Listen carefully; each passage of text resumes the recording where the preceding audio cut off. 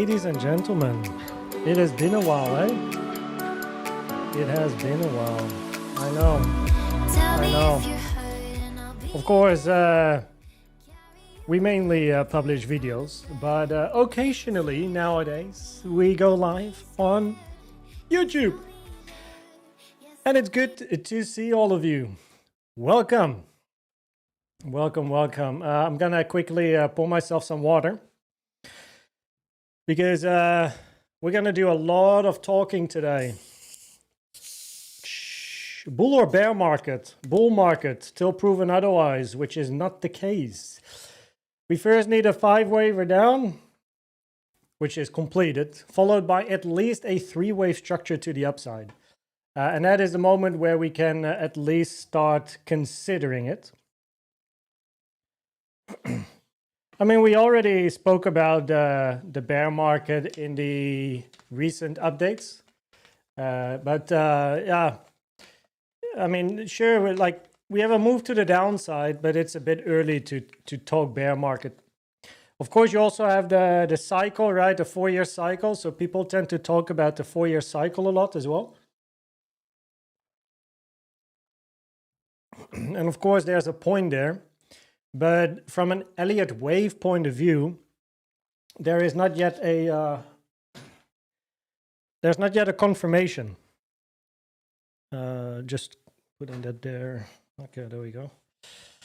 So in today's live stream, we're gonna start with Bitcoin, and then we're gonna move to altcoins, and I'm just gonna do whatever altcoins. Like when I'm gonna do altcoins, I'll tell you, and then I take a quick look at the chat, and then I'll probably see a few, and then I'll go to the chart and you know, we analyze an alt.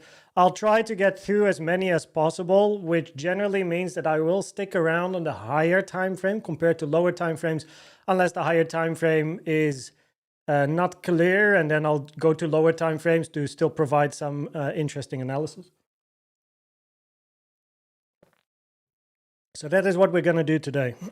Something else, by the way, that I noticed, which is new, and I shortly want to start with this, is languages. This is one of the recent videos, and apparently YouTube allows me to have dubs. Now, I don't know if people find this interesting or not, but what I can do is literally turn on the Hindi publish here, turn on the Hindi language, and then my video, for the people that have their YouTube setting in Hindi, can play Hindi, which sounds like this.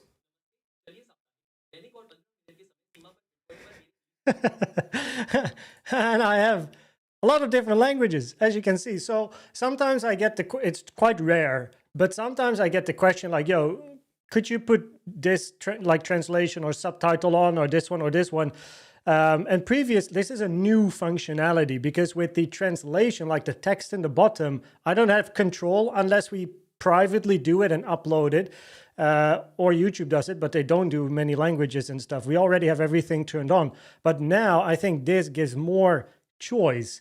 So if you have your YouTube on English, you won't notice a difference. But if you have your YouTube on Japanese or any other language, and you come to my video and you hear me chatting all in English, you're like, what the fuck is this guy on about?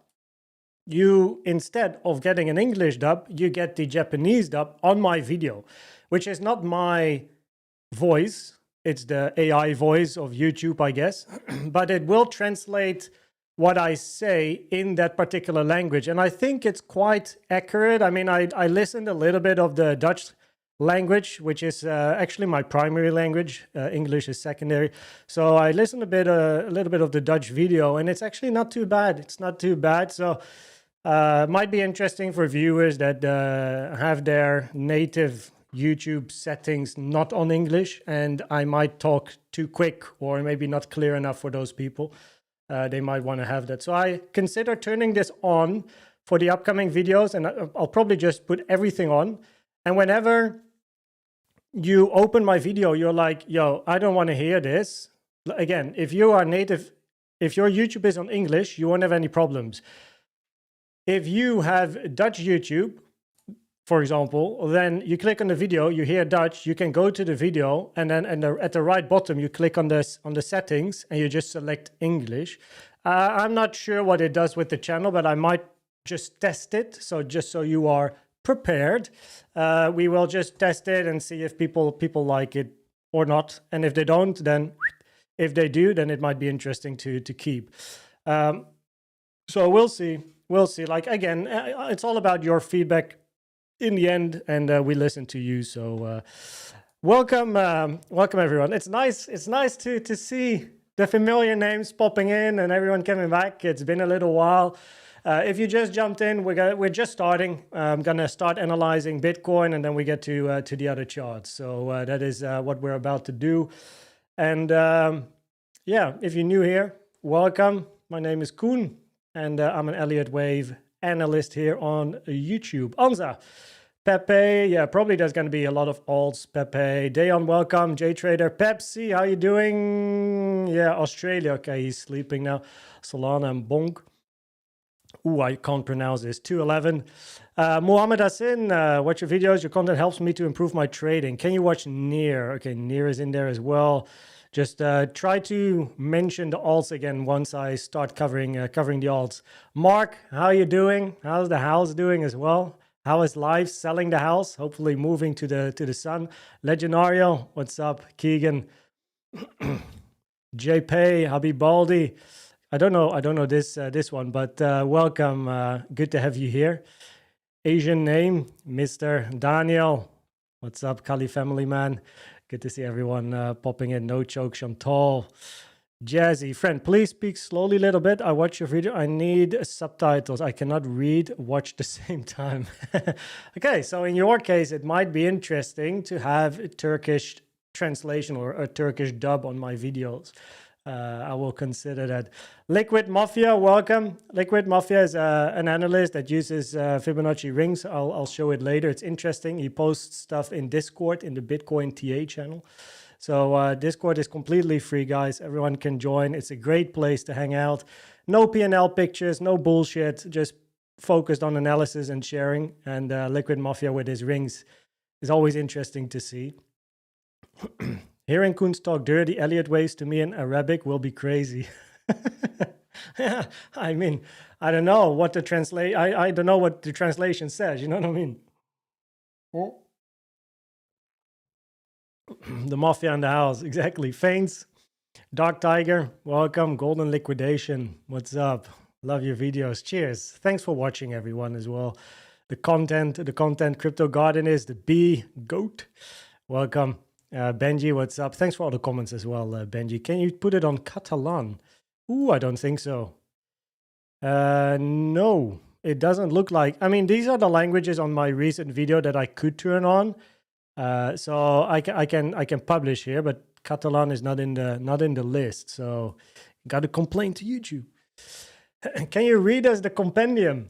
No, but I do have some news about the compendium, which I'll say at the end of my analysis, because I think it's time to start. Shall we? Shall we start? So let's see. We're almost at minute 12 in the stream. Let's start at 12 minutes. So after the analysis on Bitcoin, I can put it as a pinned comment. Joan, welcome. Good to have you here, yo. From Discord to YouTube. Taha, welcome. Mario Rugge, Insulted, Oku. Welcome, guys. Stuba, wow. Good to have you here, man. It's been a while. How are you doing? How's university? I mean, probably you're back at uni now, right? October, can imagine. How do you decide which chart to use for which wicks? I'll talk about this. I'll talk about the wick as well, because it's been a question that I received a lot in Discord as well. So we'll cover this. Learning so much, thanks to you in the Discord community. Eugene Boyens, appreciate that. And nice to see you're part of the community. I mean, that's what the community is about, you know, like sharing. We're all here we're here for the same thing. So let's start. And I'm I'm going to start with the levels just to get these out of the way, because compared to the previous video, there are a few new levels that I have on my chart. So then we jump into Elliott Wave analysis. Some resistance here at 113, bit of resistance between 114.6 and 115.1, and a little daily here as well, just above. And then volume levels are the following. You can always stop the stream in order, if you want to have the levels on your chart. And then we have time frame horizontals. And then we have the order blocks. Okay, so then we have these out of the way here. 2-day order block, 45-minute order block was nicely respected as price moved up.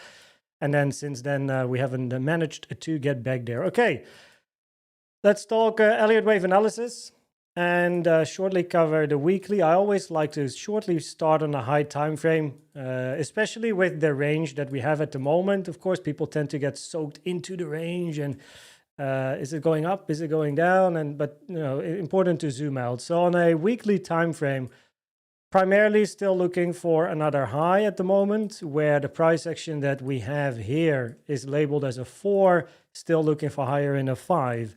Will this 5 extend? Will it not extend? We will see. But by all means, still preferably looking for another move towards the upside, where I don't like to see price move below 96.5K, which is the support that I have here on my chart, which is a high time frame volume level. So if you do this, you see the point of control at 96.5. Now, arguably, the lowest I would like to see price go would be 89.4. If you lose this, that's, in my opinion, a problem. From an Elliott Wave point of view, you officially don't like to go below this low here. But this is all very deep, very deep. So I honestly don't, at the moment, expect price to go this deep based on the local price action. I would first expect at least a bounce, and then we'll have to observe this, but I'll get to that in a second. So looking for a 4, these are my main areas of support here. 107.7 has been touched twice now, so arguably, yeah, it's not too relevant anymore. But then we have 105 and then 96. And then still look for 5 towards the upside. Bear market talk, I spoke about this in a recent video, because with drops like these, which actually in the bigger scheme of things is not even a big drop. We're talking 15%, but it had a lot of impact, it seems. And not like Bitcoin was like 14%. I guess the impact was mainly on the alts, where some of the alts, some of the charts touched like 0 and have like a crazy wick and that sort of stuff. So I think that's probably mainly what the panic is about, because on Bitcoin, I mean, this is nothing, right? I mean, this is like what, 15%. We can go back in time and you'll see moves like these. Many, I mean, look at the wick that you had here, right? Great example. This move to the downside here, like that is a 20% move with a wick of 16%. I mean, yeah. And here you have another big one. So yeah, it's very normal, right? Is it a big move? I guess because price has been so slow. Yeah, okay, it's a relatively big move, but it's just a move. And bottom line, we were looking for a retracement. If people are interested in the reason why we were looking for a move down, I'll explain it, but I think previous content pretty much explains the reason behind looking for a move down. We were aiming for either a wave 4, which is a sideways structure, or a wave C, where preferably you take out the low. In both cases, a retracement was expected and we took the low. So for a bear market to at least be a talking point, I'd like to see 5 down and 3 up. And that's the moment where we will start covering the potential of further downside. Now, this can, in a bullish scenario, still be a W flat, ABC, X, and then you get a wave Y, preferably a zigzag, and then you turn around and continue the bull market. So that is going to be your bullish scenario. Now, this is hypothetically, I'm already talking about the future. We're talking a couple of months in advance here, because this will take time.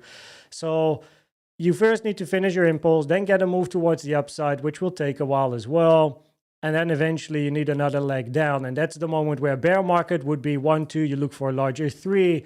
Bull market is going to be a W, X, and then a Y. What's the main difference? Well, the main difference is that 1, 2, 1, 2, 3, that's bearish, right? And the bullish scenario is you finish over here, That's your Y. After A, B, C, and Y, you finish, you go back up. You break the structure. That is your confirmation. Okay, that's the confirmation of like when price moving up. Welcome, Sir Foxy. Welcome. Thanks for subscribing.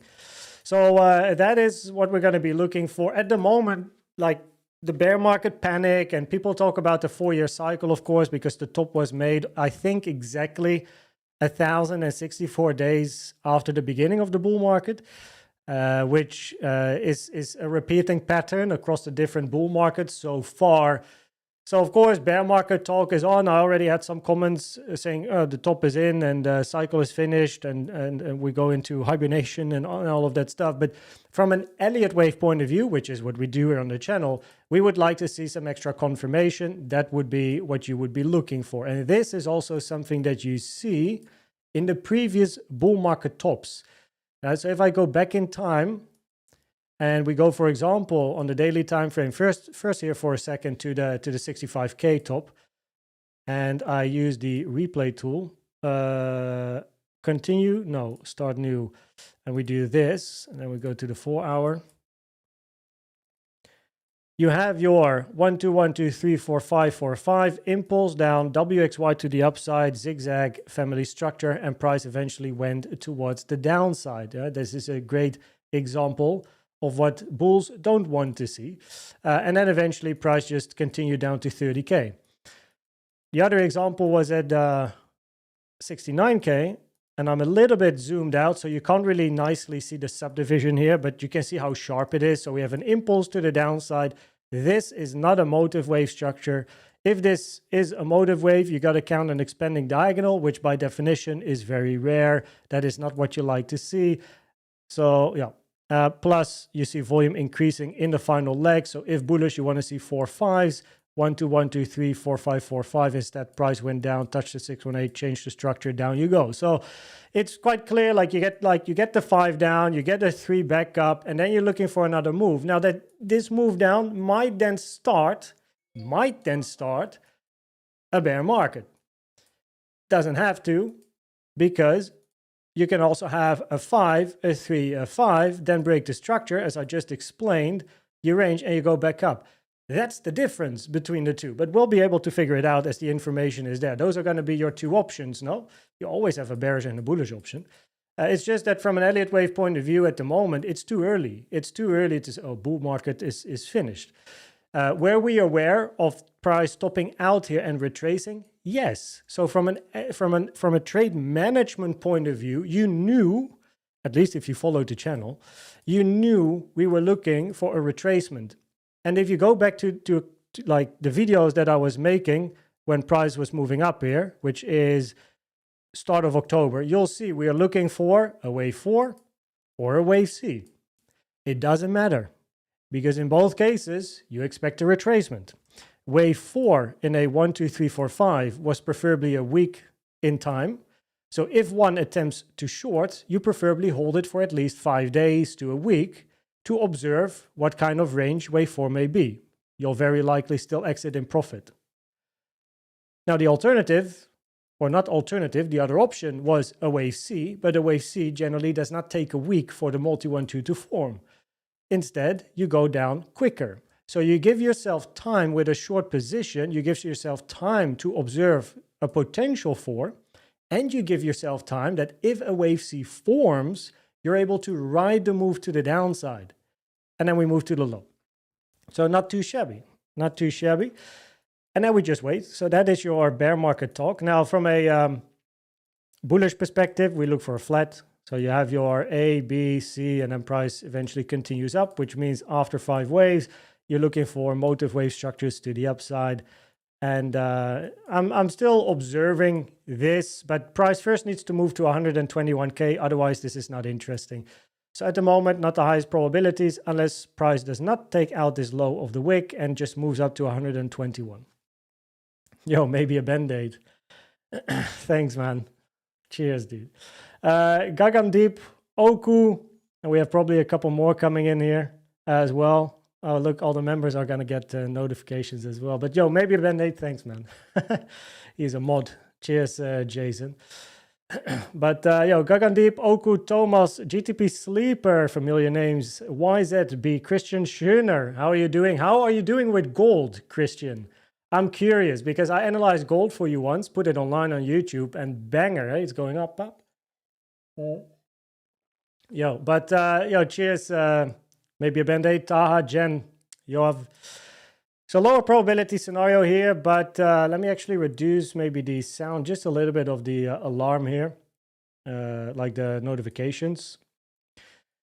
So here we then have the flat, right? So that is something to keep in mind. Now price is still ranging over here. It's a bit messy, and you know, like I think, and this is both in a bull and bearish environment, something that people tend to struggle with. They ride a wave 3 and they lose their profits in the wave 4. So they ride the move down, then they lose it here because they're like, and what's next? Is price going up? Is price going down? And they overtrade the range instead of being patient. So on a 4-hour daily time frame, there's not necessarily great clarity. Sure, an impulse to the downside at the moment would make most sense. 5-wave structure, unless price just does this. And there's going to be an opportunity here for shorts because we have some interesting resistance. So that's something that's in my plan, that if price moves up, I don't expect price to just move through this range in one go like that. What I would like to see is price moves up, slows down, and then eventually creates a retracement into resistance. And then the retracement will give more information. So there's an opportunity over here. Now, if price can move up out of this range and reject here and come back down, then this range is going to provide areas of support. There's going to be daily, weekly point of controls over here. So that is going to be an opportunity for potential longs. If price moves down here, then I want to see price moving down on lower decreasing volume, overlapping structure, typical impulse, overlap here in your 1-2s, get your 3, overlapping your 4-5s into areas of support, look for a bounce. Now, as you can see, those are things that are coming from my personal plan, and none of these include the mess and the bullshit that is going on in this range. There are opportunities here on the lower time frames, and those are going to be lower time frame setups. But do not expect to trade the 15-minute time frame and then try to hold it to 150 or 250. This is more like, and I said this in my morning routine video this morning, wait, let me first explain what that is. That is actually something new. I haven't even announced it yet. But so in every morning, I make a video in the entry membership. So every morning I make a video and I basically show my routine. I show how I put the levels on my chart, how I change my Elliott Wave counts around and my way of thinking. And I just show how I get to the finished thing that you see on YouTube, basically. I show the whole process, give a bit of education, tell a bit more about this and that and this and that. And in this range, of course, there's opportunities to be had. Like, for example, this low, after my video, we had the weekly naked point of control and the value area low. Working on 4-5s, expecting a bounce, got the bounce up. But one should not like because of the range here, is this a wave 4? Are we going to 110 to 121? Are we going down to like 105? Well, this is more like a day trade type of trade. You know, it's not something to hold like I'm going to hold it to new all-time highs. Trend and turn setup here as well. Price moving up, starts to turn. Perfect area of take profit.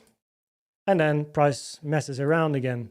So this local range, especially on the higher time frames, you don't want to be involved there. On the lower time frames, there's opportunities, but those are lower time frame trades, quicker TPs, quicker exits. You don't really expect to hold too much higher or too much lower.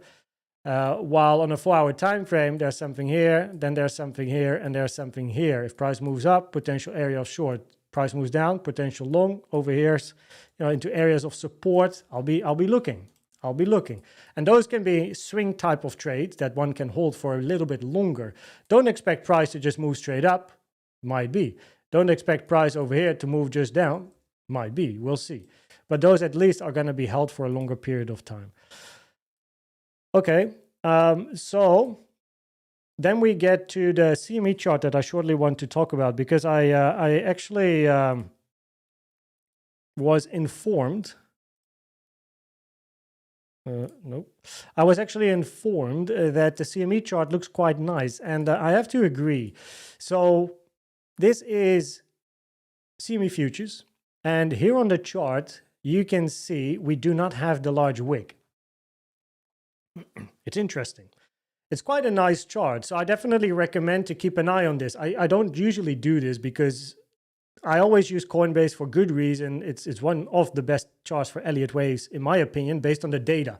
I mean, it's not just my opinion.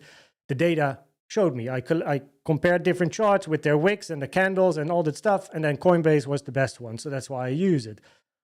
However, because of the wick on basically every crypto chart, it starts to get messy. While here on CME, we don't have the wick. So it's quite interesting to consider the fact that over here, we can have a 4.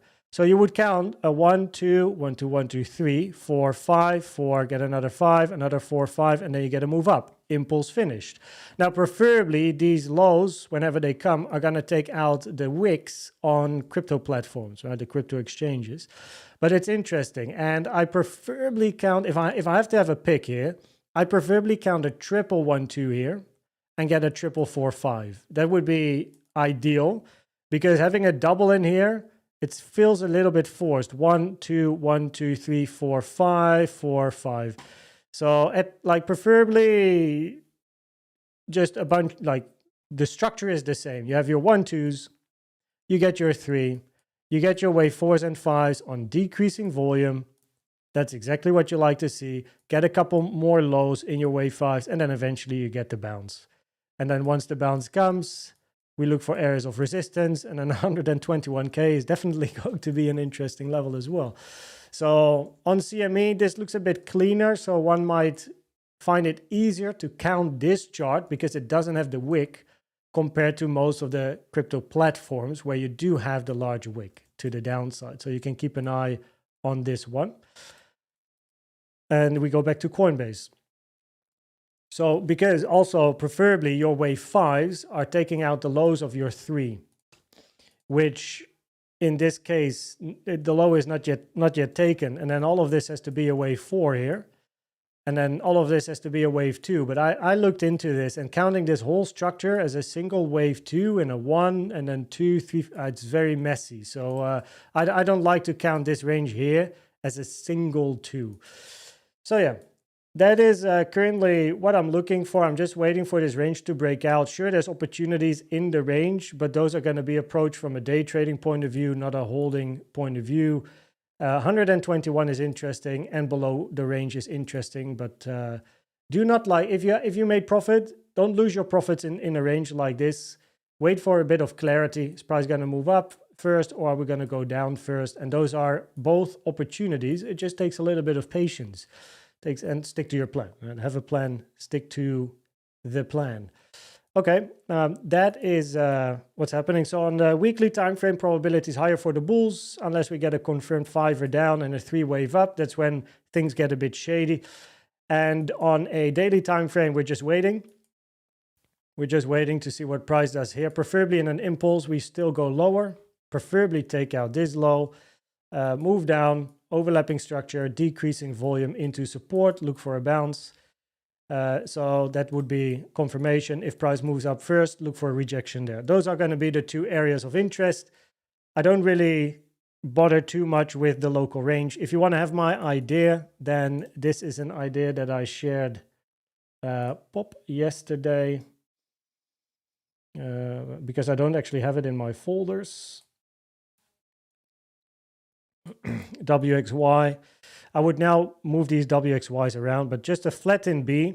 So B flat into the range point of control at 108.7. Look for a bounce over here and then a move to the upside. And there's 2 levels of interest to the upside. First of all, daily naked point of control, 113. Second would be around this box, like 115-ish would be interesting. Where does this range point of control come from? It comes from the 1 minute. It's a lesson that I learned back in the day in 2021. So if you go to a 1 minute time frame and you go to the left, then whenever there's a big wick, just pull a volume profile of the candles in the low. You'll find it interesting, just like this one was interesting. So you can pull a volume profile here of the candles in the low. That's your point of control. And yeah, that's your support on the Coinbase chart. This happened in 2021 when price made the low at 30K with a wick, and then eventually moved up to 69. Oh, here I still have the volume profile on. So here is your volume profile in the wick on the 4-hour time frame though. But the point of control and the value area low of that range held price. So it never filled the wick, but it came down to the volume levels. And then price moved up to new all-time highs. And I never forgot it. This was the first time that I noticed the volume profile in the bottom of a wick was holding price, and I was like, okay, I'll never forget it. I'm gonna be aware of this in the future. So that is where this little support comes from, but preferably if an impulse down, this gets broken. So this looks very B-ish in a flat. This wick looks quite like a wave B, and then wave A, wave B, get a wave C, and eventually you go back down and take out that low. So yeah, that is Bitcoin for you.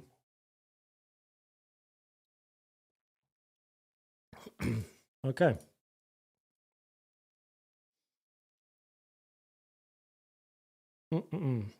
Yeah, let's start then with first Bitcoin. Let me put this in the chat here for a second. Put the Bitcoin analysis. Bitcoin analysis at 12 minutes or something. Now alts, and pin this one, unpin this, waiting, pin the message. Yeah, Gagam Deep, that would be a good view, right? When it's choppy and it goes sideways and this, and you're like, I don't know how to analyze it because this chart has a wick to 100 and that one has one to 107 and the other one doesn't have a wick. And how do I analyze this? Where do I pull the fib? Do I to which wick do I pull it? It's very, very messy. So that's also why I said in my previous video, for an impulse in a 1, 2, 3, 4, 5, I'm not using the 618 here. Taken from your 2 to the end of your 3, because on some charts the 618 is touched and on other charts it's not touched. It's messy. It's messy. It's not worth it. It's not worth it. Yeah, very, very messy. Okay, what structure are we looking? Not sure if I got it. If this is not a wave 4, what structure are we? Yeah, you need a zigzag family structure in that case. If you look for a triangle and an A, a B, a C, a D, and E, you need basically a W, you need an X, and you need a wave Y, where X is quite deep, lowers the probabilities, but you need an A, B, and a C up. That's your other option. Otherwise, you're going to have, on my chart, this would be W here, you get your X, and then you can have a wave Y. On the CME chart, you don't have this information here. This is gone because they don't show the weekends, right? So you just have a 3, 4, 5, 4, 5. And then you can have a flat in a 4, and then you get a 5 towards the downside after. Okay, I'm going to start with Ethereum here for a second. It's often requested in my videos as well. So let's start. I'll try to do as many as I can, but I'm just one person. Usually when I do altcoin live streams, I get requested a lot of alts. So if I am not able to check your alt, please bear with me and accept the fact that I can only do so much. But I'll do another stream or make videos, and you could put it in the comments. And we have a list, which is true. We have a list. We keep an eye on what alts are requested and that sort of stuff. So I will always eventually get to it. But, you know. So on Ethereum, this is, I don't know when my last video was. I should actually check. Because when was the last update on ETH? Ooh.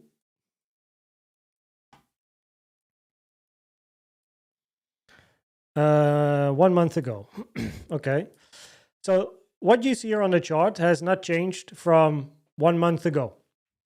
It's still exactly the same analysis. I didn't touch anything. It's still as per the video. So what we were looking for on Ethereum is a sideways range, which we label a wave 4. Sounds recognizable? That's because it is due to Bitcoin. We're looking like for a similar thing. So in this scenario on Ethereum, what you like to see is a wave 4 of a higher degree move down into the range of wave 4 of a lower degree. That is common. Wave 4 of a lower degree is this range here with boundaries between, well, basically 4K and 3.3K. So all of this here since a month now is not changed. It's exactly the same. We're just looking for corrective structure and then a wave 5 towards the upside on Ethereum. That's your bullish scenario. I'm not really looking for multi 1-2s like the extreme bulls, I suppose, will count 1, 2, 1, 2, and they look for a 3. If that is going to be the case, it's still the same direction. A wave 5 is up and a large wave 3 is up as well. So it's really no different. The main difference is the volume, because if price is going to move towards the upside here in a wave 3, you want to see higher volume. You want volume to increase compared to the previous moves to the upside. If you're looking for a wave 5, you want preferably decrease in volume. Decreased.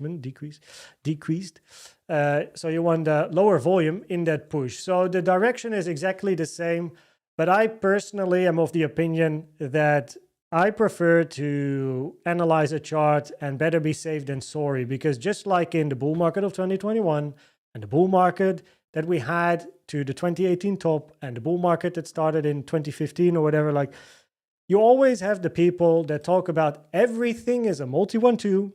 We go to 900K per Bitcoin. Ethereum is going to 50K. Doge is going to $10, and this and that and that and all the bullshit in the market. And what does the typical retail, not educated person do? They hold all the way up and they hold all the way down. And then they hopefully hold again all the way up in the next bull market. You are not that person because you're here, right? We are not talking about extreme targets, but if they come, we will cover it. We will cover it. But on Ethereum, it makes more sense, and I'll explain why. It makes more sense to talk about a wave 4 for bulls and another 5 compared to a multi 1-2. And the moment wave 5 finishes, sure, wave 5 can be extended, 1, 2, 3, 4, 5. It can be a long wave 5. You can go into like potentially even like 5 digits if you can make it to a 10K, right? That's a big number for ETH and stuff. Yeah, maybe not, right? But a wave 5 to the upside should internally still be a 5-wave structure. 1, 2, 3, 4, 5-wave move. The moment you finish wave 5 here, potential for a bear market. And the end. Now, maybe this wave 5 is extending, maybe not. Maybe you have like a 1, 2, 1, 2, you get a larger 3 and 4, 5s at a later stage, and then it starts, but it's the same direction, no? But from a trade management point of view, the moment you can count 5 waves up and you see another high, volume decreasing, if you use RSI or you're using MACD and you start to see some divergences, it's quite a good moment. I'm not a financial advisor, but I do know how I manage my own stuff. It's quite a good moment to at least consider taking some off, because you're like, we might go into a range or a retracement, and that retracement might be the beginning of a bear market. If that retracement is going to be a corrective structure, which we will be able to find on the chart and analyze, we look for continuation. In other words, new area of entry, exit area, new entry area, right the next leg up. Next leg up, right, should be 5 waves to the upside, and then it's going to be the same thing at a later stage. But then at least you're taking it step by step. So you're not holding to infinity. You're basically adjusting to whatever the market is showing you, right? You're adjusting based on the information that you get.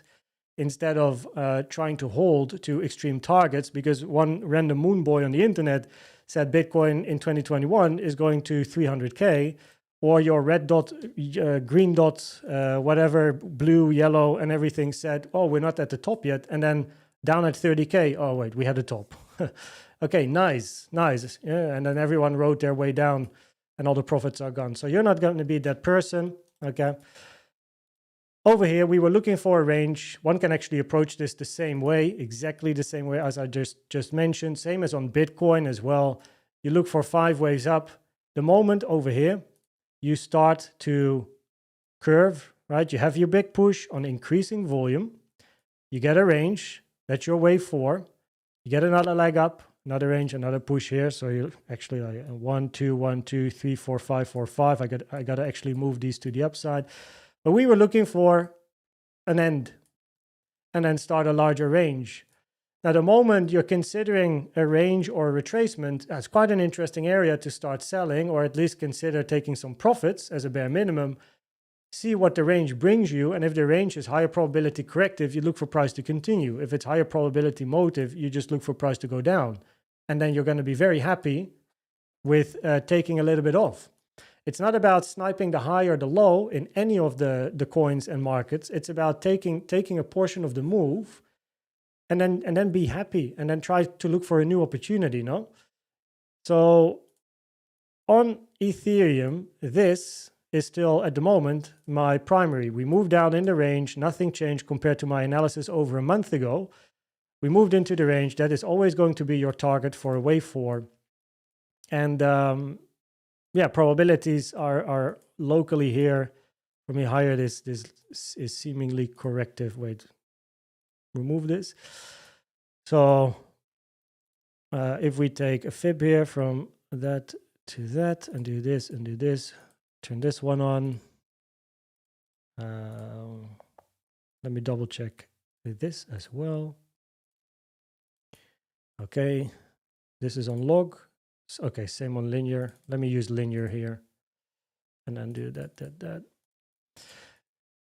So the probabilities are higher that the price action after the high here on Ethereum is corrective for a few reasons. One, the probabilities are higher. This is a 3-wave structure down. As the second leg down touched the 1.618. Meaning that we cannot count this as a flat in an ABC. We actually just missed out on taking out this high. But this is not going to be a wave B of a flat or a wave X. Low probabilities. Low probabilities. Now, another option for the bears would be a multi-1-2. 1, 2, 1, 2, and eventually 3 down. But your second 2 went to the 886, which is an incredibly rare target for a wave 2. And it's just not... It's not going to be your primary. Your primary touching an 886 is not going to be your highest probability. Just not going to be your highest probability scenario. So because this leg up here touched the 886, it reduces the probabilities that this is a wave 1, wave 2, and you look for eventually a larger 3 or a triple 1-2, 1-2, 1-2, 1-2, and eventually a very large wave 3. Instead, it makes more sense to consider this as a finished 3-waver because, again, we don't like to count a 1-2 here because price touched the 886, so it's lower probabilities. But that therefore means if this is not a wave 2, then what is it? Well, in this particular case, I also do not like to count it as a wave C or a wave Y. Because that would mean this is your B or X. But then B or X touched the 1.618, which is, again, very low probabilities that the B or X goes that low. So that increases probabilities. This is a 3-wave structure. And you are now considering larger corrective structures. So, for example, W, I mean, is this going to be a finished X? Maybe. WXY double zigzag, well, possible. WX ABC, make another low and then move up. Make another low, maybe take the liquidity here, or you're in this range anyway, so that's an option. Well, continue the range. WX A B C D E, boring, continuation up. So those are going to be options. It's like it's WXYs, and so either sideways or double zigzags is the higher probability here. Bottom line, without being too specific, your probabilities are higher that the structure from the all-time high at the moment on ETH is corrective. And that is the directional bias that is going to play a role for potential trading setup, because the bias remains bullish to take out this high. As the probabilities are higher, this is a 3 down, not a 5, or a multi-1-2 or a diagonal, which therefore increases the probabilities to sooner or later move up and take the high. So therefore, at this moment in time, it's more interesting to still look for opportunities to the upside from a swing trading point of view, and for this high to be taken. And depending on your areas of support, I bet we touched the point of control here, by the way. Oh, we even touched the value area low of the range. Nice. So volume levels here are touched. But yeah, that's going to be the bias on Ethereum. And I won't change my daily count because it's so far so good. So I'll just leave it on the chart here.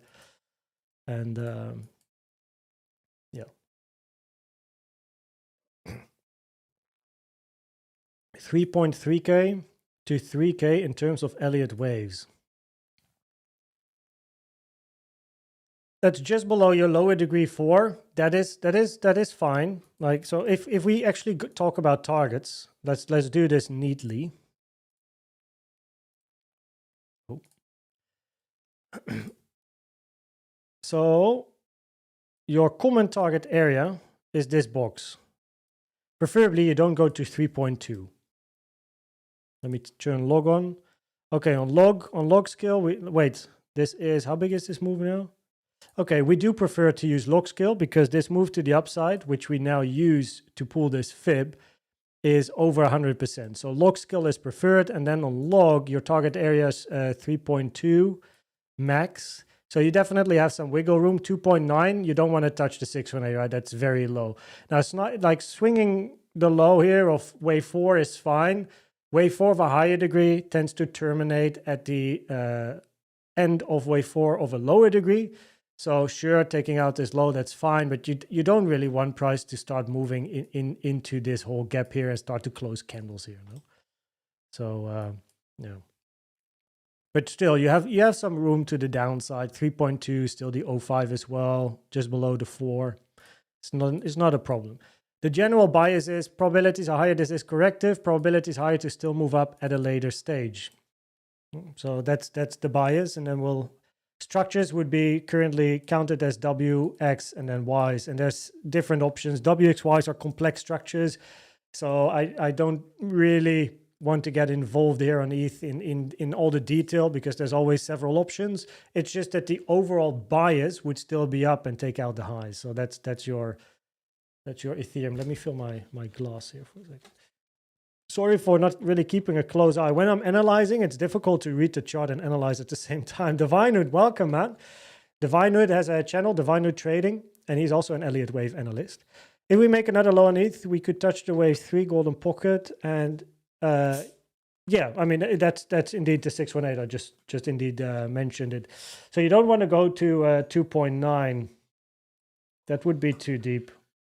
We don't want to see that. It's too low. But you can still get sideways structures here. Without ever doing Elliott Wave counts, I draw polylines or take a look at the charts to see overlapping structure. Yes. Like I have a methodology that I invented a while ago already, which I call Elliott Wave Simplified. I'm a little bit in doubt, like what I'm going to do with a free PDF that we're making. Am I going to just call it Elliott Waves Simplified? Because we do have a big vision, which is related to Elliott Waves. Or am I going to call it K-Waves? Because it's so simplified that I'm not using any of the letters, any of the numbers, like basically barely any Elliott Waves. But I simplify the theory so much that it doesn't look similar to Elliott Waves, but I still use the knowledge to simplify it, if you know what I mean. And some people say, consider giving it something, your own name. But I'm like, well, my vision is like and we're working on it. Like I have my mission statement in on the back of my compendium book. Ooh, I got the compendium open.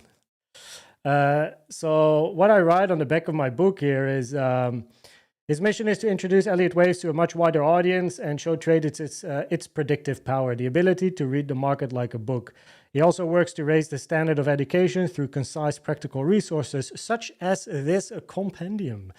So that's on the back of the book, and that's also like the mission, the vision that we're working towards. But therefore, it makes more sense to put things under the Elliott Waves banner, and even the Elliott Wave simplified stuff. But yeah, it's tricky. It's tricky. Maybe I have to do a vote. K waves, yeah, maybe I have to do a do a vote in the group. Okay, can you show me how you make the base and trending channel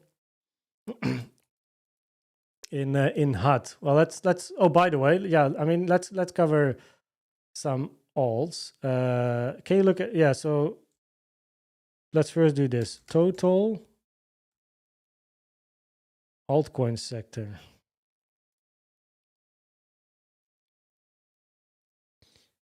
Ooh. So apparently I looked at this chart in the beginning or somewhere at the beginning of this year. It's always interesting when I go back to charts that I barely ever use or see. And then I have some analysis on here, not too much, but at least the level of resistance on the chart held nicely. So that's, wait, is this log linear? Yeah, so this is a point of control. I mean, this is it's not, of course, a typical price chart. So it's always questionable if Elliott Waves works well. And I mean, in a way it does, but yeah, we just rejected at the resistance that I had on my chart. So there you go. So we can remove this now. We can call this point of control or POC. Yeah, pretty sweet. That's a big wig. Ooh. Oof. Okay, so representing the whole altcoin sector. So, okay, so here, so one thing that I can do to basically just answer the question is pull a fib from the high here to this low, toggle on the 886, and it's touched. Is this, by the way, the high? Oh no, wait, we still have a higher high. But the probabilities, therefore, are higher. You're still going to take out that high on this chart. Same is true for this one here. Touch the 886. However, and that's a little bit of a thing here, that this move down is very sharp. There's definitely a potential impulsive count in here. I mean, well, I mean, we only made one more low after this one. So this would need to be a 1, 2, 1, 2, 3, 4, 5, 4, 5. But this wave 4 is very short compared to this wave 2. It's at least shorter. Checking. Let me do. Wave 4 at least reached the minimum target. So there's at least the potential of a 5-wave down. But a 5-waver down, therefore, can lead to the potential of ABC. Right? ABC without taking out the high.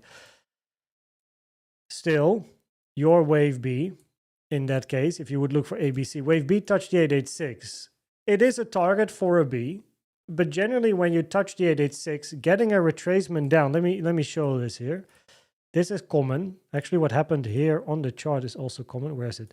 So this will also be in the PDF that we are creating. This is the K8 principle, 886. So the 886 is a thing. Drinking. That I discovered years ago, and I use it a lot.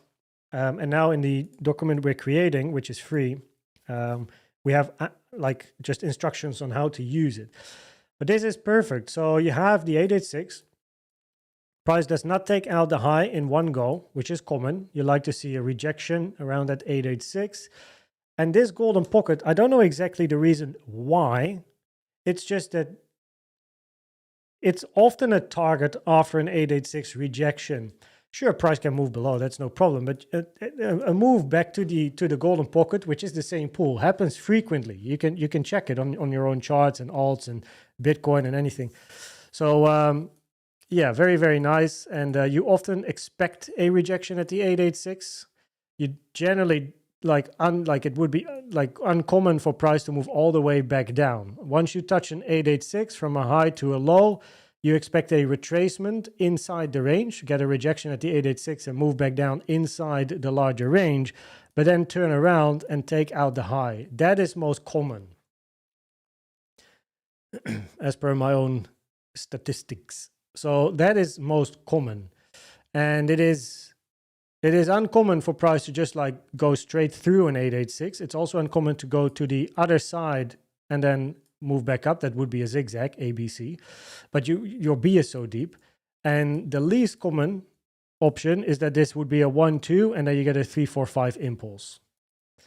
So this is what we call the K8 principle. You use the 886, expect a retracement, and you use it in an uptrend here. So you're in an uptrend, so you take it from the high to the low.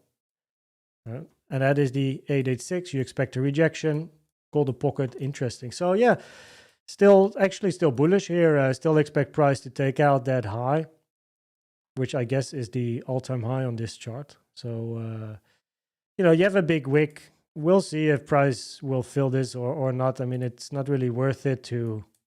It's the same as on Bitcoin. It's just not worth it to analyze the wick and the range that comes after the wick and that sort of stuff. Probably better on this chart to be on the higher time frames, be on a daily, be on a weekly. It's not really worth it to be on the lower time frames here. It's not worth it. So okay. Oh shit! I actually forgot to write down my when we do and wait. I need to do this. That's from previous times. Write the times down for altcoins. So 1 second, let me just do this. Oh, this is the... Do we have any news? What's happening in America? Because I'm not a news guy, but apparently government is not working or something. 1 second. So Bitcoin, we started at 12 minutes with Bitcoin. This is for the timestamp so people can find the analysis later. I don't know when I start with ETH. I just know that it was the second one. And then we have this one, which is Others 3E, I believe. Okay, we're going to go into BONK next. Because it was requested all the way at the beginning multiple times by also PubC. Wait, is this the... Do I have another BONK chart, or did BONK just make a new? What's this wick? Is this a honest new low, or is this just this particular chart? Binance, BONK USD, Coinbase. Okay, that looks a lot better. 2024. Wait, BONK USD. Oops. 2024. 2024, okay. We use the Coinbase chart then. This makes more sense than the charts that are very wiki.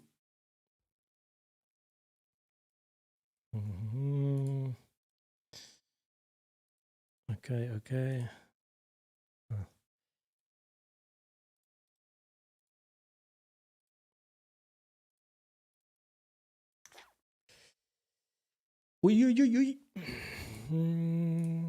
Let me have a... Okay. Wow. So your low, is that the same on the chart that I have here? Yeah, okay. So this was your low. I'm not gonna count this wick. Of course, I have more stuff going on this chart. I have no idea why I use Binance. I just go back to the Coinbase chart. It's so much cleaner. So here, so this is your low. 888, 885. That's your low. So with coins and stocks and whatever stuff in general, I only start counting from the all-time low. I'm not interested in counting anything before because generally it's useless. It's not worth your time. So it's, after a low is formed, you want to see an impulse to the upside. So you want to see a 5-wave structure to the upside. 1, 2, 3, 4, 5. And then get a retracement. Seeing a 5-wave up, like on SUI from the all-time low, if you would go back in time, you get a nice 5 up, good 3 down, double zigzag on SUI, and then you go get your next leg up. So this is the opportunity here.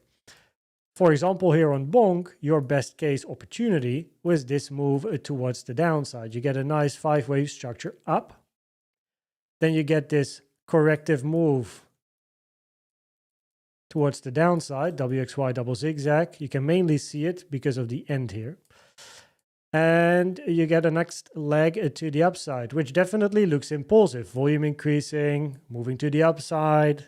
Yeah, definitely looks impulsive. However,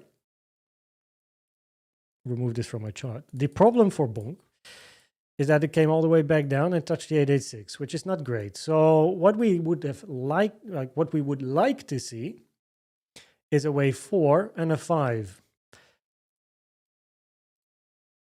Or a multi 1-2. Now, if we're looking for a wave 4, so you have your 1, 2, 1, 2, 3, 4, 5. We actually want another 4, 5. This could as well be a running flat. 1, 2, 3, 4, and then just 5. That's fine. But you want to see a range, a larger range, and a move up. And this range preferably takes a similar time compared to this one, but then more sideways, not overlapping with this high. Volume increasing, which therefore means one preferably counts this as a wave 3 in an impulsive structure. You look for a 4 and a 5. We didn't get a 4 and a 5 because of the overlap. So the moment price moves down and takes out this high, your bullish scenario is going to change to a multi 1-2. Your bearish scenario is going to change to an ABC. This is standard stuff. Now the moment then over here price trickles down and touches that 886, that's not great for a multi 1-2. It's not invalidating it, but it's not great for a multi 1-2 because in a bullish scenario you want a wave 1, 2, 1, 2 up. Wave 2 is much bigger now than the first one, which is also not great. And the second 2 touch the 886, which as we know is rare for a wave 2. Decreases the probabilities for a 1, 1, 2, 1, 2. Okay, so what other options do we have for bulls? Because that's not your highest probability. Your other option would maybe be some sort of a flat, like this is like your 1 or your A. This is your first leg. This has to be a wave B. So what, like this is basically A, B, 1, 2, 3, 4, 5, C. C is very, very big. But you need a B and then you need a C down, which by now is a running flat because you didn't take the low. In that case, we then have 1, 2, 1, 2, 3, 4, 5, 4 working on the final 5, possibly 1, 2, 3, 4, 5 finished, or 1, 2, 3, 4, 5, one more low. Who cares? That's your bullish outcome. Now, can we make this happen? Is this an option that we can put on the chart?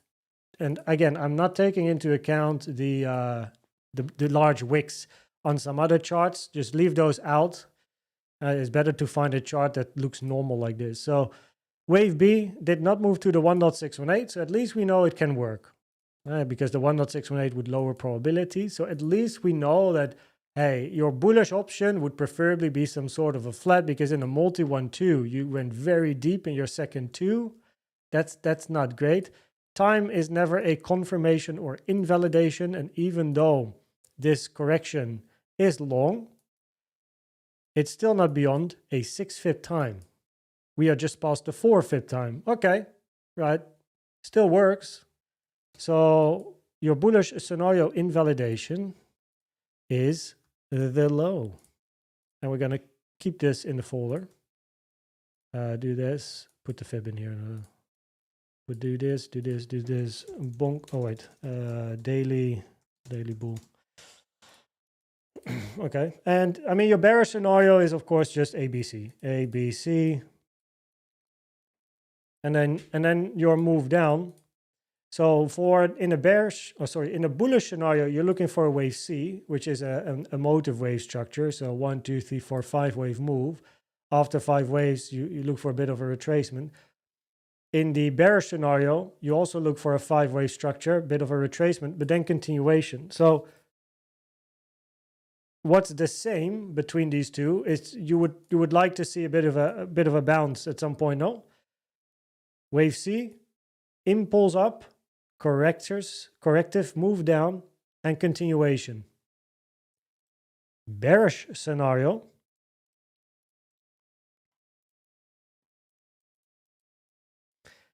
impulse down, correction up, continuation down. Short term, I mean, we're on a daily chart, a short term daily chart. Preferably get the move up at some point. Now, that's definitely like looking at the move down, high volume in the low here as well. I like just let the chart settle a little bit, right, and find a new opportunity after such high volume moves. Daily bear, and then we have 1, 2, 3, 4, 5, 1, 2, 3, infinite, bum. Put that in there. Let's see if we can quickly find some areas of support for BONK so that I at least have an idea of. I'm just going to focus on support here. Let me do. Let me do the resistance as well while we're at it. Only after. Where is it? There you go. Did we touch it? No.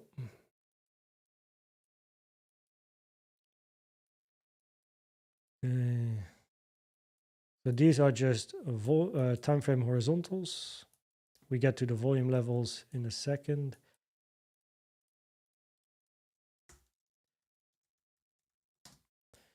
There we go.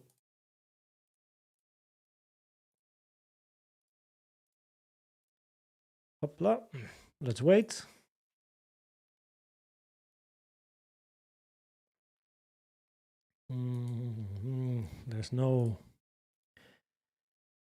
There is no naked ones on the monthly, week.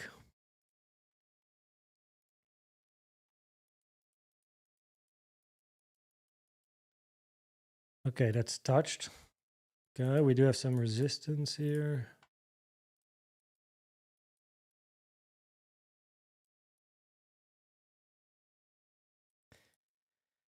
Okay, 4 hour. The 4 hour might change the point of control slightly, like you see here, which I just copy it. I put a new one.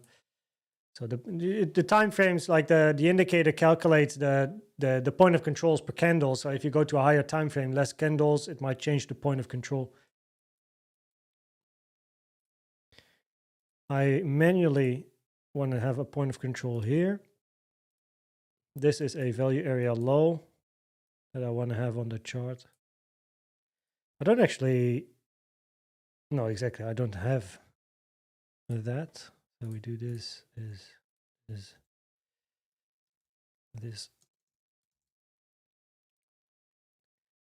This takes a little bit of time. Sorry for that, but all part of the process. This is usually stuff that I do on Bitcoin every day in the morning routine videos. Okay, so then we have this. I'm not too interested in daily stuff. Actually, with the PVP indicator, I can put this on day, but yeah, nah, not interesting. Okay, so we put this in a folder.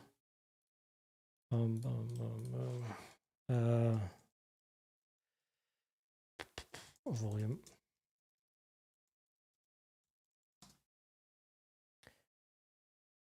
Seriously, BONK, why? Because it was requested. And if you don't like it, feel free to go to another live stream. And if you do, then stick around. So we have these levels.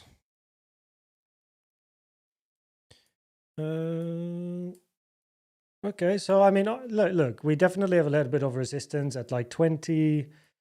The point monthly here has been touched, weekly below. Like volume levels are definitely my preferred levels. And price did, I should maybe put it on the chart, price did hit a weekly here. So as you can see, maybe I should put it on the chart because it does show where price found support here.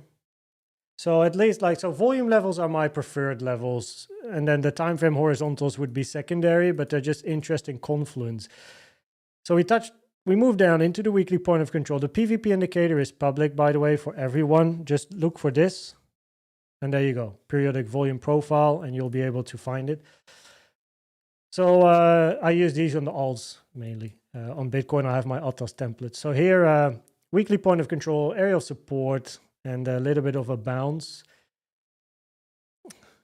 But yeah, so on BONK, I would in both the bearish and the bullish scenario, like bullish scenario, you look for ABC, 5 up, 3 down, 5 up, put this in the folder.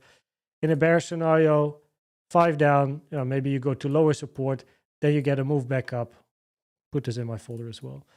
And then look for a bit of a bounce. At the moment, I wouldn't really look at this as like a straight move down. This doesn't look like a multi 1-2 structure where you get like 1, 2, 1, 2, 3, 4, 5, 4, 5.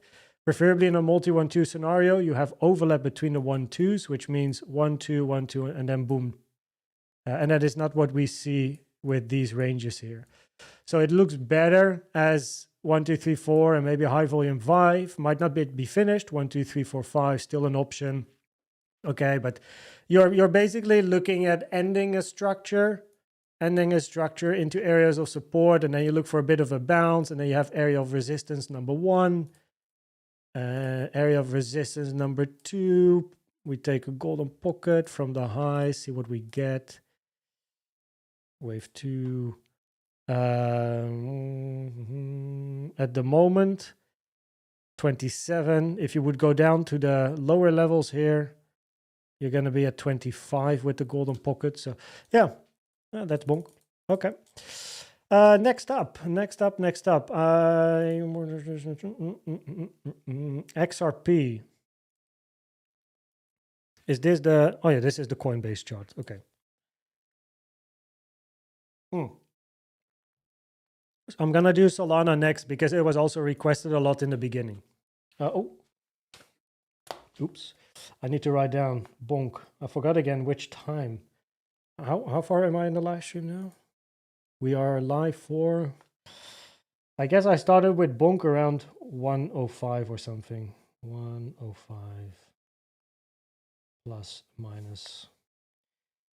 Okay, at least I can write down when I'm going to start with XRP. XRP, we are 116. This is for the timestamps afterwards so that I can put them in quicker. Okay, XRP has been a mess, absolute mess. Okay, where am I going to start? So let me start with, I guess I haven't looked at XRP for a while, so I guess it would be good to review what happened here. So we have this move to the downside. The alternative at that moment in time was a 1, 2, 3, 4, 5, while initially looking for a WX and a Y was primary. Reason being this move down, which is very difficult to count as an impulse to the downside, like a 5-wave structure in here. Because if we end this range as WX and a Y, right, this is very much a 3-wave, not a 5. And if we end the range here, 1, 2, 3, 4, 5, but quite clearly the price action here has overlap. And there is a strong guideline, it's not a rule, but there's a strong guideline in Elliott Waves where you don't want the price action of a wave 2 and a wave 4 to overlap with one another. And because it is a strong guideline, this lowers probabilities for a 5 to the downside, increasing probabilities of a 3 But if that is a 3, this has to be a larger y. That's going to be your x, and this is going to be your w. And that is how we got to the WXY. The issue is that after a WXY, you need motive waves up, because the minimum target is a 0.9 Fibonacci taken from the start to the end of the move, which is, I don't know, somewhere over here at like 350. So we get a move up, we get a corrective move down, get another move up on increasing volume. And then you'll want to see another wave 4, no? You want to see 1, 2, 3, 4, and 5, or you're going to consider another WXY. Double zigzag to the downside would then be a larger A in a flat, WXY, larger B in a flat, larger C in a flat, and then go back up. So this is how things like were forming, right? So we get a move up, cool. Price then retraces back to the downside, goes too deep for a wave 4 because there's overlap here, which is not allowed. So the moment price overlaps here, an impulse is off, a 3 wave is on. So therefore your bullish scenario becomes then a double zigzag to the upside, basically in a W, X, and a Y. The moment price touches the 0.7 Fibonacci, taken from the low here to this high, 0.7 touch. The moment this happens, a double zigzag to the upside lowers in probabilities, which then puts pressure on this being a WXY, because if we cannot count a zigzag family structure to the upside that at least reaches the 0.9 with high probabilities, either ABC, ABC up, or WXY up, probably this is wrong. I'm just doing a little bit of education here, so hopefully you can implement this yourself at a later stage. So the moment price touched the 0.7 here, this is probably incorrect, because the probabilities are lower for a WXY double zigzag to the upside, which therefore then increases the probabilities that this is either an ABC or it's an impulse.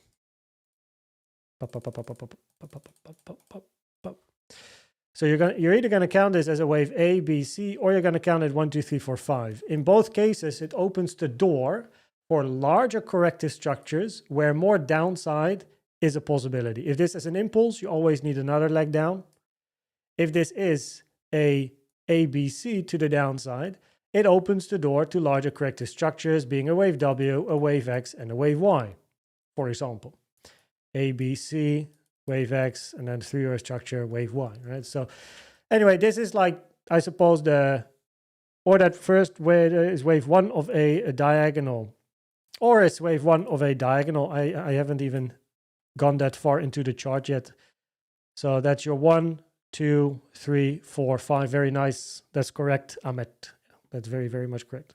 Wave 1, wave 2, 3, 4, and 5. And then you get a correction and another leg to the downside. Then, of course, when we consider diagonals are definitely not the most common structures, more so on higher time frames. And side note, what's the retracement? If this is diagonal, did we preferably get a deep retracement after diagonals? This one is quite shallow, 382 touched, but we should at least be aware of the potential. Very, very big wave 1, wave 2, very tiny. I'm not sure if I fancy the diagonal overcorrective. Ooh, yeah, it's a short 2. It's a nice option. It's a nice option. Of course, if a diagonal, you want to see a 3, 4, and a 5. Or it's A, B, C, you're finished now, and you go back up. Anyway, now let me explain the scenarios. We zoom out. And these are lower time frame things. Bull levels. Oh, wait, where's my levels? Bear. Oh yeah, that was my bearish. Okay, that's impulse. We can remove this. Okay, basically everything is touched. Just remove the folder.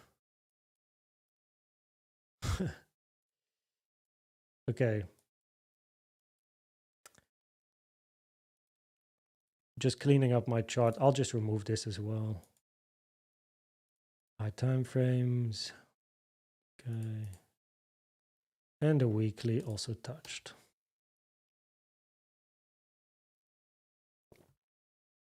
Cheers, Zander. By the way, Zander, I don't recognize your name. Welcome to the channel. I go live regularly and the name, like usually familiar faces, faces, show themselves. But whenever there's new names, I do recognize, unless people change their name. You know, that's a problem. But welcome. Good to have you here. Thanks for joining. Okay, well, now we have an empty chart, so we can do our Elliott Wave analysis with a clean sheet.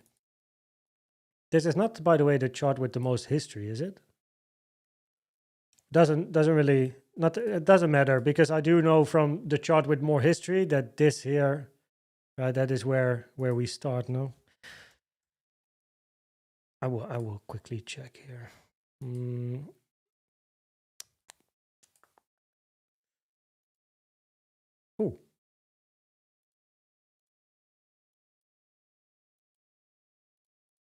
Yo, I have a lot more information here. Okay, remove this. Okay. Another chart has been found. Might be more interesting. Monthly point of control, 1.46888. Oh, okay. Nice. Okay, this one doesn't work. This one can work. We'll look at this in a little bit. I'm just going through my folders to see what I have. Possibly another 1-2 in here. This is because I haven't been here for a while, so I gotta check my old analysis. Possibly 1-2 leading to another 4-5. Now this, of course, preferably extends itself now. Okay. Okay.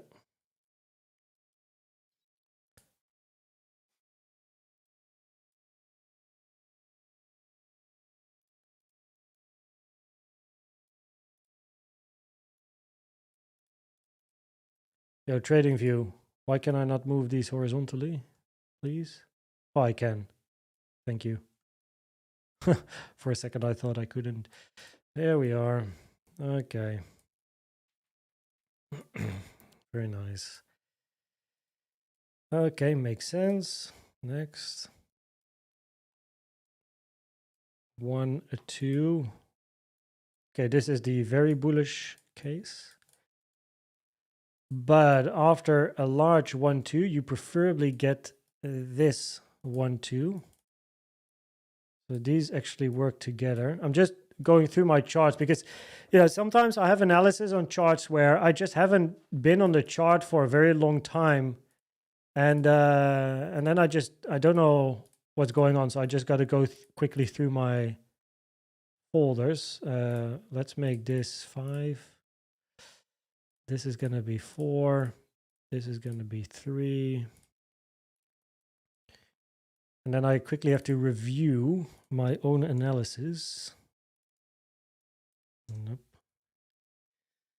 And do this. I mean, this works. This is fine. This is, of course, the very bullish scenario where this is still a shallow retracement, 382, and then you look for wave 3 up. So this is, of course, your like moon scenario.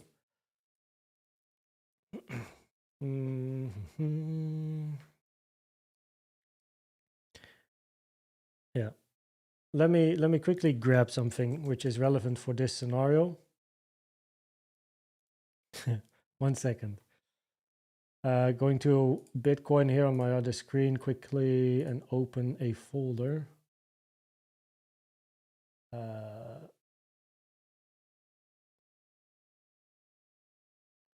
Almost there. Extended 5. There we go. Found it. There. Leave. Thank you. Okay, so there we go. This is your. We're gonna drop. Where we're gonna drop it.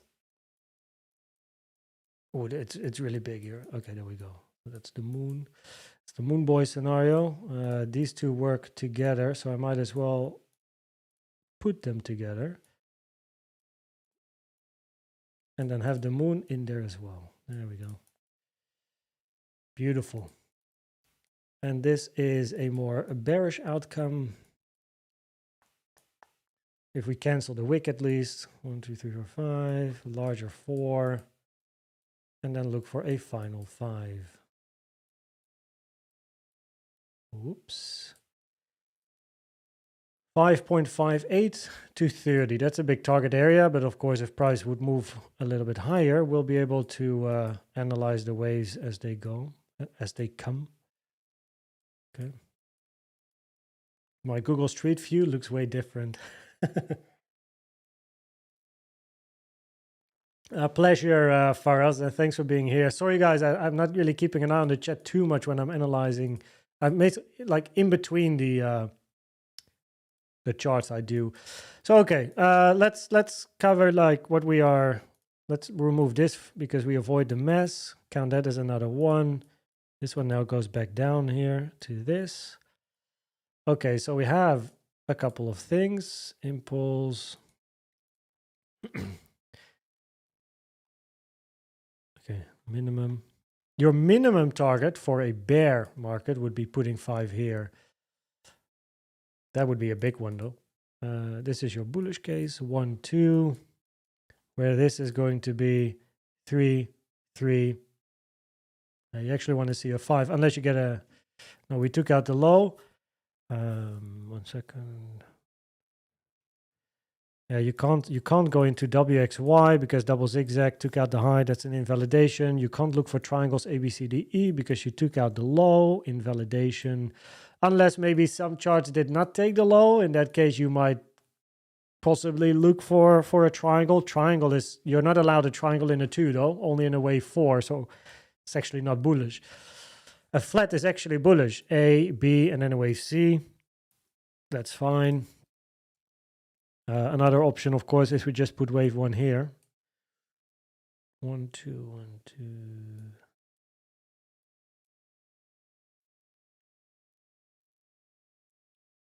Man, this is so cracked on XRP. Like, what are we gonna do here? You want to count this as an expanding structure?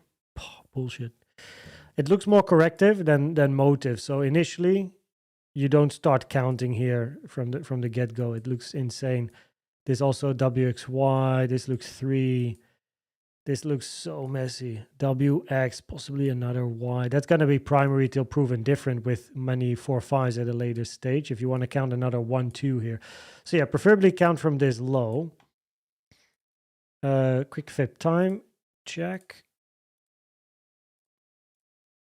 Still fine on time. Where's the wave 4? Yeah, so this definitely works. In both cases, you go up though. In both cases, yeah. Okay.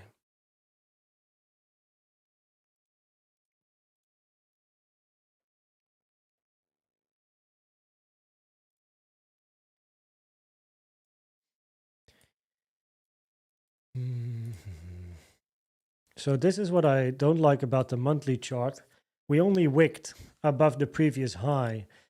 It is not common for a wave 5 to only have a wick above 3, and that's it. And then you go.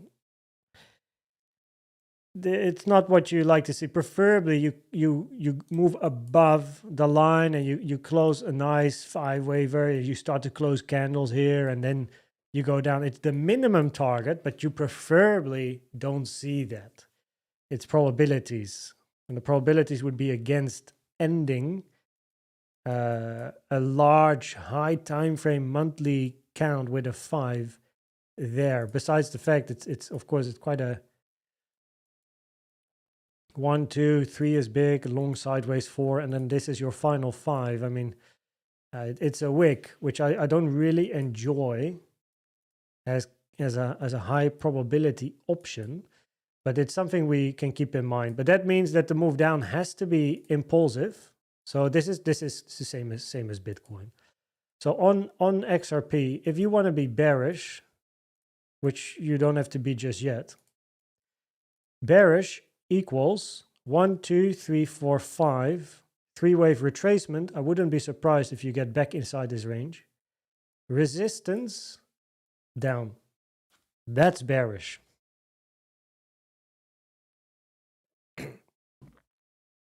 Faints, thanks for joining. Good luck with work.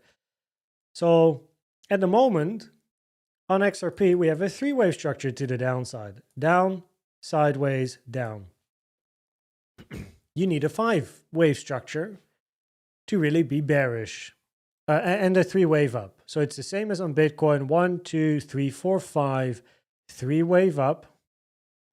Probably, I would expect price to come back in this range to the point of control around 3. And if you get a corrective move up into 3, into this range, that is peak selling area. And then you get the move down. At the moment, you only have a three-wave structure to the downside on XRP. So also here, it's too early to talk bear market and all of that stuff and putting wave 5 on the top and, you know, all that. The bulls are looking for either or. Either you have a flat ABC, which means five-wave structure, which preferably means 1, 2, 3, 4, and 5, yes.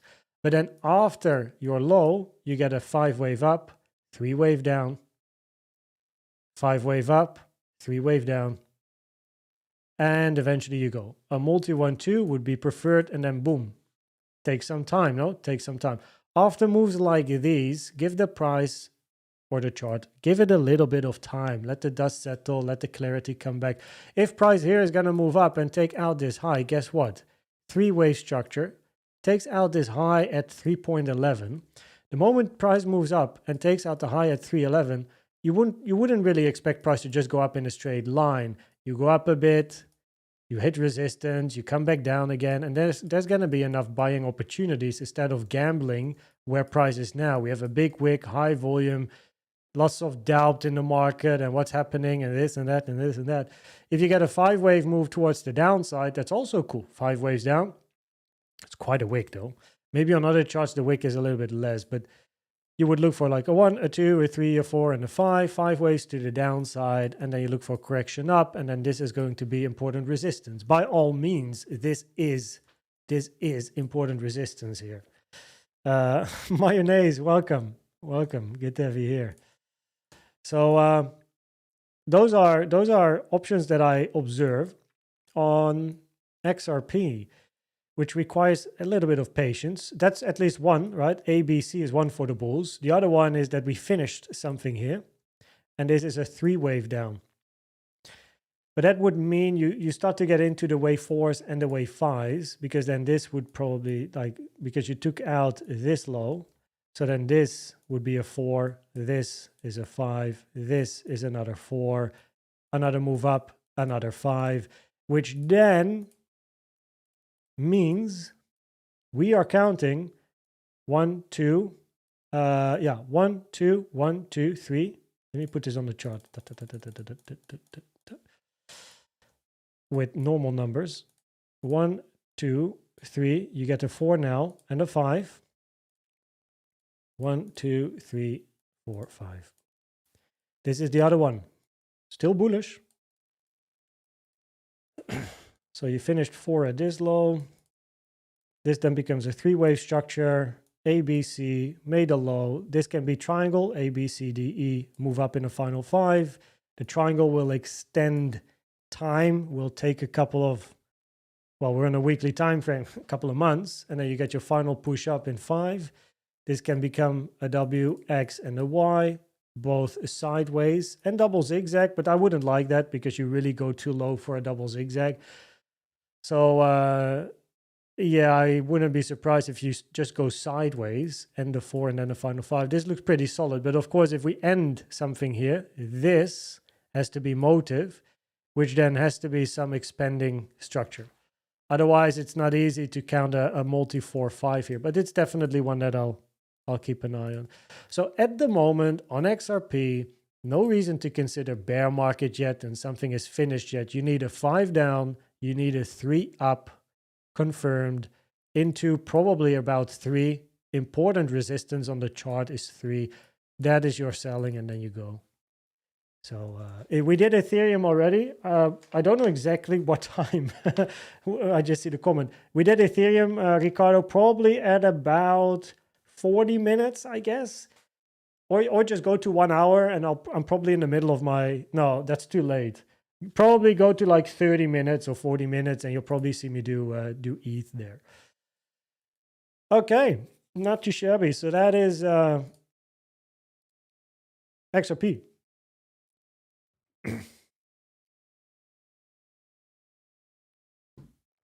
Okay, yeah, Solana was the next one. That's true. CRV. Ooh, wow. By the way, on Solana, we were looking for that push up. I mean, it's beautiful, beautiful.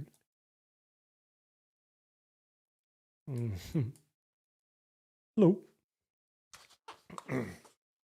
Yes, I covered Bitcoin at the beginning. 12 minutes. I started at, isn't it the pinned? Yeah, pinned comment.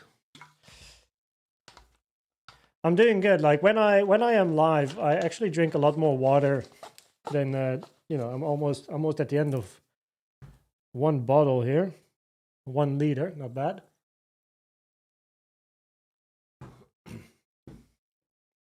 Maybe I have to put a light on actually, and now you can see me. Yeah. Oh, there we go. It's bright. It's bright for me, but now you can at least see my face. So. And my stuff. Okay, let's get going, shall we? So we moved through here. We touched the dailies.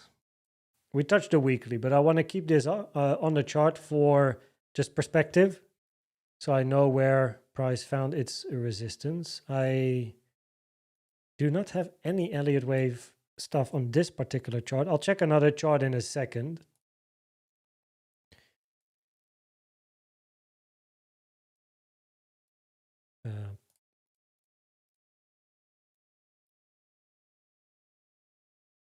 One second.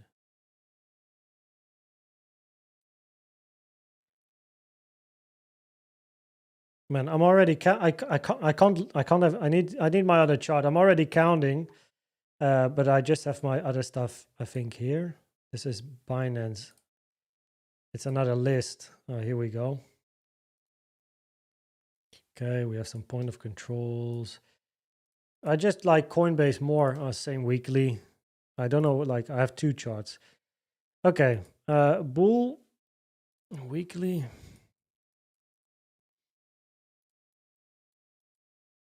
Oops. Oop.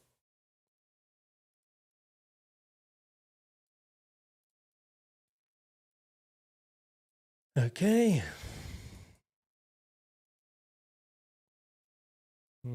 This is bull, meaning another high. Okay, base channel on the log. Yeah, that is quite deep. You preferably don't touch the lower trend line of a base channel in an impulse, and you did get very close. Now, it is the logarithmic chart. Something to say about that, like log chart is not ideal, but like for the high time frame channels, but if impulsive, preferably you don't touch the lower trend line, which didn't happen, but we got close. So preferably you continue moving up without touching the trend line. The moment you touch the trend line, it just decreases the probabilities that you are still in the same impulse to the upside. So basically, this scenario decreases in probabilities the moment you touch the lower trend line. It's all probabilities. It's not a hard invalidation on log. Like if I go to linear, you can see the channel is significantly different. But on log, you just don't want to see it. This is a log chart analysis because price moved up over at least 100%. So yeah. very deep already. Trend channel, you want to see the break, that's fine. And okay, yeah, this is for the bullish scenario.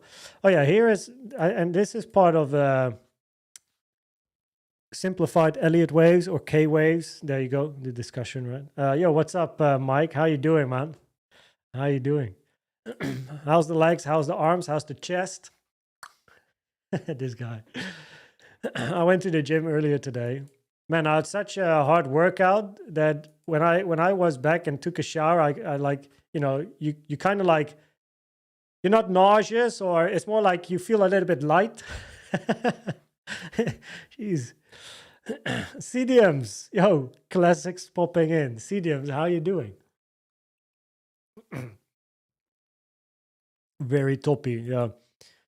So XRP has been covered, by the way. We did XRP at 116. So of course now we're doing Solana at like 140-ish. Write it down. So from a simplified Elliott Wave simplified, or K Waves, or whatever the name we want to give eventually to it, like this is stuff that comes from me, so that's why we're struggling to give it a name at the moment. It's difficult to make a choice, but this is a typical impulse. You have your 1-2s. I mean, I use impulse now, but also just structure. This is what we call trend and turn in the document that we are creating for everyone, which explains the structure in detail. So you have overlap here. You got a sharp move up on increasing volume. And there you get the mess. Overlap once again. OSO. OSO. Overlap, sharp move on increasing volume. It creates a gap. And then you overlap. So the moment you see this, you have to consider a turnaround. We've done Ethereum, others 3E, BONK, XRP, and now Solana. So now we go back to Elliott Waves. In an Elliott Waves point of view, these are your 1-2s. This is your 3. That's your 4-5 stuff. You don't need to know how many 1-2s, how many 4-5s, and like this is simplified. You don't actually need to count all it. What you need to recognize is overlap, sharp increasing volume, overlap once more, slow price action, volume decreasing as price is ranging. The moment you see this, you're looking for wave 4s and wave 5s. Now, the moment you look for wave 4s and 5s from an impulse, or sorry, Elliott Waves point of view, you look for an impulse to end. The moment an impulse ends, you get a move down. In other words, it is not great to invest in Solana over here. And I'm not a financial advisor. I'm just a YouTube guy. You're just somewhere in the world watching me make videos and content and help people. So, you know, go to a bank or wherever if you want financial advice. But from an Elliott Wave point of view, that's your entry area. That's your exit area. Enter in the 1-2s, exit in the 4-5s, be happy, don't care. That's it. Now, there are trades to be had on the lower time frames, right? There's more than enough opportunities on the lower time frames. But just know that on the higher time frames, the probabilities are higher. You're working at 4-5s. Possibly you get another 5. Possibly you don't get another 5. But it's more risky to look for swing opportunities once you're in the 4-5s on the higher time frame. Your bullish count preferably would be, of course, in the bullish count, you would look for another high. So wave 4 here at the low. Create a larger wave 4, that's all good. There's no problem. W, X, ABC, wave Y, go back up. And you get a larger range. I actually think in my Solana video, which I don't even know when I published it. It's already a while ago. I said I preferably get a longer range on Solana, which also then matches better with the 2. Because preferably wave 4 is longer than 2, which was not the case with this low. Preferably this is the low though.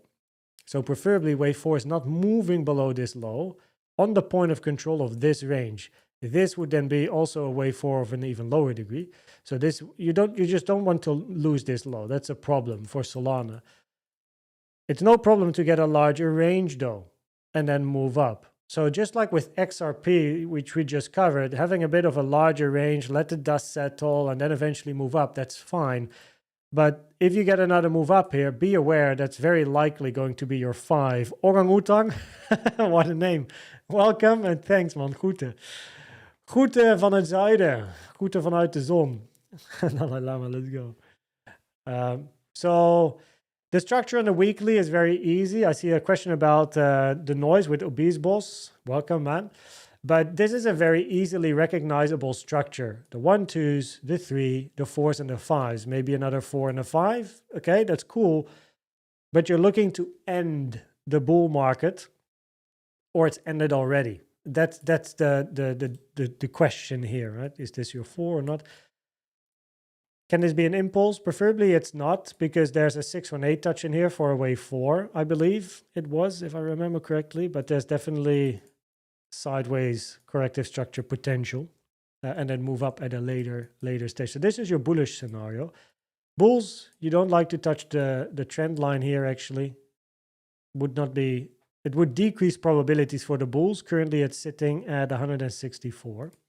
Simplified Elliott Wave, you kind of get the idea. Simplified, looking at 4 5s and eventually a turn. Do you get another move up? That's fine. That's not what this methodology is about. It's about risk management. 1 2s, sharp, 4 5s. Enter 1 2s, exit 4 5s. This is weekly time frame. Then we go to the lower time frames. Let's have a look here if we can make any sense of. So I'm not bothered by the move down here, more by the move up. We can keep an eye. Let's see. Yeah, orang-oetang. What's your opinion about high degree wave 4 below low degree? There's nothing wrong. Yeah, it's not an invalidation. So dropping below it is no problem, right? Like the wave 4 of a higher degree tends to end at the termination point of a wave 4 of a lower degree. So if that's the termination point and you swipe the low, that's fine. This is also still wave 4s. It's just that preferably wave 4, wave 5, wave 4, wave 5, larger wave 4, right? That's your question mark. That's fine. But it is deep. Also, just because of the base channel, look how close it is. It just missed out, and preferably you don't touch the base channel. So, yeah, Solana might be toppy here, impulse down, corrective move up, and eventually down. But it also depends on this move, which we'll talk about. So, yeah, best name ever, orang-oetang. So here, yeah, cool. We have a first structure to the upside, corrective retracement. What's the bear? Zigzag flat WXY. Wait, what am I looking at here? 3, 4, 5 to 5 end somewhere here. ABC or flat or okay, so any corrective structure basically. All right, I get it. So if we're looking for a move down, we want to see it go down into the box. Minimum target 74, common target 48 to 17. That's a big drop. The bearish scenario, not a very deep retracement, but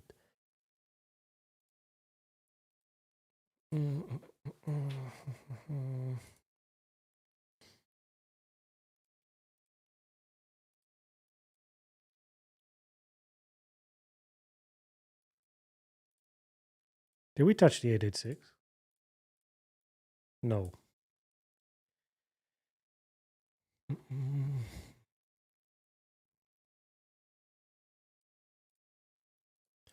Just checking.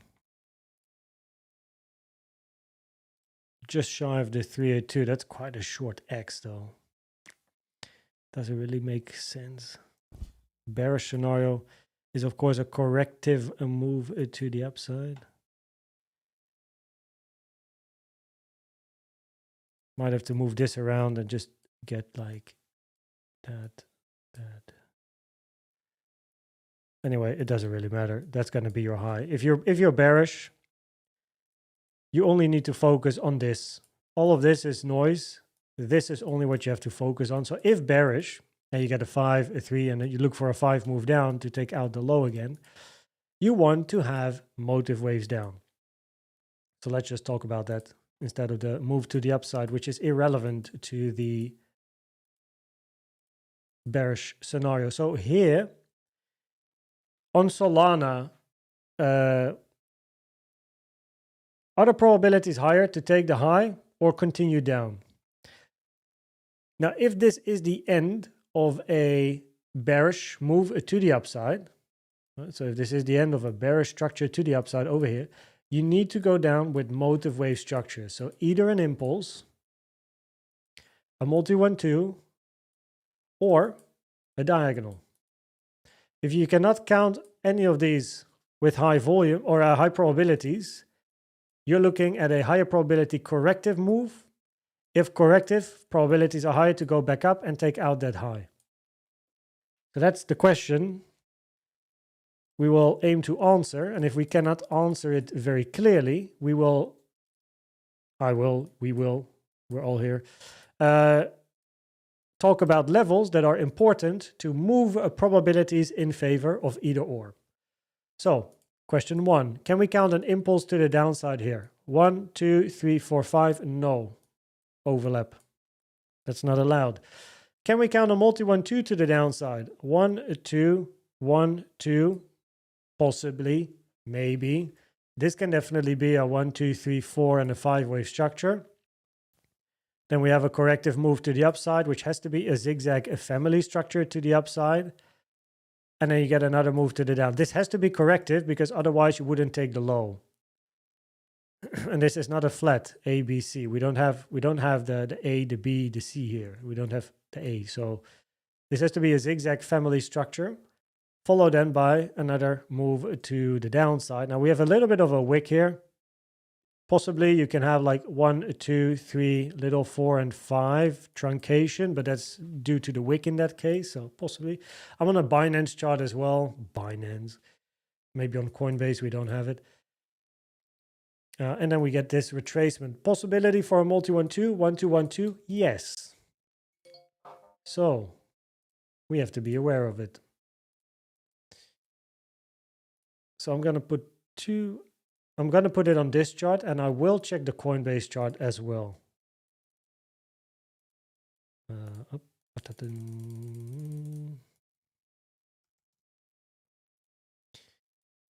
Better safe than sorry. You want price on Solana to move to 230.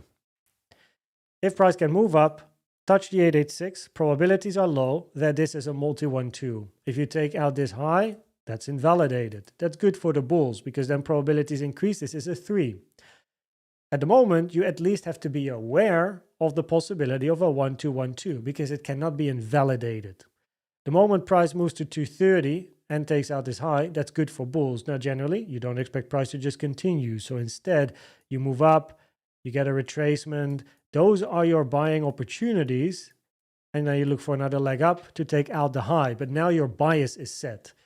Currently, you have a 5-waver, 3-wave, possibly a 5. If this turns into another 3 up, at the moment, we can count a 1, 2, 3, 4, 5 here, 5-wave impulse. So on a daily or 4-hour time frame. So possibly it's a 5, of course. But this can still turn into a 3. If you get 5, 3, order block here at 182, interesting support. So if you get a move to the downside into support, get another 5 up, move back into this range, order block here as well, could be resistance. Would it be nice for the bulls? Preferably you move to the 886 at 230. Because when you do, probabilities increase. This is an ABC. And when probabilities are higher, this is an ABC, your bias is always going to be up, bullish. Now, an ABC can lead to a larger corrective structure. You can have triangles, unrelated to all of the mess over here. You can have triangles, you can have larger WXYs, that's fine. That's no problem because your bias is still up. And as explained earlier, it wouldn't be an issue on the higher time frame wave 4 if we look for another wave 4 and a final push up in 5 still yet to come. It's no problem to label this as a W, X, and a Y. Zigzag family structure, X, A, B, C, flat in a wave Y. That's fine. Triangle in a wave Y, also fine. Just can't be a zigzag. But a flat A, B, C would be quite interesting, of course. So over here, touch the 886. I don't look for price to straight continue. That's not very common. You expect price to move up, go down a little bit, buy opportunity, and go up, and then take out the high. So the bulls require a little bit of patience here. Okay, so this is your bullish scenario, and the bearish scenario is a multi-one too. It's not a diagonal. For a diagonal over here, we need more information. We at least need to take the low once more as a minimum. So you need a 1, a 2, a 3, a 4, and a 5. Get a contracting diagonal. So at the moment, it's not relevant. So that's this actually on that's that on Solana. I would purely focus on this range here for opportunities. And bearish scenario is a multi-1-2, get a 3 down. Bullish scenario, move into these levels. Once you do, look for opportunities to the upside, and for price to take out the high at 250. Now let me check the Coinbase charts, Sol USD, because there might be a different. Yeah. Much nicer, no long wick. So this could be then your 5, no? For your second 1, 2, 3, 4, 5. What's the 886 here? 886. I don't even know why I use. Yeah, okay, 230. It's the same basically. So just move up to 230, and that's a good start on Solana. Take out this high. That's even better. Every retracement after is going to be buying opportunities on Sol. Is there anything you provided us?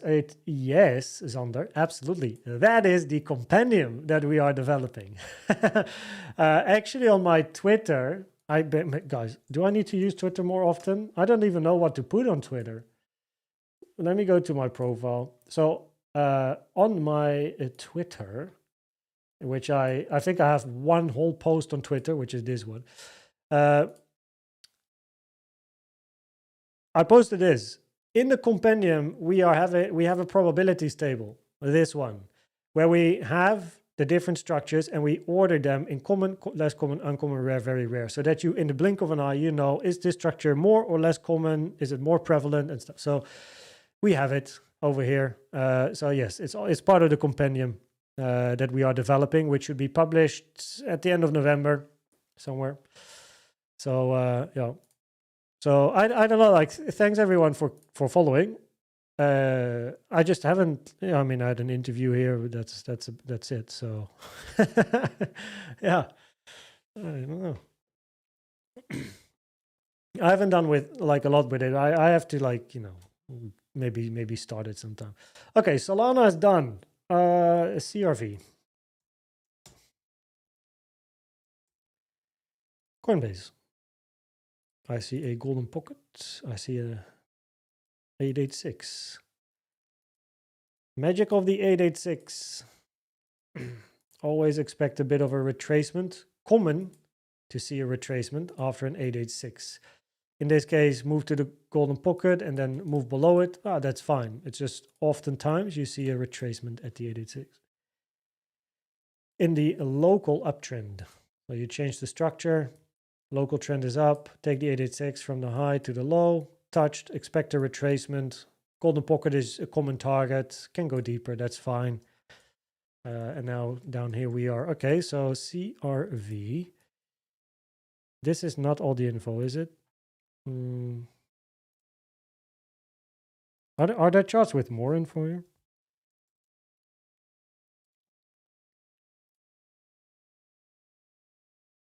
No. We're not going to use this. Okay. Can I remove it? Yeah. I won't. So in that case, this is the low. And everything before the low is irrelevant. We don't like to count that. So yeah, okay. We moved into resistance, the monthly and the weekly here. Nicely respected. which also has the value area low over here. So yeah, it's cool. Very nice. Remove this, keep the monthly for perspective. Oh, I don't even have any solid analysis here. Okay. SR. Just put everything in there. Plop. Except this line. And remove.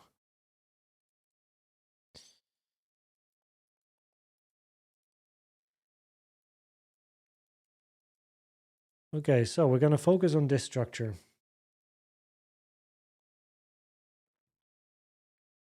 Oh yeah, DOGE. DOGE. Oh, I need to write this down before I start. This is CRV. 2 hours in.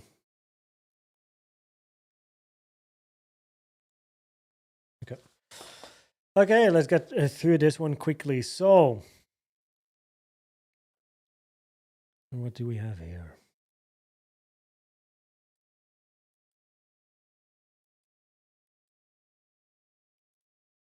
Okay.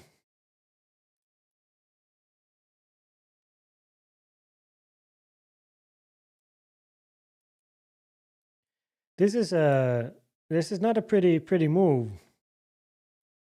Because where's your wave 4? Right? So if this is 1, this is 2, you want to see a 3, 4, and a 5. Is your wave 4 like possibly hidden? This can be like typical altcoin stuff, of course. Could that be your 4? This is your 2. Look how large it is. If this is your 4, it's super tiny. So you don't like to see that. It's not going to be your primary count to count this as a 1, 2, 3. Sorry, 1, 2, 3, 4, 5. Meh.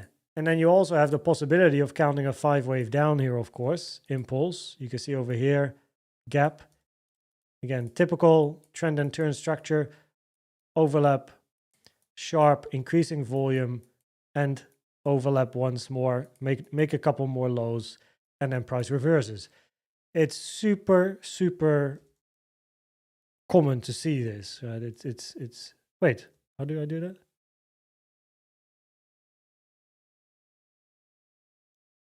Okay.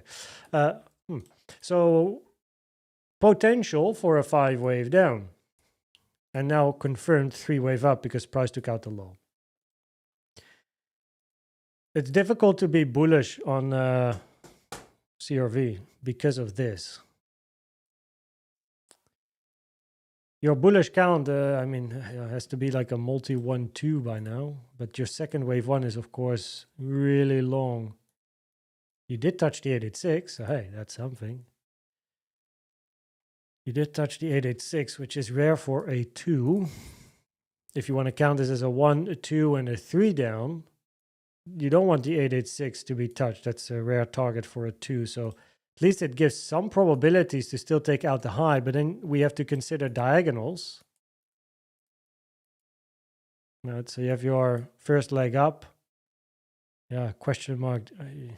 This is such an ugly chart. You need A, B, C actually and take out the low. That's going to be a 2.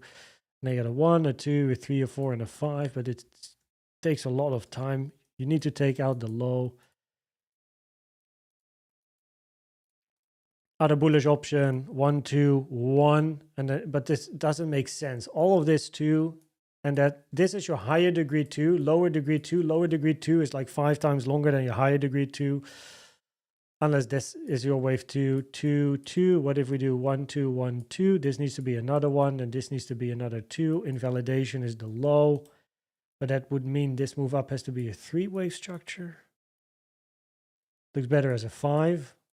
At least on the daily. 1, 2, 3, 4, 5. Typical impulse. In that case, you would consider this as a 5, 3, 5.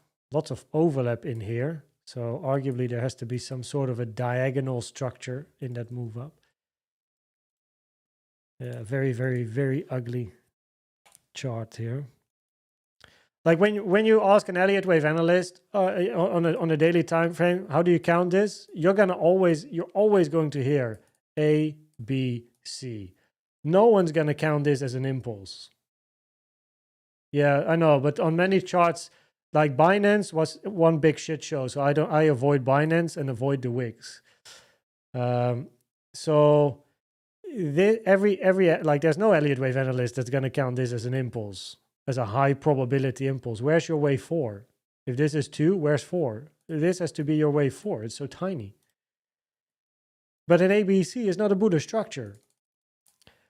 So unless you're going to go into a multi 1 2 1 2 1 2 1 2 and up, but then your second wave 1 is so big, this one, which reduces probabilities because it's so much bigger compared to your higher degree 1, and preferably your higher degree 1 is larger in time and price, or similar compared to the lower degree. Like I should say the other way around, a lower degree is preferably similar compared to your higher degree, but this one is significantly longer. What is it, like 3 times longer?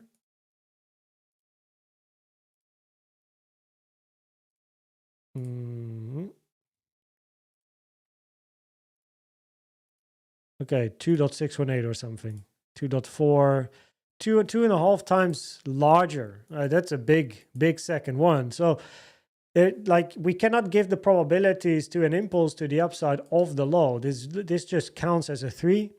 You're going to observe it as a 3 till proven otherwise. And proven otherwise means this. So your question becomes, is this going to be, and this is the same on all the other charts, is this impulsive, motive, or is this corrective? That's the question. At least price moved back here. So we cannot count 1, 2, 3, 4, 5 because there's overlap between wave 4 and 2, just in case there's a multi 1, 2 here. So now the question becomes, is this move down motive? Okay, there we go again. Do we get an impulse, multi 1, 2, or a diagonal? Okay, let's start. Is this an impulse? No, too much overlap. We cannot count an impulse down here. We need a 1, 2, 3, and a 4 and a 5, basically. Let me double check something here quickly. Up, down, up, do this, touch the, okay. So because price touched the 1.618 fib taken from this low to this high, it's unlikely this is a expanded flat, because that's just a rare target, very rare for Bs of a flat. You don't like to see it. So therefore, if bearish, preferably you would have a 5-wave structure down here, and this is another 1. And then 2 and a 3, 4, 5, but now 1 and 4 overlapped. So it gives a little bit of probabilities to the bulls, but then, okay, an impulse doesn't work. So you need a 1, 2, 3, 4, 5-wave structure. Side note, this can still be a lower degree.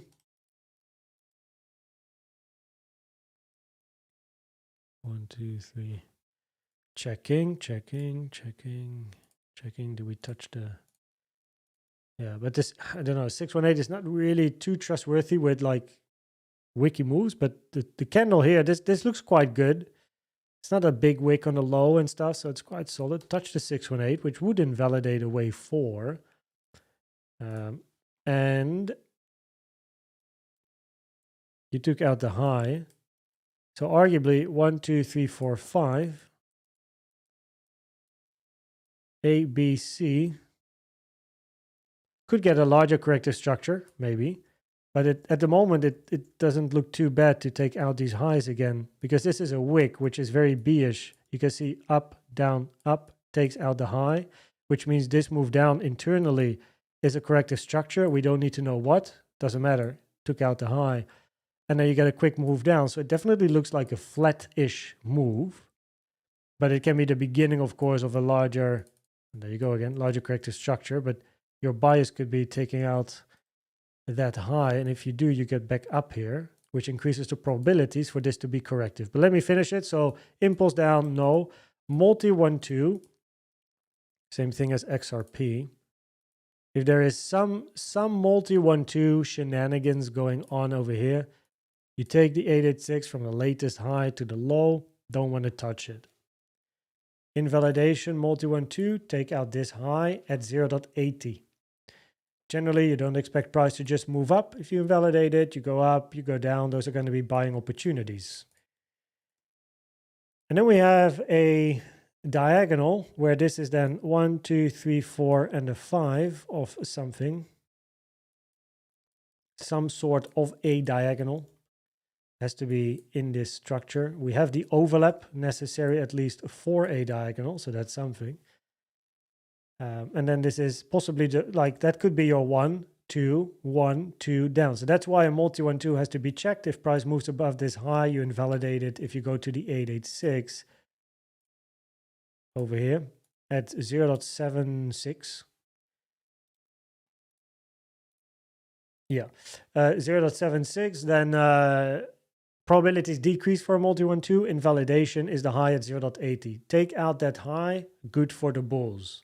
As long as you don't, be aware of bearish outcomes. So a diagonal possible, yes. But only for a multi 1, 2. So in other words, take out this high and the bulls are safe. Do not take out that high. There's the potential for bearish scenarios and just price going down. And that's how I would approach this chart without then looking at this. This is ugly though. This is not great. So we just focus on this. If you can take out the high at 0.80, probabilities are higher. This is corrective, which does give at least some probabilities to bulls. But mind you, if this is a 5, then you can have a 3. And there you go again, W, X, and a Y. It does not mean, bulls does not mean you take out this high on this chart. That's because of this being a potential 3. Which therefore we have to be aware, also due to this being a possible 5, 1, 2, 3, 4, 5, by the looks of it here, you have to be aware that this can be the start of further downside. And taking out this high here does not guarantee you taking out that one, as it does on other charts. This can quite simply just be zigzag in W, you get your wave X, A, B, C, boom. Wave C moves above this high, and you're like, bullish. But that is the end of wave Y, and then boom, down you go. Right? Not good. So this is just a very ugly chart. It wouldn't be one that wouldn't be my pick, this one, with others. I see ICP. So I made the video on ICP, and then I did live streams on ICP, but I never cut the live stream portions into Doge. We gotta check Doge. But I never cut the live stream options in separate videos. Yo, am I blind? There we go. Because in the live streams, for the ones that were here, as we got more information in this range during the live streams, I said that I can't count this motive. I can't count this impulsive. I can't count a valid diagonal in here. I can't count a multi 1, 2 in here. So I would prefer to look for possibly this being another 4 and another leg down to take out this low. But that's live stream stuff. You can find it in the altcoin live streams. There should be timestamps and stuff, so you can see the analysis and the reason behind that. Now here we have the Coinbase chart. Let me check some others because probably we have on Binance an even bigger wick. It's all just wicks. Okay, so ICP-USD. So of course now, so I was in a long on ICP because I took it here when I made the video at the low because it was interesting. However, the moment and this is live stream again, the moment I was not able to count this motive, I exited. I think I exited somewhere here because that is the moment I really started to struggle. And knowing Elliott Waves, of course, helps. I should have probably made another video about it. But I did it in the live streams. It's still content, I suppose. Okay, now price moved down, took out this low, which was then the idea in the live streams, took out the low, touched the point of control, failed to make anything motive on the lower time frames. I posted a short photo on in the Discord altcoin group where I posted the range point of control holding. Yeah, if you're bullish, 1, 2, 3, 4, and 5. Never got 5. And then you go down, invalidate wave 4 by touching the 618, taken from the low of 2 to the high of your 3. And that's when you start to get into trouble, because the moment the 618 is touched, you would count this as an ABC. This high is lower, not higher. Truncations are incredibly rare. That's never going to be preferred. So the moment you go down and touch the 618, you're not looking at a bullish structure to the upside from the range point of control. This is higher probability 3-wave ABC. You look for price to take out that low. If this was a 5-wave up, could get an opportunity. 1, 2, 3, 4, and 5. Get a corrective move down. That would have been a great opportunity to enter again. We didn't, so it's unfortunate. But and then we moved down and got like one of the big ones. Who knew that when price is that low, you can still get a 50% wick? That is also why we often say price is not cheap and it's not expensive. It doesn't work that way. A coin is not cheap. A coin is also not expensive because it's all proportionate. No, it's all percentage. It's not expensive. It's not cheap. ICP is not cheap. Just like Bitcoin is not expensive. It's just, you know, people see the value and they're like, wait, this is $4 and Bitcoin is 100K. Obviously, Bitcoin is more expensive. It's not how it works. It's proportionate. So it's percentage. You can be $1 and a 50% move. You still, still 50%. It takes you to 0.5. You're still going to lose 50%. The 50% move up is still an extra 50%. So it's also not that coins that are cheap have, the potential to go like Bitcoin to 100K, and then therefore these are cheaper than Bitcoin or something. Anyway, I went off track there. So yeah.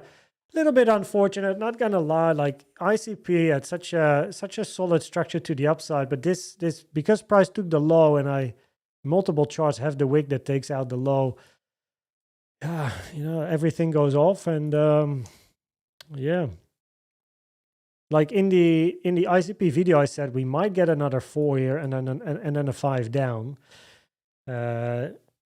But during the live streams, I was not confident this was motive, so the 4-5 was interesting. And 4 or 5 down, I had my support here and support here.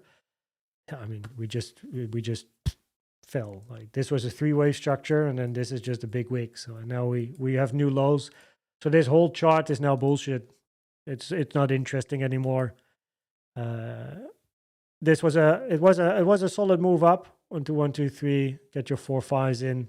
Impulse, but now likely you're going to look at a flat here, ABC with an extended wave C here, and then this is just a movement down. And the problem is that even if ICP would move back up, now you just need to wait for this. It's very risky to I mean, look, I can only talk for myself here because I'm not a financial advisor, and every YouTuber has it in the comments and all the good stuff, and everyone has to have their own plan. The moment a chart makes a new all-time low, it probably takes a year before I'm going to look at the chart ever again. Because I need this, or half a year, or at least I need an impulse. I need structure. We don't know if this is the low or if you're going to go lower and lower and lower. And people that buy here might go lower, lower, lower, lower, and still have minus 50% later. So without structure on a high time frame, doesn't work. Like on SUI, you had a similar move, 5 up, but actually a good 3 down and then up, and that was good. Here you get 5 down, but yeah, it just continues down, made a new low, cool. Every Elliott Wave count made before this all-time low goes in the bin because it's not interesting. And even if price is going to move up here, that's fine. Not interested unless we get 5 up, 3 down, bear market. That is the buying opportunity. This currently is gambling, in my honest opinion. Possibly, of course, on a daily or a 4-hour, you might get an opportunity. But also there, I wouldn't go to the lowest time frames here as well. It's a bit risky. Yeah.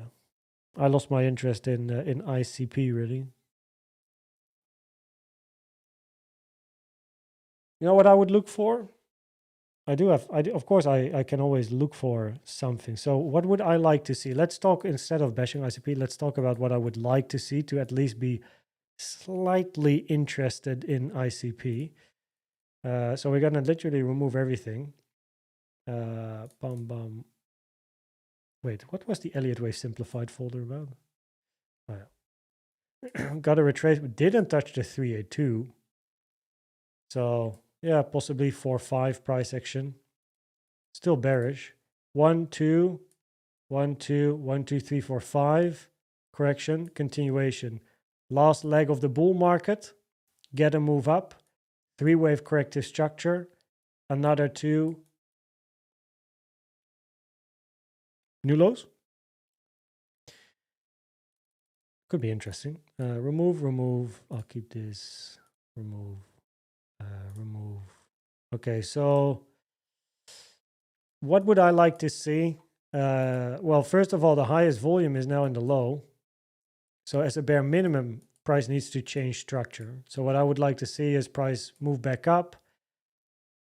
At least take out this high. And what I like to see is I need a 5-wave up. I don't want to risk it. 1, 2, 3, 4, 5 into some resistance. These levels are a bit old. Probably we have some new levels here. But a 5-wave up, miss this, get a 3-wave to the downside, enter, look for another 5, take out the high, minimum target, take out the high, and then look for resistances higher for more take profits. That would make me be interested. Alternatively, a multi 1-2 or some sort of structure. So at least I just need 5s up. That's the whole point. So 1, 2, 3, 4, 5, correction, 1, 2, 3, 4, 5, correction, you know, like correction, entry, another 1, 2, correction, entry. So yeah. And then every resistance is TP, TP, TP. As long as price is not changing structure, not interested. These filled because now we're at all-time low. So I just need a 5 up. Otherwise, it's not interesting. At all-time low. And then trade wave 3 or C. Exactly. That's it. CDMs. That's it. You know, we're here to be analysts and traders, but on the charts we're analyzing, and we want to have the probabilities in our favor. The probabilities will be in our favor, just like CDM says, once we have a 5 up and a 3 down, and we'll be able to like observe, just like this was eventually higher probability corrective as per the live streams, which you can find in the altcoin playlist. So you need 5 up, 3 down, into support, buy, look for up, take out the high as a minimum target. High probability setup. You're going to miss out on the first move, but you're not someone that is FOMOing. You are someone that's calm, collected. You have a plan based on data. You've done all that stuff, so you know, let the chart do its thing. Here, gambling. Maybe I have some $10. I can put it in there. Yeah, but you can also buy a coffee with you and your lady, no? For the $10 instead of putting it in a coin that is at all-time low. Now, the moment you're going to move 5 up and 3 down, you can put your $10 here instead of going for a drink with the lady and make that $10 $20, no? So you get the point. Ali Kakit or Ali Kaki, thanks for subbing. Welcome to the channel. So that is what we're looking for on ICP. Now, I saw Doge earlier, so let me have a quick look here at Doge. Wait, I didn't write ICP down. Oops. ICP. We're 2 hours, 26 seconds in, so probably I started with ICP at like 218 or something. 216 maybe. Man. Then take the lady for dinner instead. Exactly. Now you have the money for dinner. ICP, what oh yeah, Doge. Time 227, and we're gonna go with Doge. So let's have a look. Doge. My analysis here has also been quite a while ago. Levels, where's my levels? Ooh, that's a full chart. Wow, what a wick. Ah, of course, I'm on Binance. There we go.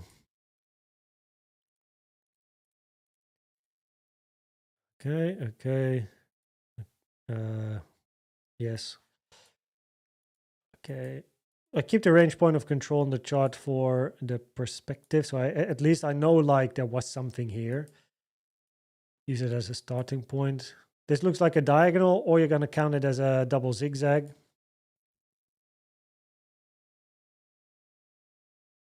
Yes.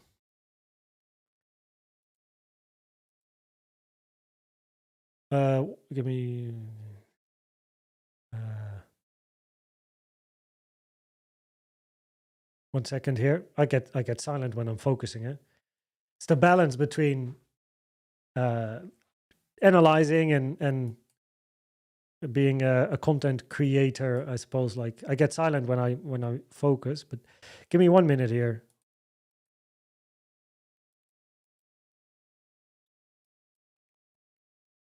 Didn't take out the low.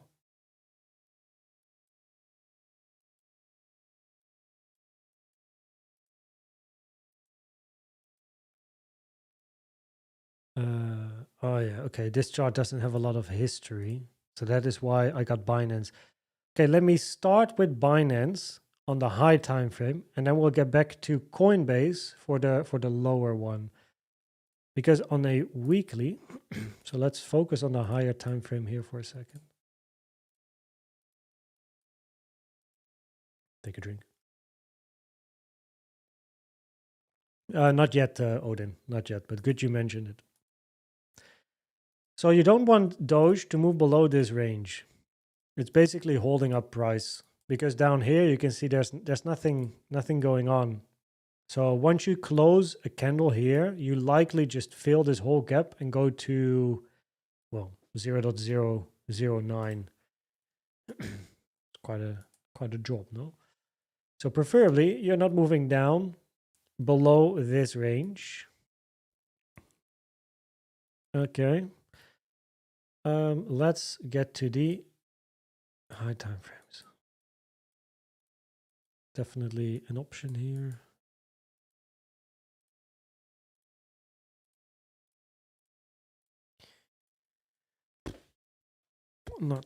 Didn't touch the 886.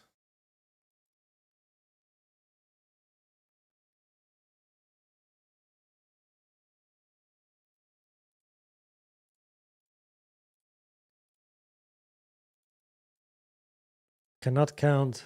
I'm just doing it like by eye, but I'm just checking stuff. Like I look at the chart and I'm just using my eyes to count, and then I just check like, okay, can this be a wave B of potentially a flat in a Y and then W, X and a Y, but no, B is too high. So I just do those little things at the moment.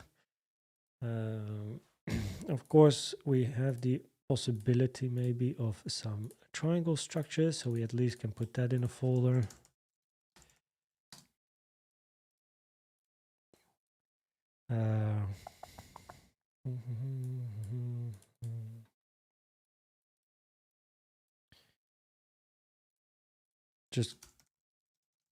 Just coming with possibilities. Boom, boom, boom.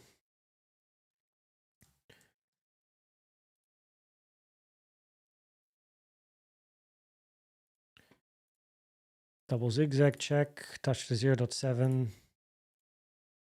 Which lowest probabilities for a double zigzag WXY if corrective. I'm just looking at corrective structures for potential 4 on Doge. That's the goal here. So 1, 2, 3, 4, 5. What's the chance? No? Sure, the mega bulls are going to count this as a multi 1, 2. And then look for a 3, but the direction is the same. And then S price eventually moves to new all-time highs. If it does, then we'll be able to analyze to check if it's a multi 1, 2 or you look for a 5. But I don't like to be a moon boy. And I prefer trading and investing safer than sorry, instead of shouting about targets that are super high. And then price will never reach those targets. And then you're going to be holding on in the bear market as well. Even though you should never follow advice on social media, I'm afraid many people unfortunately do. So do not do that. Have a plan. But at least a triangle here or a WXY can work for a larger wave 4. Invalidation is 194. You don't want to move below this range as mentioned, which also explains this scenario. It requires the first move down here to be a corrective structure to the downside. However, the probabilities are higher that it is.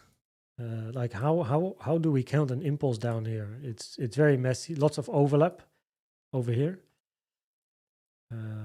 If this would be some sort of an impulse, this has to be the low of your 1. All of this has to be some 2 price action.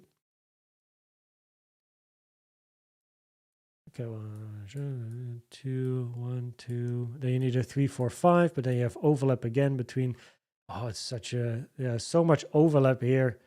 Doesn't really make sense. No, it's not a high probability scenario. So an impulse down, it's not a high probability structure. I would prefer counting this as, I mean, WXY, ABC.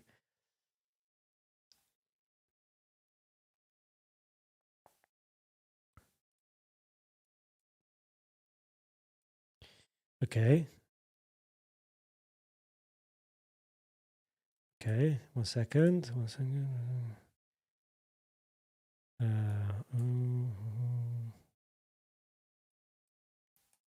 Drawing.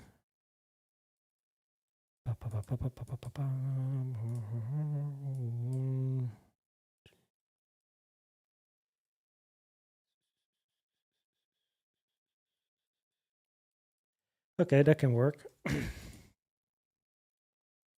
I feel like Picasso when I'm drawing on the chart like this. Okay, then we have ABC. ABC, so we got them up.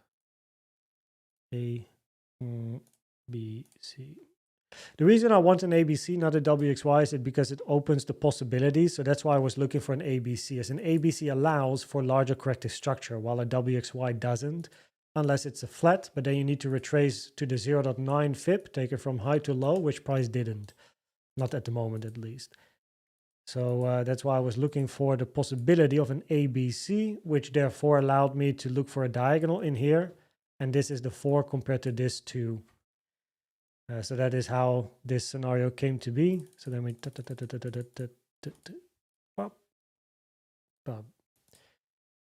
then we do that just for a little bit of guidance in case I ever come back to this chart. Okay.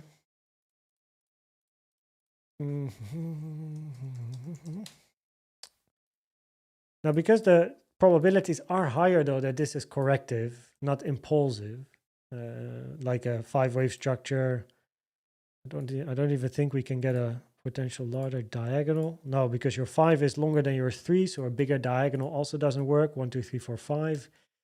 Multi 1, 2 doesn't work. Price invalidated that already, and an impulse, there's so much overlap that an impulse is never going to be highest probability. So the good thing is on DOGE, even though you have these big ass wicks locally, the good thing is that on a weekly time frame, high time frame, we're not talking about something that's going to happen tomorrow, but on a weekly time frame, the probabilities are higher that this is corrective. Now, who knows? You might go into an even longer range than Ethereum and just go sideways, sideways, sideways, and eventually you go up. That's fine. It's just that the bias on a weekly time frame remains bullish till proven otherwise, and to take out that high. So you start with a corrective structure and you just get a larger corrective movement here. W, X, ABC, Y, or triangle in a wave Y. Those are the scenarios that these are the internal structures then. WXY or a triangle. Now triangle will take a little while. A, B, C, D, E, up. Ooh, we're going to be finished for the next bull market. So Doge might just Doge might just range in the bear market, and then the next bull market it's going to pull a an XRP or an LTC, and then we might finally finish like a wave E, and then eventually you go up, and that's when the next bull market starts. So you might get those Ethereum memes where people say, oh, so you bought Doge at 0.07 or you bought Doge at like 0.10, and then it's like 2021 people bought, and now here we are in 2025 and we're at the same place. You know. And maybe in a couple of years time you might still be at the same place. How's your investment going? Oh, I mean, I'm in the market already for 6 years, but you know, I have zero profit. Oops. But still, like on a high time frame, probabilities are higher. This is corrective, so it makes sense. You're still looking for price to move up. The thing is, there are scenarios like this one where it's just gonna take a little while, and you know, you're not gonna move up tomorrow. So yeah, you got to be aware of this. Now, wave Y can be a flat, so A, B, C, that would wreck so many people, is definitely an opportunity besides the triangle. This would be really bad for retail. So you move up, A, B, C, then you move up, you act like it's an impulse, high volume, take out this high, maybe even take out the all-time high, drag it down, bear market, C, finish wave Y, and then go up. Oof, that's going to put a lot of people on the sidelines. I think a triangle would be a lot easier for retail to recognize and probably a lot easier to trade and invest. But actually the bias is still similar, where you still look for price to take out that high WXY, even if Y would be a flat A, B, C. If it doesn't take out the all-time high, the probabilities are still higher. You're looking for another move up. So that stays the same. The thing is that if you do take out this high, which is the minimum for what we're talking about, we're not talking about targets for 5. We're talking about take out this high as a minimum target. So naturally, wouldn't be a bad idea to at least take a little bit off, but hey, no financial advice. So anyway, corrective structure, probability is high to move up, might take a few years, but and then once you take out this high, even if it's wave B of a flat, you're still good if you have good risk management. Once you get the C down, it needs to be an impulse, couple of 1, 2s, 3, couple of wave 4s, 5s. You will be able, and we will be able to recognize this area of interest and invest, and then there you go. So this is how to approach Doge. Okay, lower time frame, quick peek here. So on the lower time frame, what's going on? Yeah, is it very interesting to look at this? I mean, 1, 2, 1, 2, 1, 2, 3, 4, 5, 4. Yeah, so there's the potential of an impulse to the downside where you have 1, 2, 1, 2, 1, 2, 3, 4, 5, 4, 5, 4, 5. So that is, of course, your bearish option here. Look, bullish is a diagonal. Diagonals, tricky to give those the highest probabilities. We need a corrective structure here. So A, B, and then C. Do not take out the low, move back up, touch the 886, which is taken from this high to the low.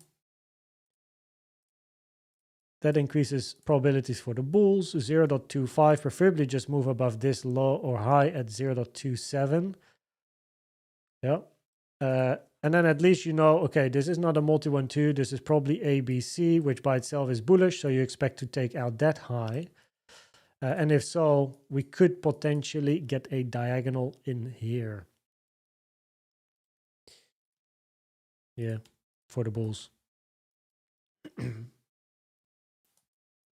But of course, we are very aware of the potential of the triangle, for example, ABC.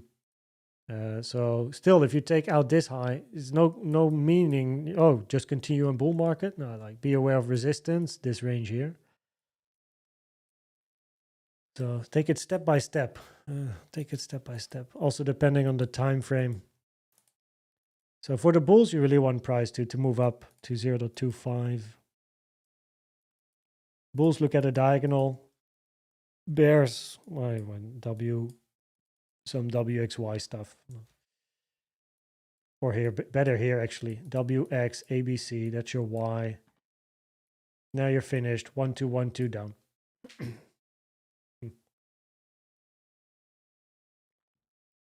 And that is exactly why you want to move up to 0.25 and preferably take out 0.27 just to avoid the multi-1-2 probabilities. So that is what I would look for. Touch a little bit of support, you know, like, yeah, it doesn't look too amazing just yet. Like, of course, the wick has to be counted as something. So if this is an impulse, you would now probably count like an A, B, and a C or something. You're not really starting here, no? 1, 2, 1, 2, 3, 4, 5, 4, 5. Impulse, sure, but is this then C? And this wick, like, it makes no sense to count a wick, but A, B, C, that would be not great for bulls, of course. Are you gonna 1, 2, 1, 2 up? It's the local mess. Same as on Bitcoin, it's generally just better to wait a little bit, let the dust settle, especially after those moves. There's so much emotion in the market. So, yeah, 1, 2, 3. Again, there's definitely potential here of an impulse. Look how sharp it is. 1, 2, 3, 4, 5, 5-wave structure. Possibly a little bit of a diagonal-ish structure at the end, but yeah, just let it do its thing. You know, not really like opportunities. So let's talk opportunities. Opportunity would be if price can move up to the 886, preferably takes out the high, then gets a retracement without taking this one. That's opportunity, high probability opportunity. Those are like going to be areas of interest for price to move up and then take out this high. You know, and then wait for the retracement. The bears just look for price to move down. Just take out the low and then, yeah, go to lower prices like we analyzed on the weekly, where you can have that potential like larger multi-year triangle. So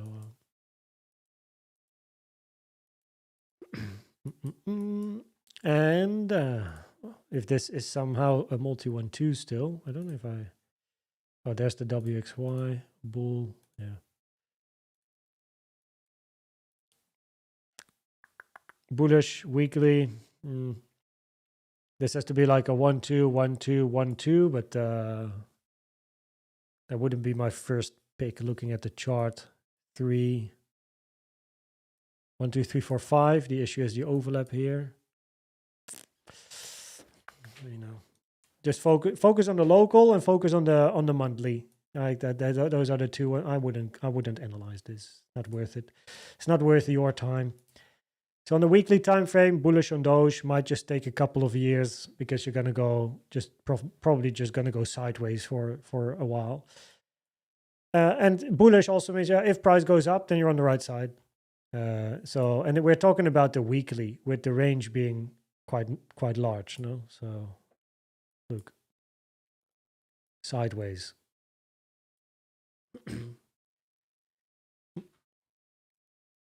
Nope, that's Doge. Let me take a little bite of my... Are there any South Africans here? Because I got your South African chocolate here.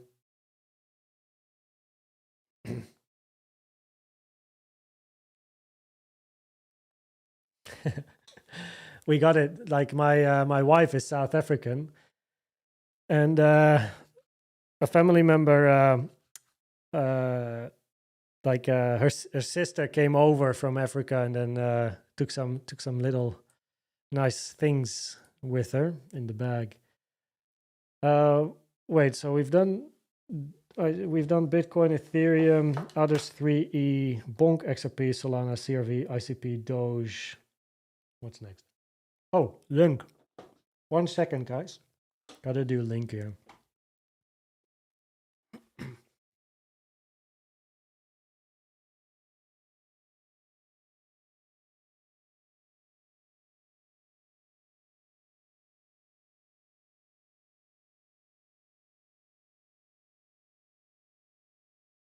Nom nom nom nom. I don't want to be an ASMR streamer, so I put my microphone off for a second. Yo, Milo. How you doing? You survived the drop? You good? Bitcoin moving down. Nice. Okay. Chain link. What are we looking at here?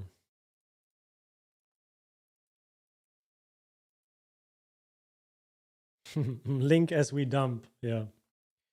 Yeah, a little bit of a move. This is my AGGR chart. So also a big wick here, all the way down to 102 here on this chart.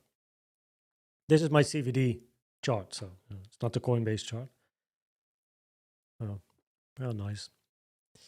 Okay, so touched. Wow. Resistance. That's quite nice. That's quite nice. Value area high, resistance, moves down into the point of control of this range. And then rejects to some support. I would be more interested in 14, 13, 14 on link actually, if it can make it there. This is a nice pocket, no? That would be nice. That would be quite nice.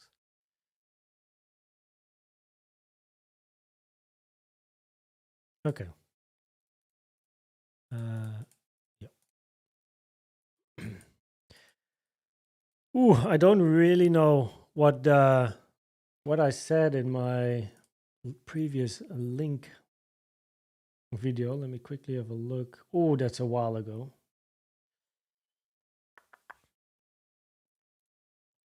Take out the $31 high. Wait. That is the $31 high. A retracement before that happens can be expected. Okay, well, this is from the previous video. So a retracement can be expected, I guess, because it touched the 886 then. I don't exactly know my analysis anymore, but it was over a month ago. So I mean, I guess when price was somewhere at the high, let me check the. Yeah, so price was somewhere here based on the screenshot, based on the thumbnail. Price was somewhere here when I recorded the link video. So probabilities are higher to take out the high. A retracement before that happens can be expected, and that's just because of the 886. That's again your K8 principle. Over here, you can see it's also named like this in my templates. It's very normal for the 886 to give a rejection and for price to move at least to the golden pocket. It's quite common to reach at least the golden pocket. Can move below, that's fine, but the golden pocket tends to be a bit of a target. So of course we moved over here to the golden pocket up and then broke it. That's fine, but it's mainly because the 886. So that's why the sentence is in there. I don't really know either impulse. As long as price is moving up, if I went down, very bullish. Yeah, okay. Regular flat is touched. These must be the invalidations of bull 1, 2, 3. So those are out. Then we can remove these. Okay. Running flat area of interest. Very nice. Let me toggle that off. We touched the 0.9 as well. I wouldn't really be looking for an expanded flat anymore. Okay.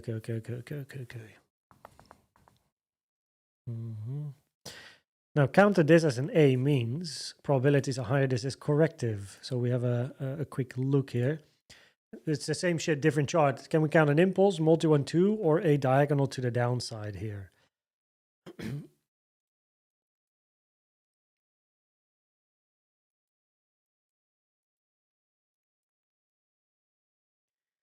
A diagonal is not possible. A multi-1-2 is not possible. So an impulse would be your only option. But that means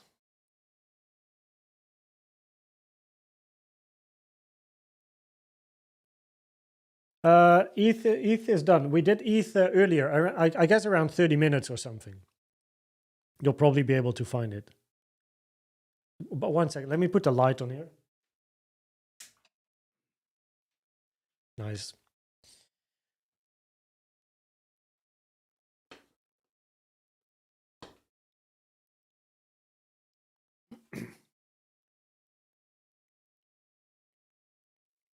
Oh, in the description. I'm having South African chocolate.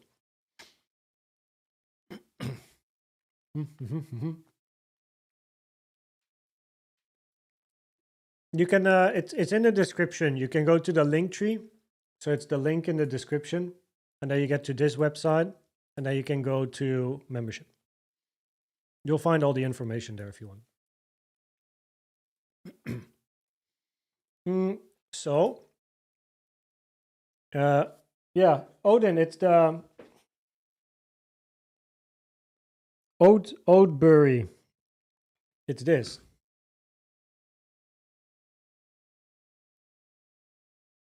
Come on, you know. I always forget the name on the pack, but the sister of my wife took it with her. Okay, so Impulse, yes or no? Cadbury, yes. Okay, that one. It's nice. It's nice. Good. It's good. It's good. We've been snacking. Yeah, it is. Yeah, Cadbury. I recognize the name. It's also on the chocolate. Anyway, back to the chart. So it's keeping me alive at the moment. So we are going to check link, of course. So write it down. Link. How far are we in the stream? We are in for almost 3 hours. Yo, 50. Okay, let's go. Okay, if this is an impulse, we don't want overlap. So that's the biggest thing. If motive 1, 2, this is very much B-ish. So that would be 1, B, C, quick move up 2. Then we count another 1, 2. And then we get to this mess here. I need to go to a lower time. Why is it like TradingView introduced this, your last replay? I don't know, but to me it's very annoying. Start new. I don't actually like that functionality. It's new, but holy. 1, 2, 3, 4, 5. There is no overlap between this low and that high, so there's the potential at least, counting this as a 4. And then a 5, and then a lower or higher degree 4.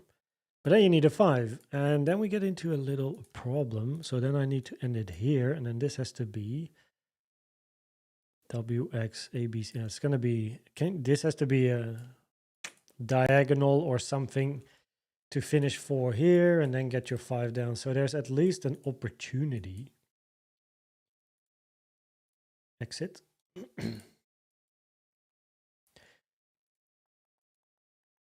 There's at least an opportunity to count the structure here. It's a bit of an awkward end to the 4.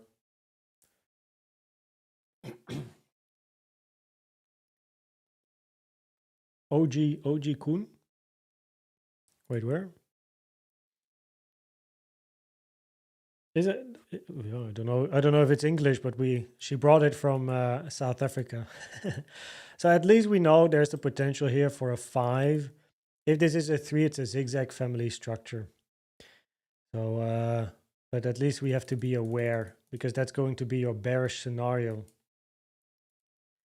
Now, because price moved up so high and touched the 886, it does decrease scenarios that include 535. If so, an ABC has higher probabilities.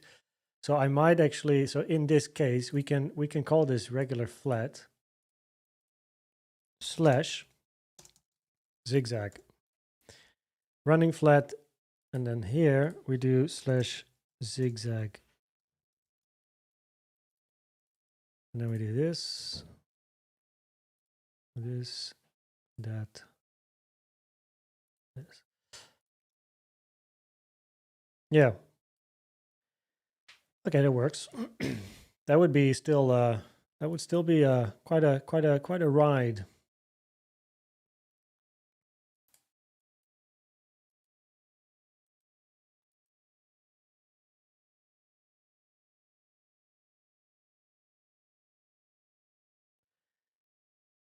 So what I'm looking at now is just this move down,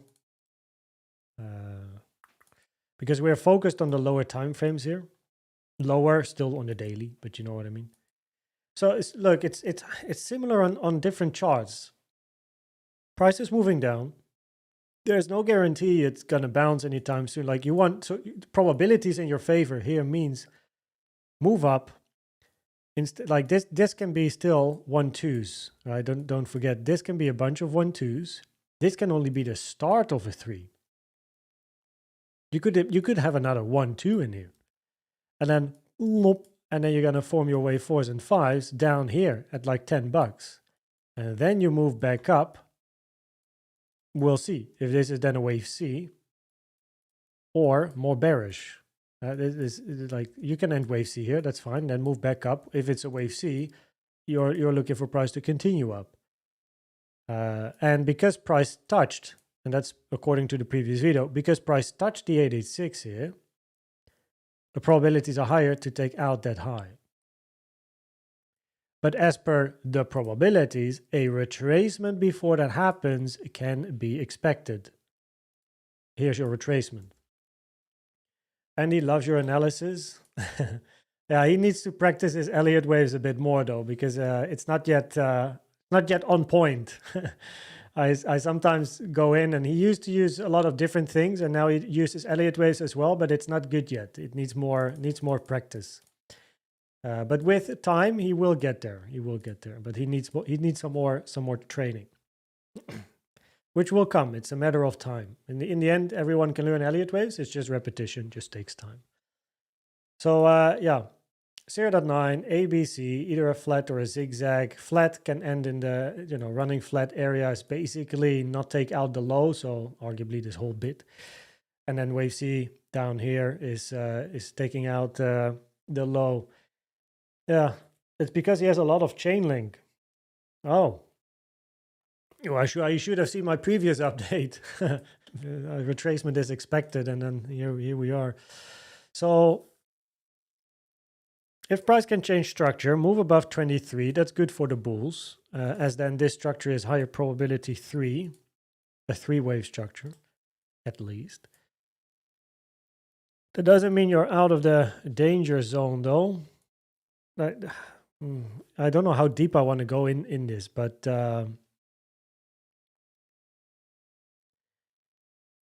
look, if you take out this high on link,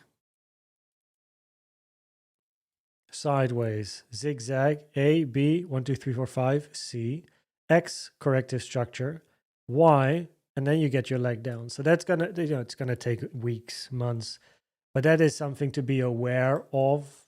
It's just the awareness that if you take out this high, so this is generally how I approach the chart, is wait for the probabilities to be in your favor.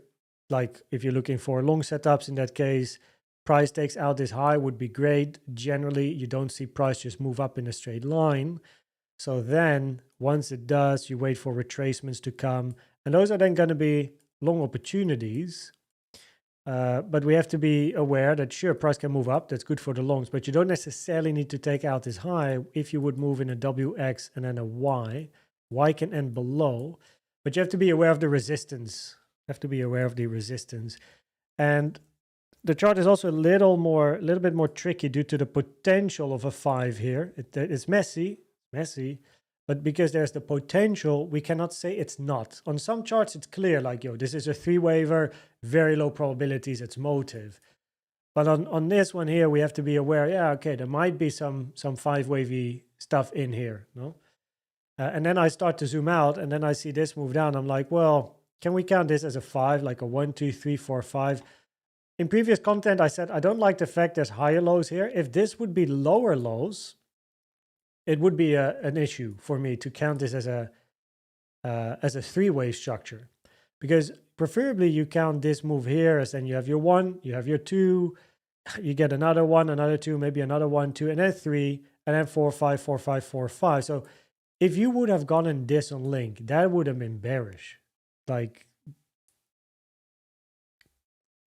high probability, not great. But now you have this, you have a move, and then you go sideways for so long and you make one more low. So if you're bearish and want to count this as an impulse, you need a single 1, 2, 3, 4, 5, because truncations are so rare on charts, truncated wave 5s. Okay, we have a tiny little extra low here. Just checking. But that a tiny little low would then need to be a 1, a 2, 3, 4, and a 5. Then you start your other 4, 5s. Okay, we have 2 lows. So you need a double 1, 2. Then you need a 1, a 2, 1, 2, 1, 2, 3, 4, 5, 4, 5. Oh, Koen, what have I found now? So, yeah, it's just it is a very messy move here at the lows. And it's sideways for a very long time, which, again, according to just simplifying this, down, overlap, volume down, look for a move back up. It's easy to trade, but yeah, okay, there's the potential for a 5. We're just going to put it on the chart. Which chart? Which am I? Okay, here, yeah.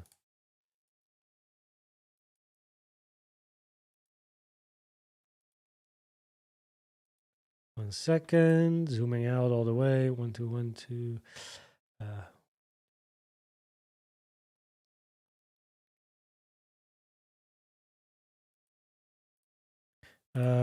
WX.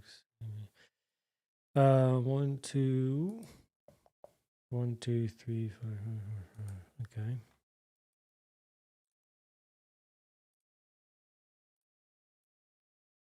Big area of support.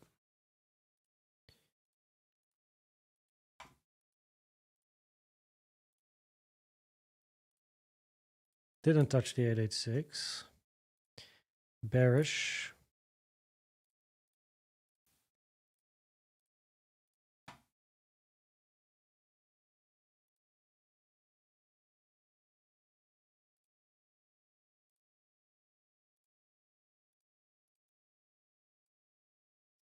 Sorry for the silence. That's sometimes how it goes when doing Elliott Wave analysis.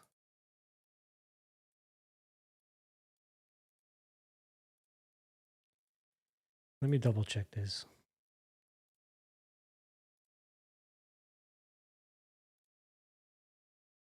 Okay, that's fine. That's fine. Okay. Bearish. Okay.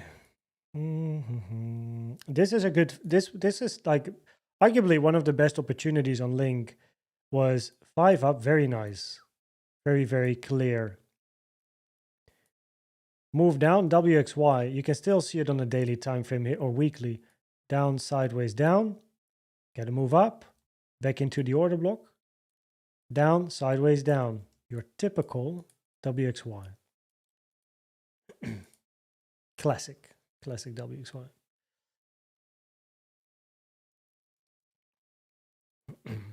The moment price moved back here, that's the moment the probabilities were bullish to take out the high. And that is, for example, what I say with XRP and DOGE and some of the others. This is a good example where you look for price to move back up. Let's see if it touched the 886 here. I just missed out on the 886. It did invalidate a wave 4. So if this is bearish, 1, 2, 3, 4, 5. Okay, multi 1, 2 next. 1, 2, 1, 2, 3 to the downside. Right? That's your bearish scenario. But price retraces so high here. Yeah. A, B, C. Second wave 1, lower degree 1 is a lot longer than the higher degree 1, lowers the probabilities. And if one would consider 1, 2, 1, 2, and a 3 down, you get another 1, 2. You really need 3. You get a move down on increasing volume. The moment you start ranging sideways here, you're now like, okay, not great. The moment you take out the high, that's where things start interesting. That's like your buying area latest, basically. It's like the latest zone. And then you still have this move. And then you take a portion of the move towards the upside. You take out the high. That's your minimum target, minimum TP. And then one follows up with whatever comes after, according to plans. Anyway, we were, of course, looking for bearish stuff here. So, like 5, 3, is this a nice 5? It's definitely not a nice 5, but okay, we have to be aware. Of course, in a bearish case, like if we would say, hey, we're looking at bearish structures, then sure, this has to be a B. And then you have this as a wave 1.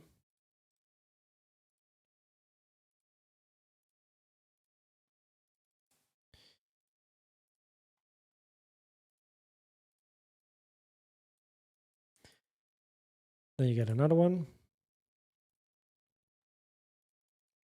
Oh, wait. Up. 1, 2, 1, 2. You get your 3, 4, 5, 4, 5. Preferably, you do take out the low. You get another 1, 2. Okay. There you go. And then this is your 1, 2s. You get the 3 down. You get your wave 4s and 5s.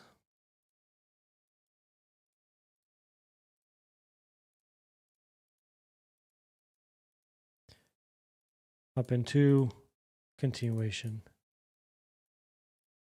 Bearish scenario.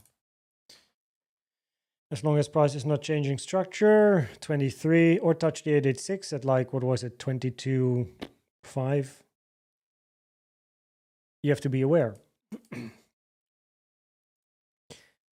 So it's just about awareness. And we're not in the market to only be bullish or only be bearish. People that have like glasses and only look up, you're going to have a problem.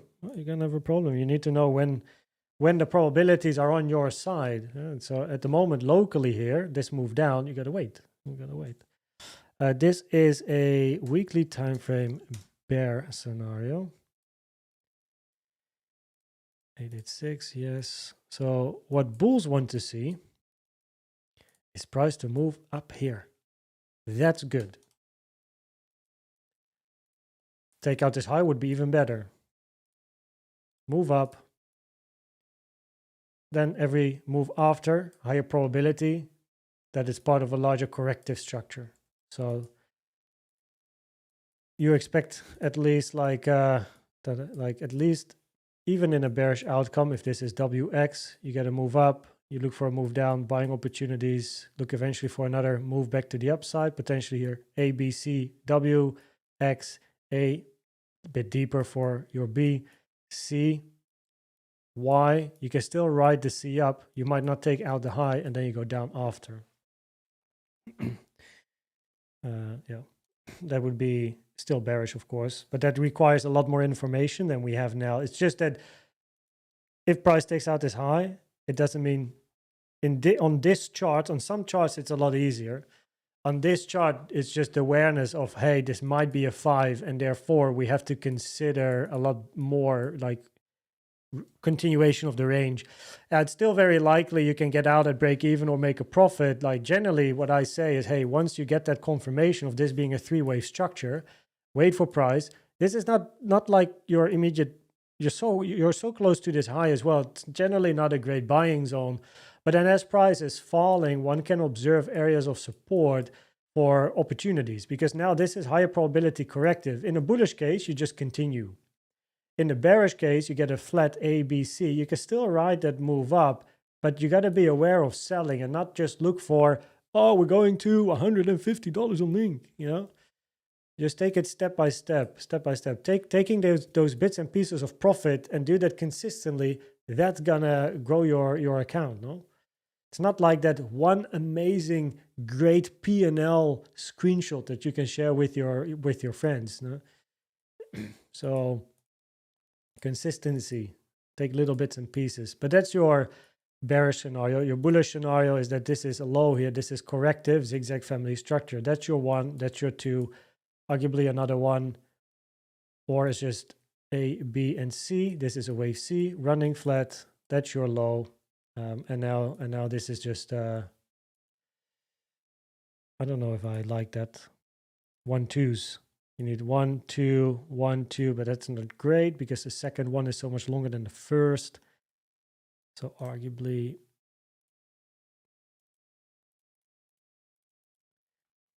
bulls just want this as a 1.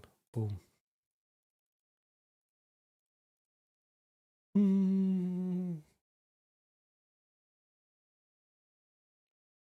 WX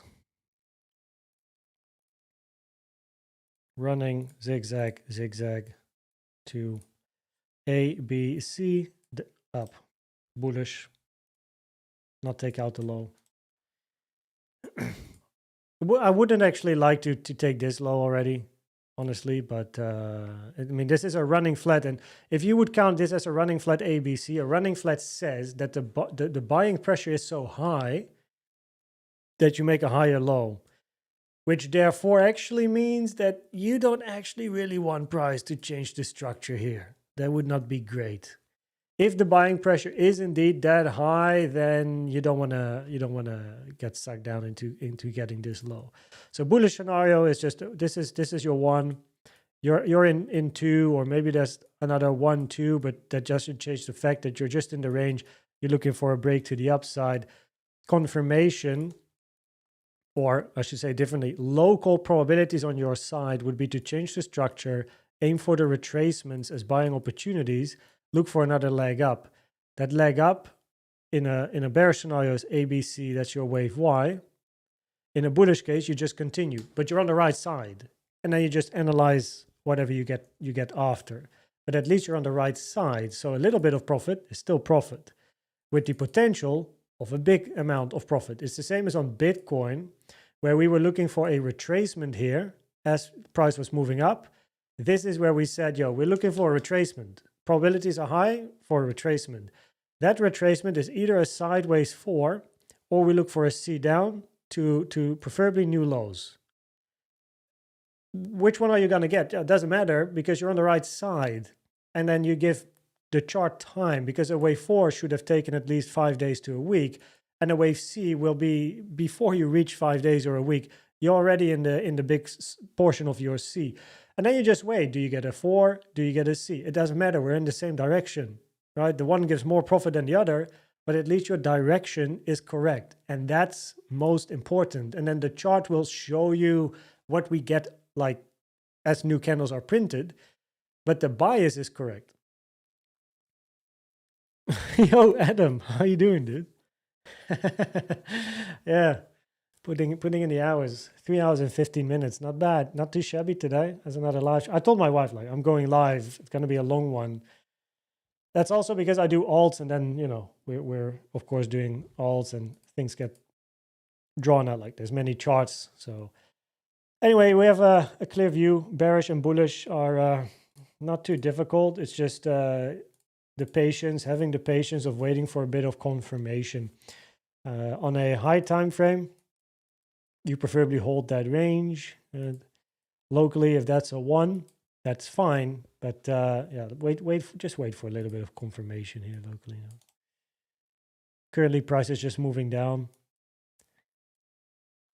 So, put the probabilities on your favor. Take out that high. Hopefully, we then get some retracements. If not here, then other charts. But then it gives opportunities. If price continues to the downside, well, it's also fine, no?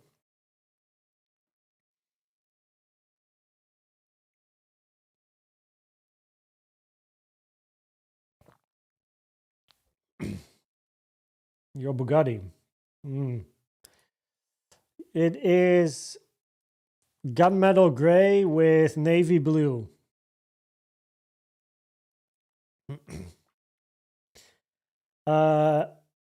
Yeah, Atom has been requested. Let me check that one. Legendario has been. Wait, let me go here. Let me go Atom.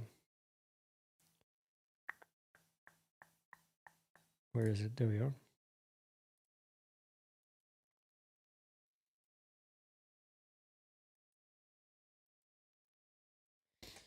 Oh yeah. I remember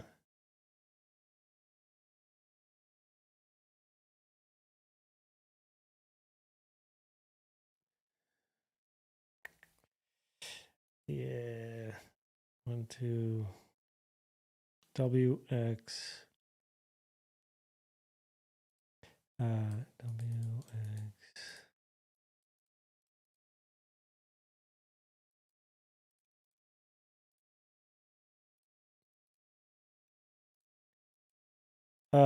Like that's once you get into Elliott Waves, you will never unsee Elliott Waves. It's just it's in your brain. The moment you see a chart, you start counting from the get-go. And that's what happens here. I'm just okay, we didn't. I was considering the potential of A ending B here and then look for now C down. Possibly, but A, B, C, D. Oh, wait. Running triangle. A, B, 1, 2, 3, 4, 5, C. That's your bullish scenario. A, B, C. A, B, C. All right. Check this. That. 620. 616. So that works. So we can definitely have some sort of a flattish structure in here, possibly. So okay, WXY double zigzag into support. Do we have support? Yes, we do. Oh, we're getting close to interesting levels. 2.61. That's not too shabby. That would be an area of interest. B. Okay, so we have one. I need to clean up my chart. I'll do that in a second and put actual numbers and stuff down instead of me drawing like Picasso. So we have our 1, 2, we get the 3, look for 4s and 5s. The question is 260 going to hold or are you going to go down even further to 195? And this is your bullish scenario. Well, it's not your bearish scenario. Evert Schoeman. Baie dankie, Afrikaans hier. Lijkt niet goed niet. Denk die beurtjes gaan over wat. Ja. That's funny. Okay, so yeah, your bullish scenario WXY, and yeah, that's the support I have down here. I don't have anything else. Maybe a value area low. We can go to a daily, one lower time frame. Go to the right here. Check if there's maybe, because we have a point of control, which is the red line. Maybe there's a value. Oh, the value area low. That's quite low. Put this one on the chart. However, I'm going to do a couple of pulls to see if we have different value area lows. Let's do this. That's the same. That's the same. Okay, that's a smaller one, but well, it's kind of like in confluence with the monthly, so we'll just put it on. Vel.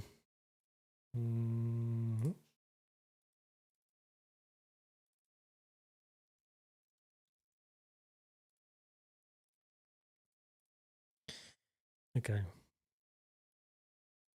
Okay.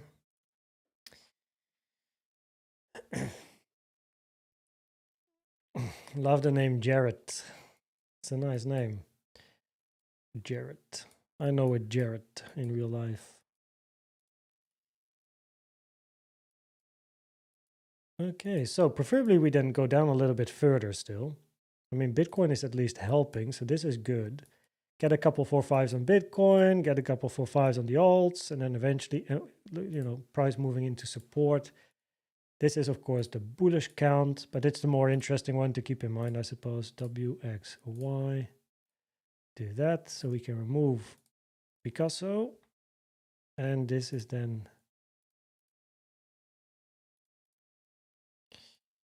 A, B, A, B, C, D, E, running triangle, B, C, D, this, that. That's fine. Make sure we toggle normal trend lines on here.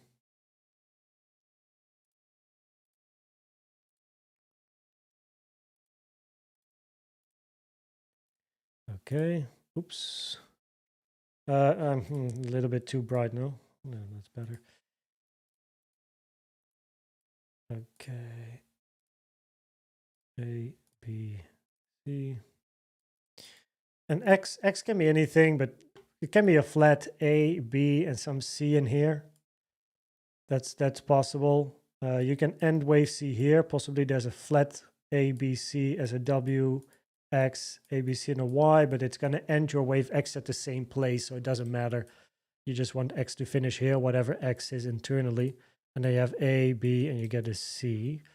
And then your C target area. I mean, preferably you don't go below this box, no?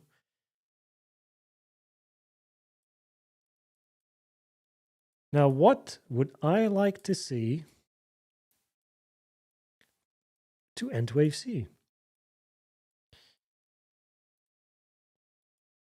Good, you ask. So what I like to see is 1 2s, 3 4 5s. Slow down, decreasing volume with a couple of lows into support potential. And then look for a move up. Now that could be the low in a bullish scenario, where this move up, let me put that on the chart as well, is then counted as your 1, 2, 3, your 4, your 5. And then you have your lower degree, 1 and 2, and then 3 and 4 and 5. So that's your bullish case, no? I mean, there's not really any other way. So that's your bullish scenario. Invalidation is the low. Now, what do you have to pay attention to with regards to the bearish option? 1 second here. This is the weekly bull. I already had a weekly bull, I see in my folders, but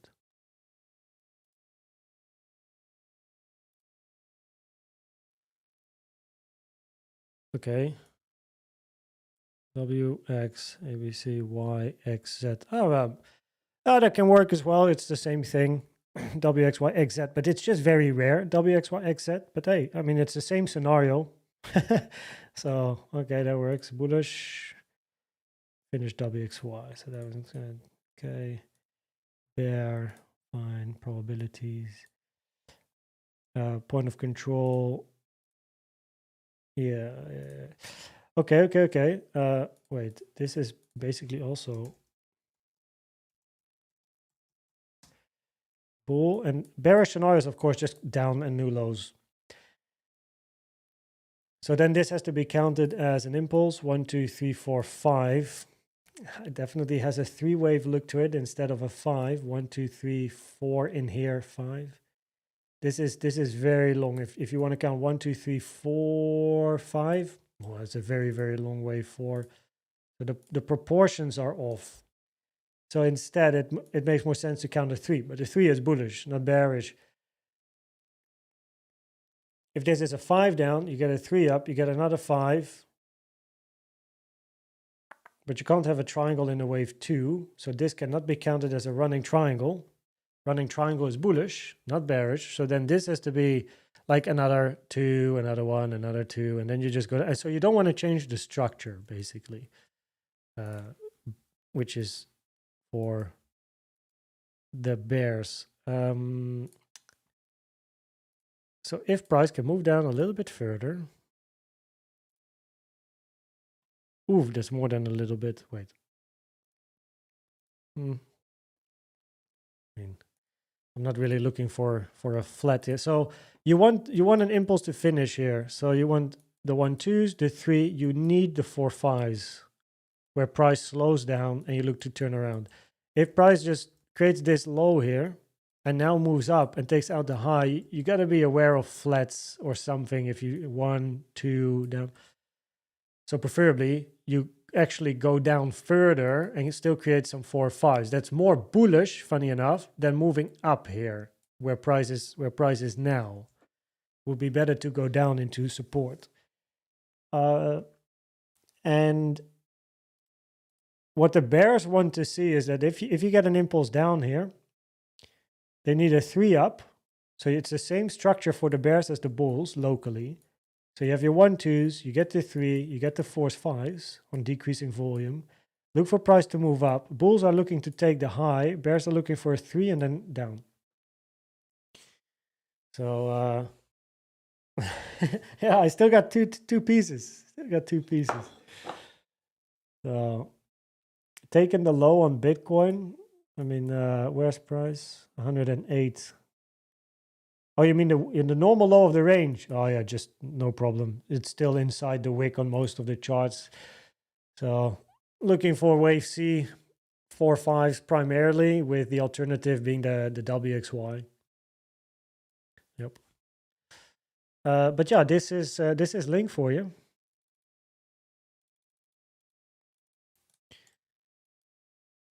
Very nice.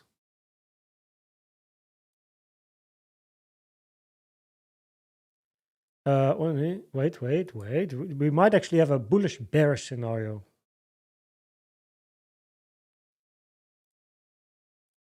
Okay.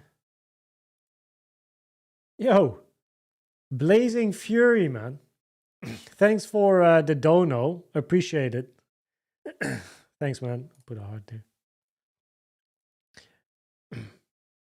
Fat and Airweave. I do like to say that donating or paying does not increase the chances of me checking out charts, because once I go in that direction, I kind of like force people to pay, and I don't want to be that guy. It's not me. So you know, I will always just pick from the chat. Of course, appreciate the support. What also helps is if I don't analyze a chart that someone is looking for in the video, just go into Discord, share your own count, tag me, and then I'll have a look at your chart, give some feedback, and I can also check the chart myself quickly to see what I see, and then share it in Discord. But in the meantime, just checking. 1, 2, okay, it's not great. 1, 2, oh wait. Yeah, okay. 1, 2, 3, 4. I mean, it's not like it's contract. I'm just checking a contracting diagonal.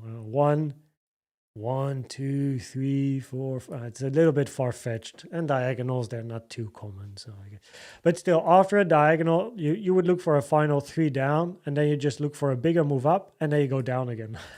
So it's just the same setup at the low. It's similar. You just wait for your 4 5s, volume going down, and then you move up. Yo, Sam. How is the European blockchain convention treating you? How's it? As the South Africans would say, how's it? How's it? Sam is a Discord champion. He is. He is. Sam, Sam joined a year ago in Discord and in the membership. Like, I recently had a meeting with him. I said, yo, Sam, I want to talk to you because Sam went from being new to really doing really good Elliott Wave analysis. Mainly on 3 charts, I believe. It's Bitcoin, Ethereum, XRP as well, or there was another one. But Ethereum and Bitcoin the most, which he then shares in the group as well.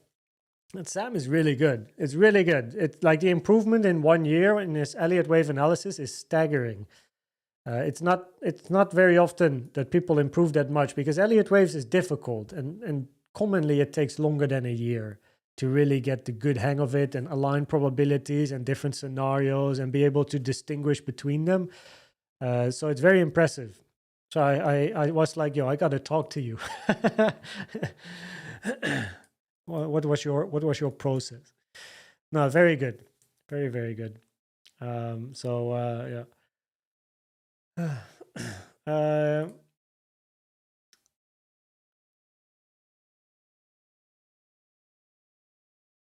Been watching delayed. Chocolate was lekker. Yeah. Still got a little bit, bro. Yum. Okay, yeah. Man, there's so many alts. I'm already 3.5 hours in. Let's have a short look at Bitcoin first.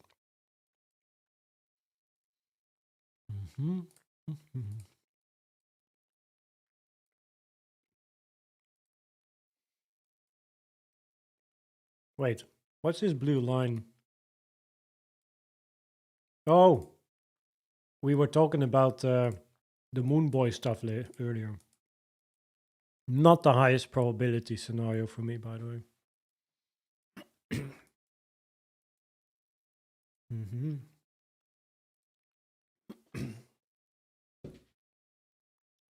Today looks a little bit red.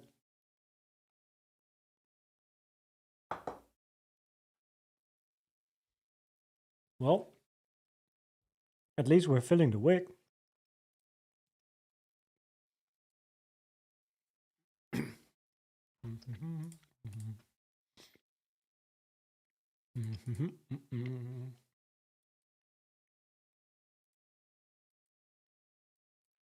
Of course, it would be nice if price can make a lower low on lower volume. That would be preferred. Also on CME. 1 2 1 2 1 2 3 4 5 4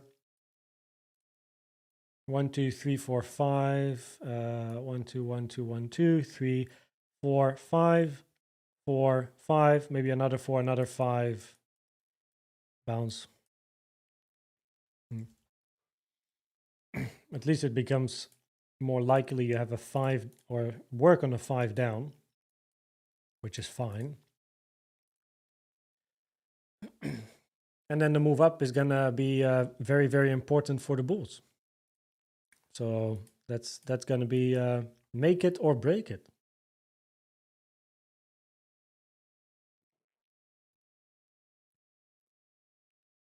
You can count a 5-wave impulsive move. Yeah, I had an impulse as well, like just now, or not? This one is I count at least 5. You mean the last bottom? This one here. 3 is larger than 1 in percentage. Yeah, but it has to be larger in price, not in percentage.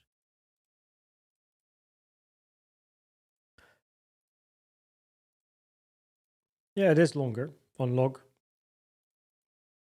Also on linear. But if this is your recent low, 1, 2, 3, 4, and 1 overlap, so that's not a possibility. If you count an impulse up here, that's possible. Maybe like you have your 2s here, this is your 4. But that's fine. You have 1, 2, 3, 4, and a 5, and then you just correct. But it leads to the same conclusions. Obelix, welcome. Welcome. Nice to see you around. How are you doing? How are you doing as price is falling?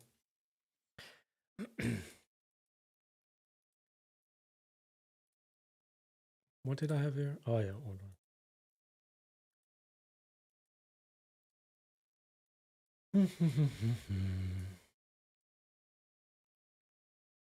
Come on. Just take out the low.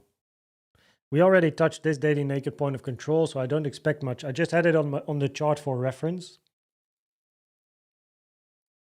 I think very soon I'll remove it if price comes back down here. I mean, I might already. Yeah, why not? We're so low. We didn't even get close to the daily naked point of control. And this is why in my content, past couple of videos, I don't really focus on analyzing the range. Just let it do its thing. You know, just let it do its thing. There's no benefit in going in like trading, or clarity will come. So if we can just fill the wick, please. Yo, dude, Blazing Fury. Cheers, man. Cheers. I'll have a look at some charts, but let me first. I saw a chart that is often requested. So let me have a look at. Oh, it's a diagonal. Yeah, but your 5 is longer than your 3, no? On link.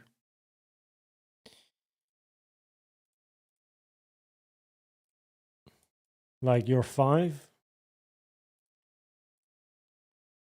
or is it not? Oh, no, it's shorter. Ah, it's shorter on log. Ooh, it's shorter on linear. It's longer. Wait, it's longer on linear and it's shorter on log. Yeah, I'm not. I don't really enjoy counting a diagonal here because your 5, it's so steep. Would have been nicer to get something like you have on DOGE. You know what I mean? It's the structure for me. It's a bit meh. Like this is quite a big deviation above the 1-3 trend line. No problem to get a deviation, but this is quite a big one. But the scenario is the same, that if you indeed count this as an impulse or a motive wave structure, diagonal in this case, preferably you get a 3-wave down. So if you can take out the high, get a correction up, move up, then eventually every retracement after is buying opportunities. So it's the practical side of the waves, of course, unrelated to the move up. If you can get a corrective move down, there's buying opportunities is going to be next. Yeah, it depends on the chart. Log or linear, the one is longer, the other is shorter. SUI. Is SUI already down to 289 or not? Oh, more than 289.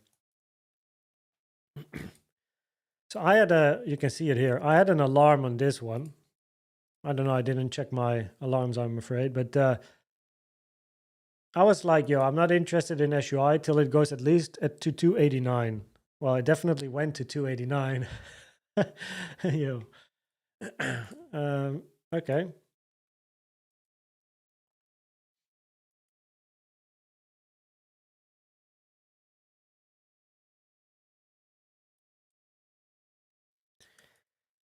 I mean, it's quite similar to many other charts,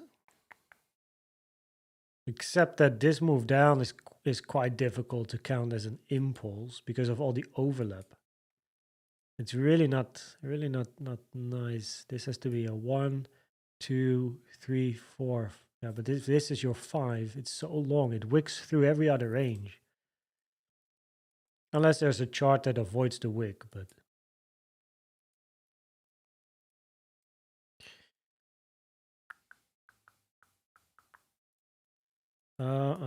oh wait, I need to write it down. SUI.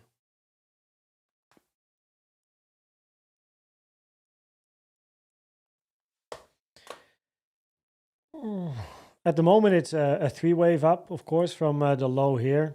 3-wave moves and created a high. So we definitely want another one to be bullish because 3 is a bearish number. We need 5 at least. Multi 1, 2. We can't have an impulse because of the overlap here. All right, so price move down, overlap. So we can't count 1, 2, 3, 4, 5. Multi 1, 2 is an option for the bulls. 1, 2, 1, 2, and then continuation. That would be very bullish, of course. That's like the most bullish scenario, especially when you consider a multi 1, 2 on this time frame. Like your wave 3 is just has very high targets, but minimum target is taking out the high if you can prove this to be corrective. And then take it step by step after. So the main question then becomes, is this impulsive? And I think in previous content over here, we can count a diagonal. This is from a while ago already, but this is your bearish scenario. Now we can move this one down actually. Couple of 1, 2s. And then you start your 3. And then you get 4, 5, 4, 5, 4, 5. And then you finish wave C. Will take a little while. Minimum target would be taking out this low.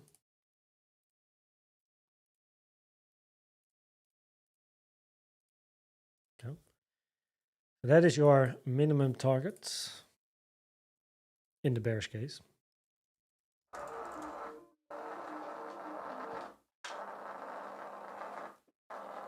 Oh, give me 1 second here.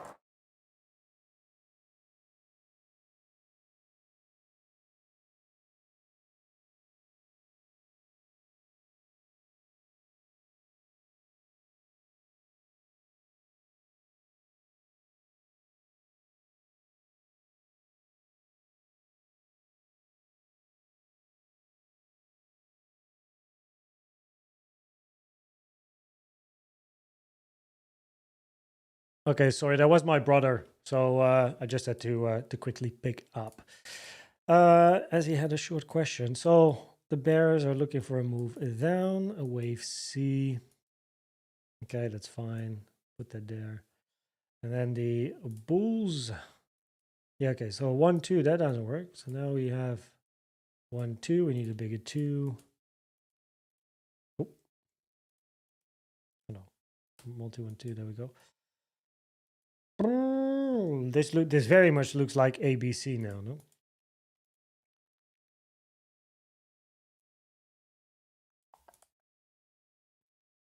no? W, yeah, so we can't get a WXY in here. A flat would be A, B, and a C, but C is the same structure. So C should still be an impulse to the downside. So it's the same thing, A, B, and then you need a C. So a couple of 4, 5s. You probably don't have the room at the moment for the 4, 5s, but at least the structure is similar, which makes life easy. Now, of course, for bulls, if you can take out this high, if you can move up and take out the high, that would be good because you invalidate a wave C to the downside in the bearish case. Take out the high, get some retracements, buying opportunities, look for price to move up. Same as many of the other alts.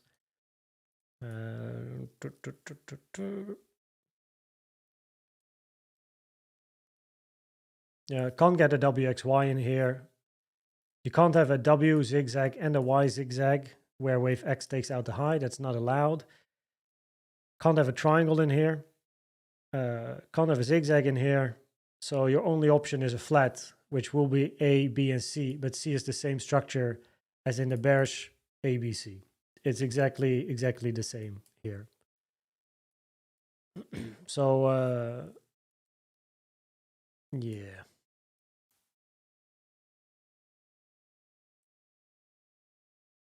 One second. I'm thinking. I have a, wait.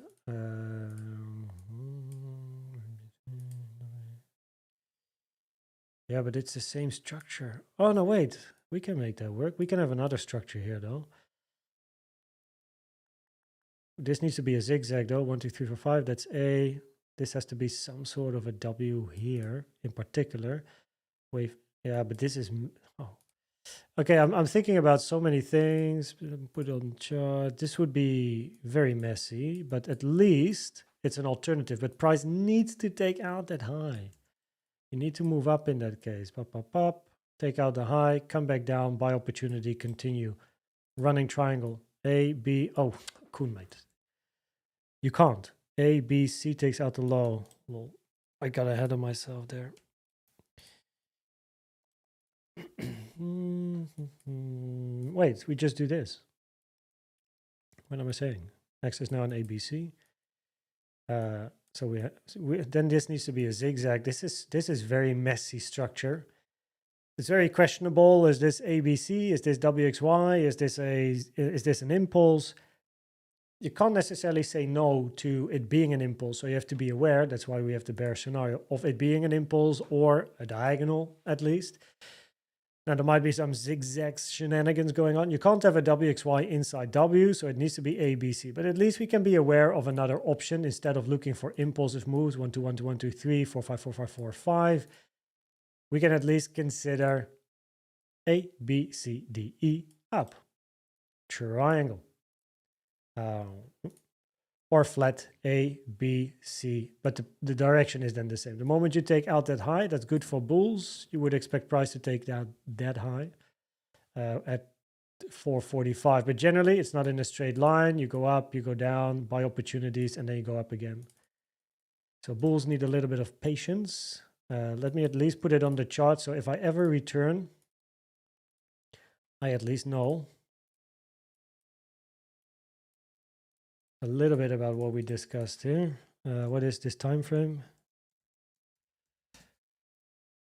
Okay.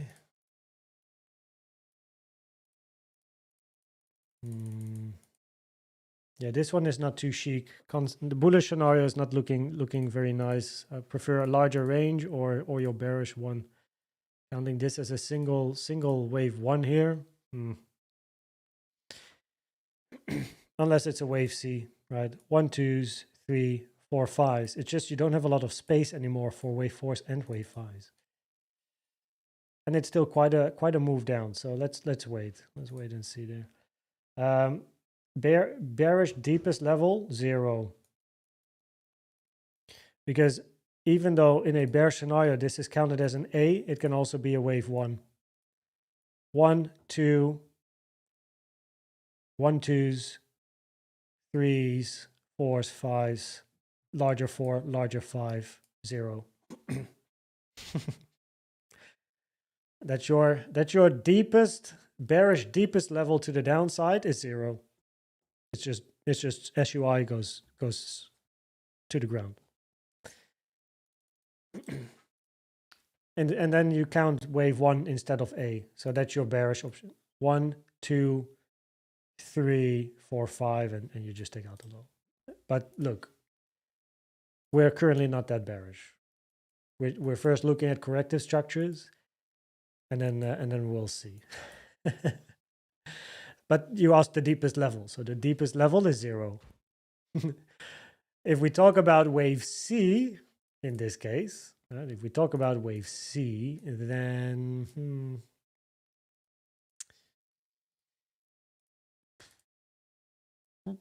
monthly point of control. I would actually love to have some volume or something. It's already touched. Yeah. It's not a lot of support below the current A here. So unless you swipe this low, you swipe it. You have this range still. So of course there's a little bit of support, just it being structural support, the range. But if you're gonna move into this gap, you're gonna go to 1. Because there's no support here. This gap. The moment you enter the gap and you close candles in the gap, you tend to fill the gap next. I'm just checking if I can see. No.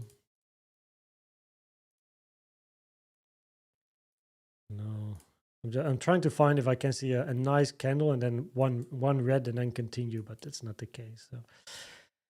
So yeah, if you do lose the low at 171, sure, you have at least a little bit of support being the range still left. It's not much, but if you start to move in here, just look for 1 already, and then you're down here. You could test the gap, swing failure, grab the liquidity, move back up. That's fine.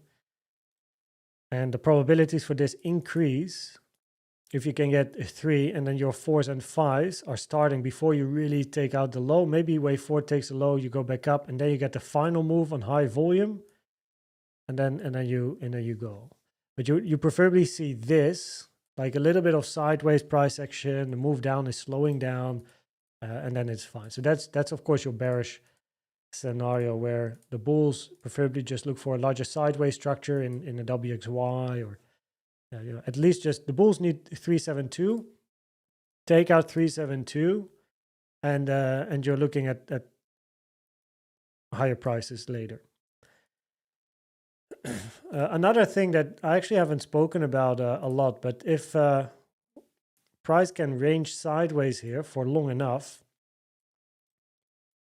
it also, well, first of all, if it can range sideways long enough, plus move to 3, that's already a good sign at least, because you're not going to count 1, 2, 3, 4, 5, so there's overlap.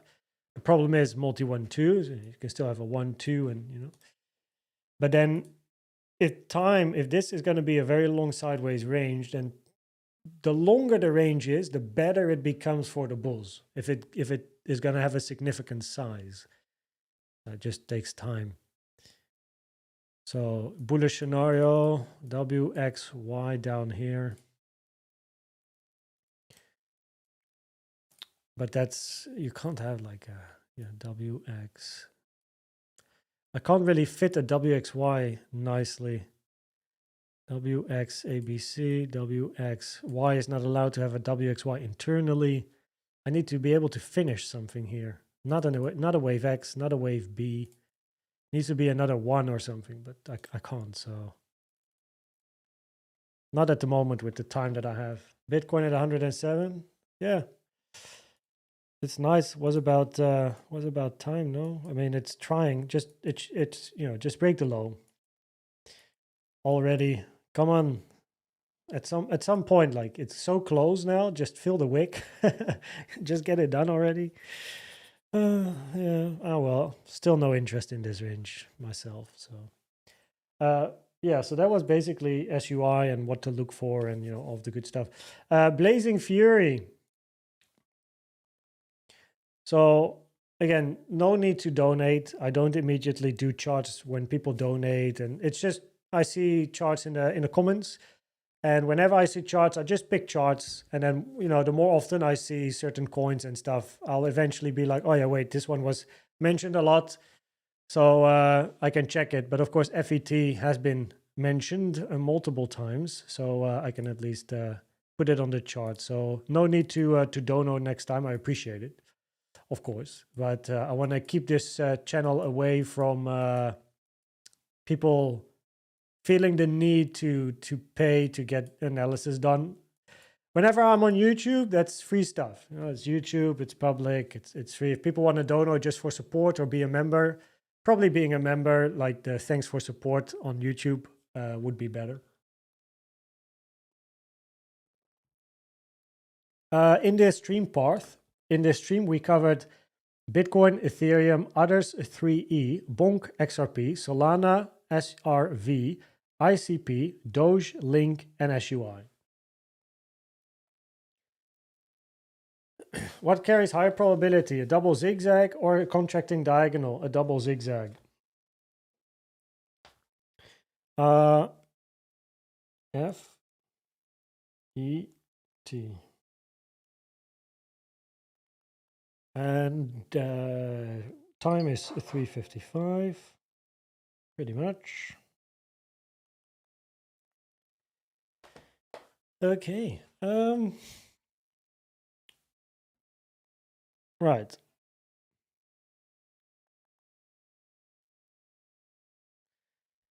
I think FET has been one of those where I've never been happy about this move up in all of the previous content. It's just such a problematic move.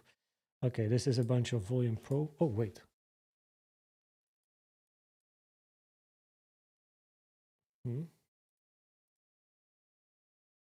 Yeah, a bunch of volume profiles. Let's put the levels on the chart. It's such a ugly move up. And you know, and you'll know from previous content that it's very difficult to count an impulse to the upside here. Because like, if this is a 2, cool, we can have a 4 in here with the smaller candles, 1, 2, 3, 4, 5. But then this is 1, that's 2. Where is the 3, 4, 5? Like, you have your 3, 4, 5. We can't, because there's overlap. That's a problem. And then you get into multi 1-2 stuff and bearish stuff. So does it look like Bitcoin dump is over? I'd like to see at least 105, but maybe short term, but I wouldn't be surprised if it goes lower still. I'll show you in a second what I'm looking for on Bitcoin. So yes, anyway, this is we touched that. Not those. Yeah, so we have a little bit of support at 0.22. If you lose that, that's not very nice.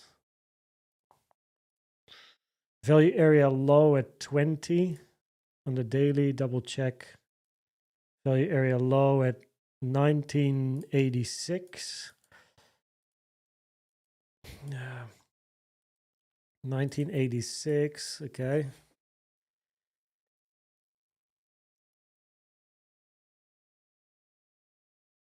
Yeah. Let's have a look at my folders here. What's going on? Yeah. Okay. Yeah. So this is the issue, which I explained in previous content. It's the move up, dude. This is of course your most obvious one. Multi 1 2. Wait, group 3. Where's my trend lines? Oh. Okay. Oh, they're down here. Okay, never mind. And okay. Yeah, so okay, I guess like we can still run with what we have here. Bearish scenario, multi 1 2. Here, so the 886 is on my chart for the same reasons as what I explained in the other alts. So I guess it's a good example for people as well. If price moved here down in a 3, goes back, touches the 886, probabilities are low for a multi 1 2. Increasing probabilities, this is an ABC. Now an ABC can still become a larger corrective structure, but your bias is bullish, especially if you take out the high. Now that price is moving down again, you don't yet have that bias. Now you have a 1, 2, 3, 4, 5 move to the downside. Bears are looking for 3, 7, 11, 15 moves, like 3 plus 4. Those are bearish numbers. 5 plus 4 is bullish numbers. So now you have 1, 2, 3, 4, 5. But if a diagonal, 3 retracement, go back down. 1, 2, 1, 2, 3, 4, 5, 4, 5s at a later stage. You can't yet count a full impulse in here because of the overlap. But you got to be aware of the bearish case here. And you didn't touch the 886, didn't take out the high. This is, of course, easiest to count as either ABC or a W, X, and a Y. Hello? Where this is ABC, correction, and you get like A, B, C. WXY, that would be very bearish, as then you basically expect the low to be taken, which adds to this scenario. So ABC or WXY, it's just that you don't want to hit invalidation. The bulls just it's a struggle as per previous content. It's just difficult. We just need more proof, more confirmation for bulls. Like, can we have a 1 2? If this is a multi 1 2 again, your second one is very large compared to your first wave one, or a very large. It is bigger. It is bigger. So of course it happens that a second one is bigger. This is log chart. On a linear chart, you'll see the difference is even is a little bit more. It happens. But now your second 2, that's why the vertical line is on the chart. The second 2 is significantly longer than the first. I wouldn't look at this anymore, to be honest, because 2 is so long and it doesn't really make sense. Wasn't the highest probability anyway. And then we have the bullish scenario, where now we can't count an ABC here anymore because price took out the low.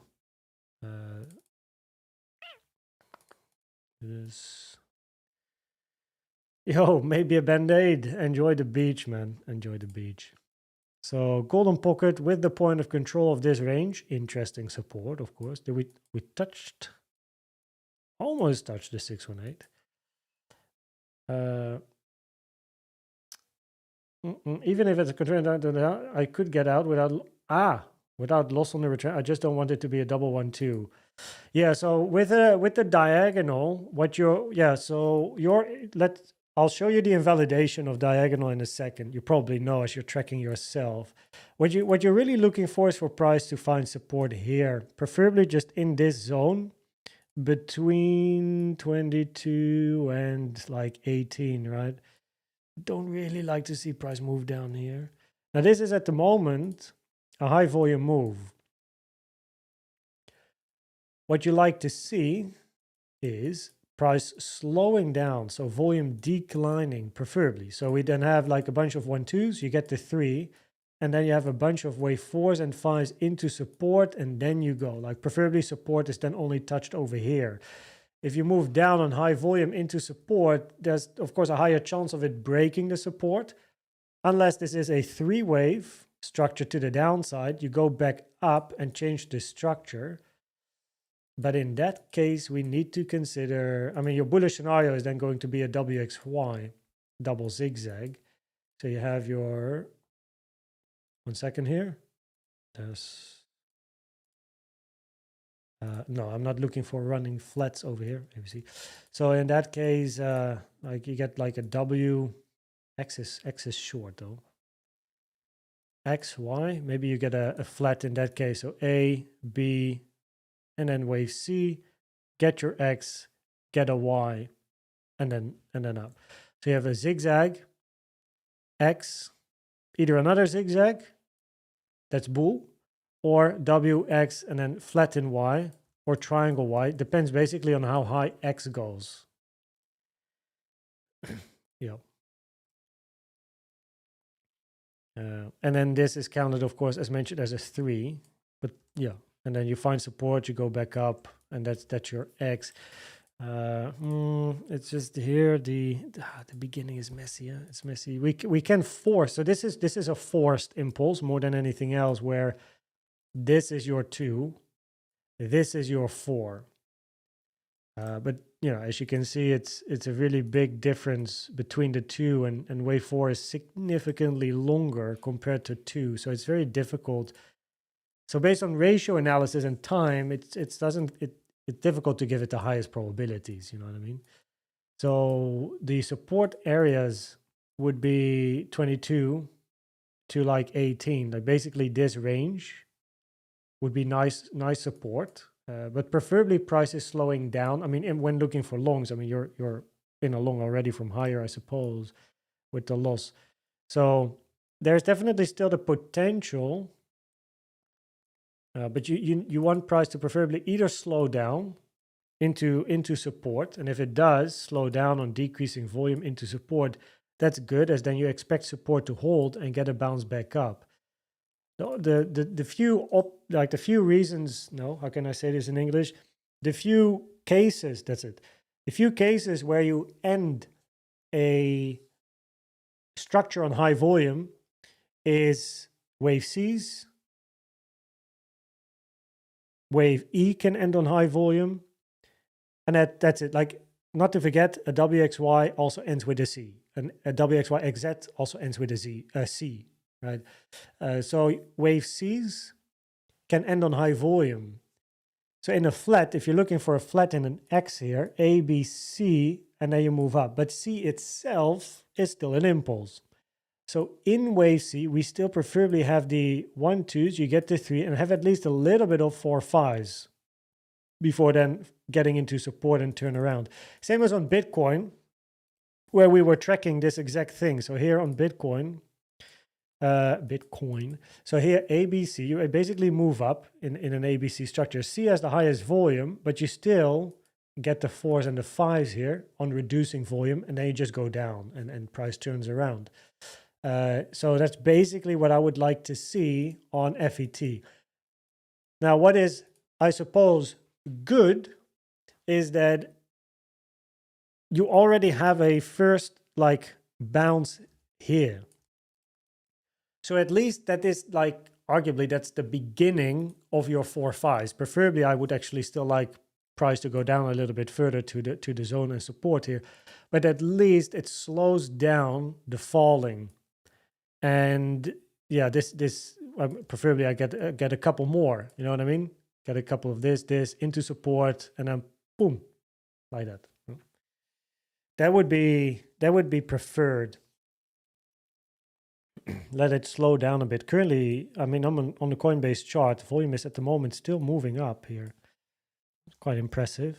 I don't know where this volume is coming from. Of course, I don't have open interest here currently. Like, you know, it's on. Is that even a thing here? I think no, right? Open interest. Okay. Oh, cool. Doesn't work. Do I need like another? I don't use this on here, but probably, I don't know. Maybe I need another subscription on TradingView or something in order to see it. I have no idea. But yeah, this would be what you'd be looking for. The impulse is tricky though. This one here. So in a multi 1-2, let's do this.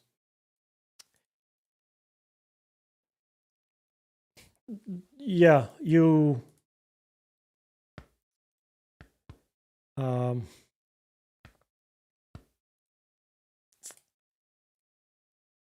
yeah, preferably your second two is already finished. So a more bullish outcome would be for price to take out this high. Reason being that if this would be a flat, your second two is going to be bigger than your higher degree two, which lowers probabilities for the multi-one two. But because you took out the low here, it's not yet bullish when you move up. You still expect another move down to get then a larger corrective structure, and then you move up. Yeah. So what is a arguably good sign for, I suppose, your position is that you already got a first little range here. So it's not like a super large one, like a very large wave 3 where you break through the support and boom and down, and here you are. Right? That's a lot of work to get back up. So that's at least something to lean on, but preferably it slows down into support, and when the bounce comes, one better hopes that bounce is going to be impulsive, like motive. So that you see a 1, a 2, a 3, a 4, and a 5. When you get it, you get a retracement and another leg up. Move above this high, good for bulls. Look for W, X, and Y. Get a Y down, then move up. It's going to take some time though, because we're on a weekly chart. So it's going to take a little bit of time, but yeah. That would be it basically. On FAT.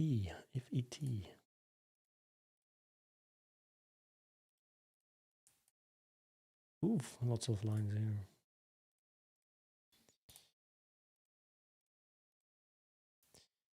Biddy. Getting there.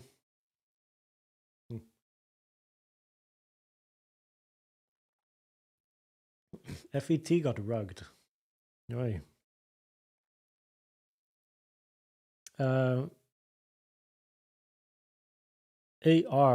rave, AR. This one? Ooh, that's a wick and a half. Ah, of course. It's the Binance chart. This would be at all-time low, but do we have a Coinbase one for this? No. Is this the only one? No, it's not. The moment price makes an all-time low, the whole interest is gone, basically. Yeah, that doesn't look. It doesn't look pretty. Even if we exclude the wick, we're almost at all-time lows. That's a big wick as well.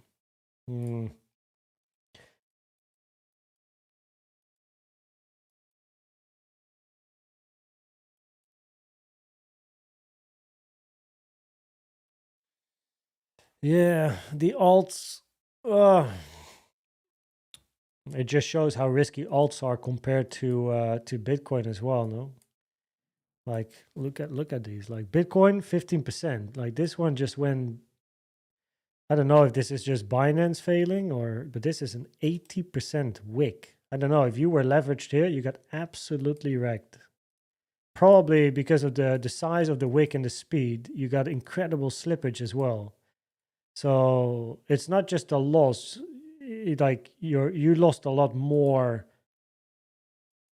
than you wanted to, probably because of the slippage. Like that's horrible. Such a bad wick. But yeah, are we gonna take it into account? I mean, if we on the daily, it's on the edge of. If we exclude the wick, we're literally leaning here. So the candle closes, the next candle where things calm down, almost taking out the lows. So the problem is here that it's the same as other charts that took the lowest. It's the whole interest is gone. So you preferably analyze a chart from the all-time low and then take it from there, basically. So yeah, and now you took out the low. It's just a problem. Heck, I'm tired and I'm just watching. Yeah, I'm standing. Yeah, standing desk. I'm doing sports. Well, I'm just standing. I mean, I had upper body day earlier today. So my legs are doing okay. I mean, leg day was 2 days ago. Update on Bitcoin. Yeah, I mean, nothing changes. We're still inside the wick. We're still inside the range. Just wait for the wick low to be taken or move to 121, you know, like, but it definitely, if you look at CME, for example, it definitely looks better as a 5 wave compared to anything 3 wavy. So wave C of a flat A, B, C for the bulls. The bears are looking for a 1 or an A down and then a corrective move up. Yeah. Yeah, AR is a tricky one, no? It doesn't look very good. Maybe after such a wick you get some how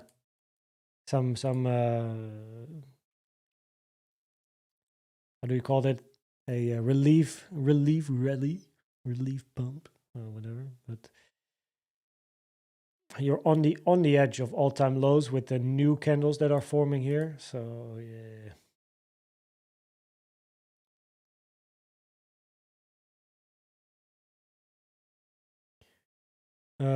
One, two, yeah. So this, if bearish, I mean, 1, 2. Oh no, wait. Probably. Let me check if that's a single. Oh.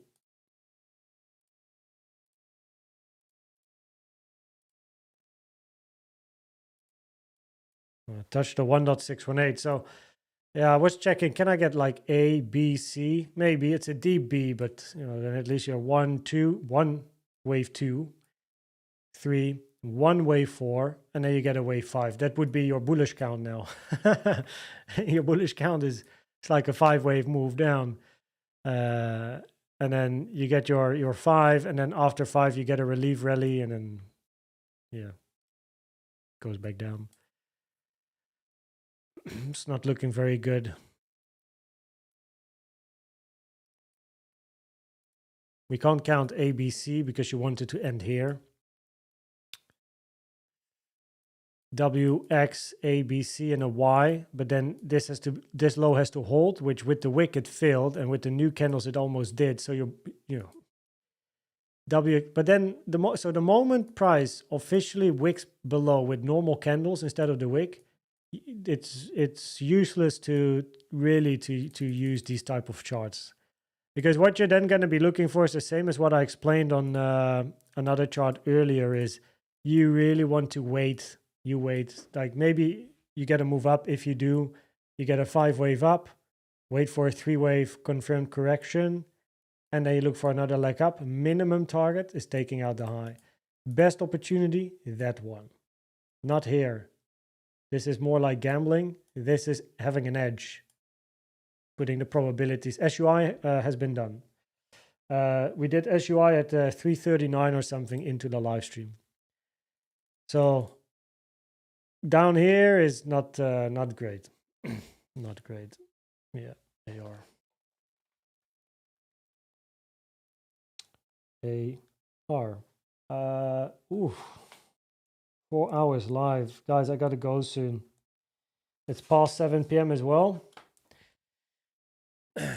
Which means that generally I start to do other stuff compared or instead of the analysis.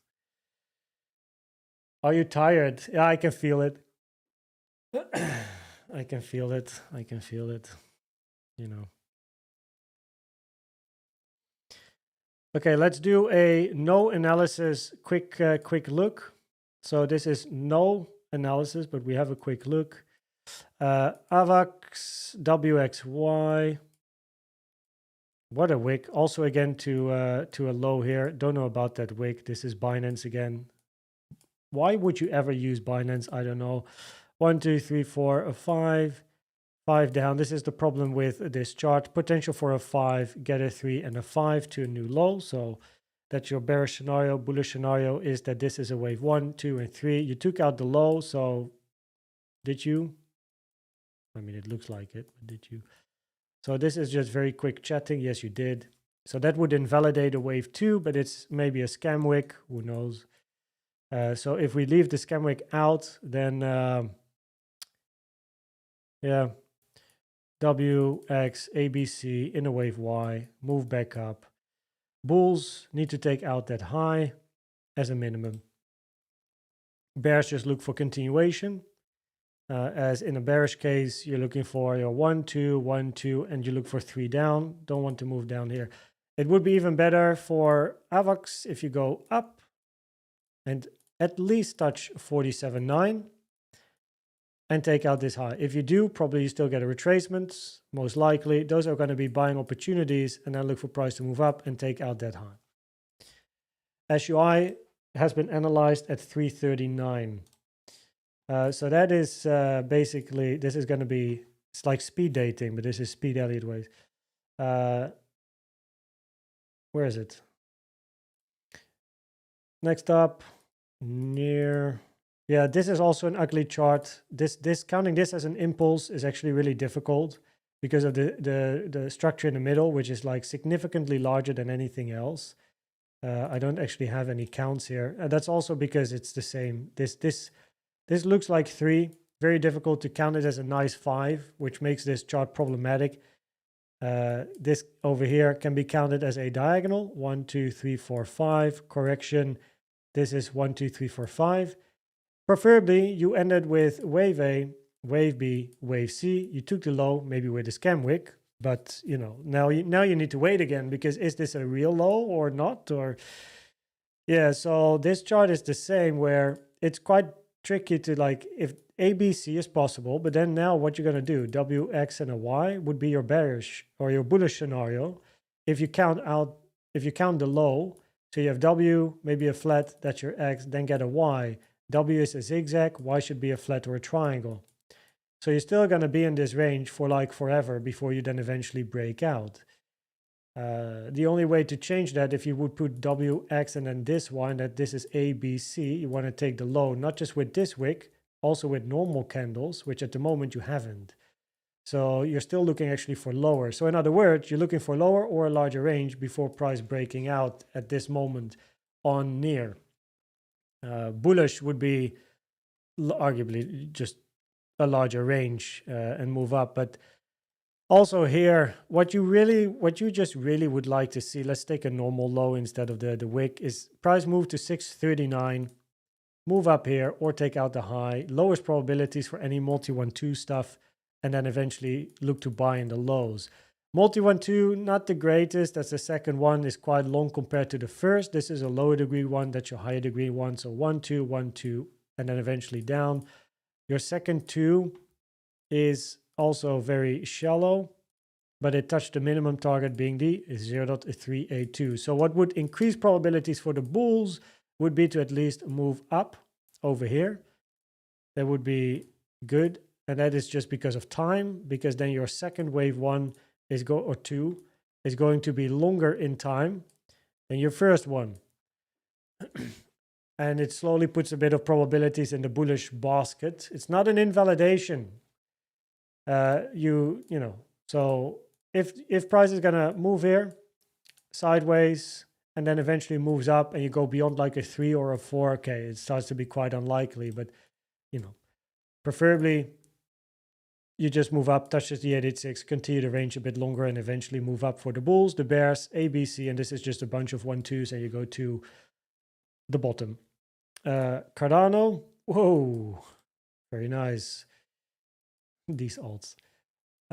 Weekly time frame on like we've done normal analysis. I'm just wrapping things up, just so quickly having a look here and there. But 1, 2, 3, 4, 5. This can definitely be counted as a 5 wave to the upside. Yo, Trade Intuition, welcome. Yeah, I'm still live, 4 hours in. Yo, Trade Intuition, cheers, man. Raid. Yo, welcome everyone from Trade Intuition, and yo, welcome yourself as well. I'm also wrapping up myself, to be honest. I'm just, we've done like alts in detail: Bitcoin, Ethereum, others, 3E, BONK, XRP, Solana, CRV, ICP, DOGE, Link, SUI, FET, AR, and now I'm just wrapping things up. So I just very quickly go through charts without just visual Elliott Waves, not like all the detail, but visual is often enough. So I'm also at the end of my ride for the day. It's been a long one. So yeah, price touched the 886, but not the 886 that I want to see. I want to see the other 886. The 886 you talk about is a target for a B or an X. But now that you got that move down, preferably on near, your low was already in, and you go back up. But now price made another low with the wick, and now you're not sure if the normal low where you put your C, like you touch the 886, you go down on near, right? You have this, and this. Then you got the range, and you got the wick here. Preferably, this is the end of your C, if this is your B. But now you got the wick, so now you're not sure. So now you got to wait for the 886, right? So that's the thing here. Okay, so now we have Cardano. Cardano can definitely, yeah, you know, you can easily finish a 5-wave structure to the upside here, and then you naturally expect a larger range corrective structure at least. Because of the look of this being a 5-waver, you would expect the range to be corrective. 1, 2, 3, 4, 5, correction, continuation. Important areas of support are structures, so structural support. This would be interesting if price can make it down here in an ABC. So we have our impulse to the downside. You can see it's sharp here as well. 1, 2, 1, 2, 3, 4, 5, 4, 5. Impulse down, correction up. Who was that? Chris Klein, welcome. Thank you for subscribing. So we have a 5-waver down, 3-wave up. Crypto changed me.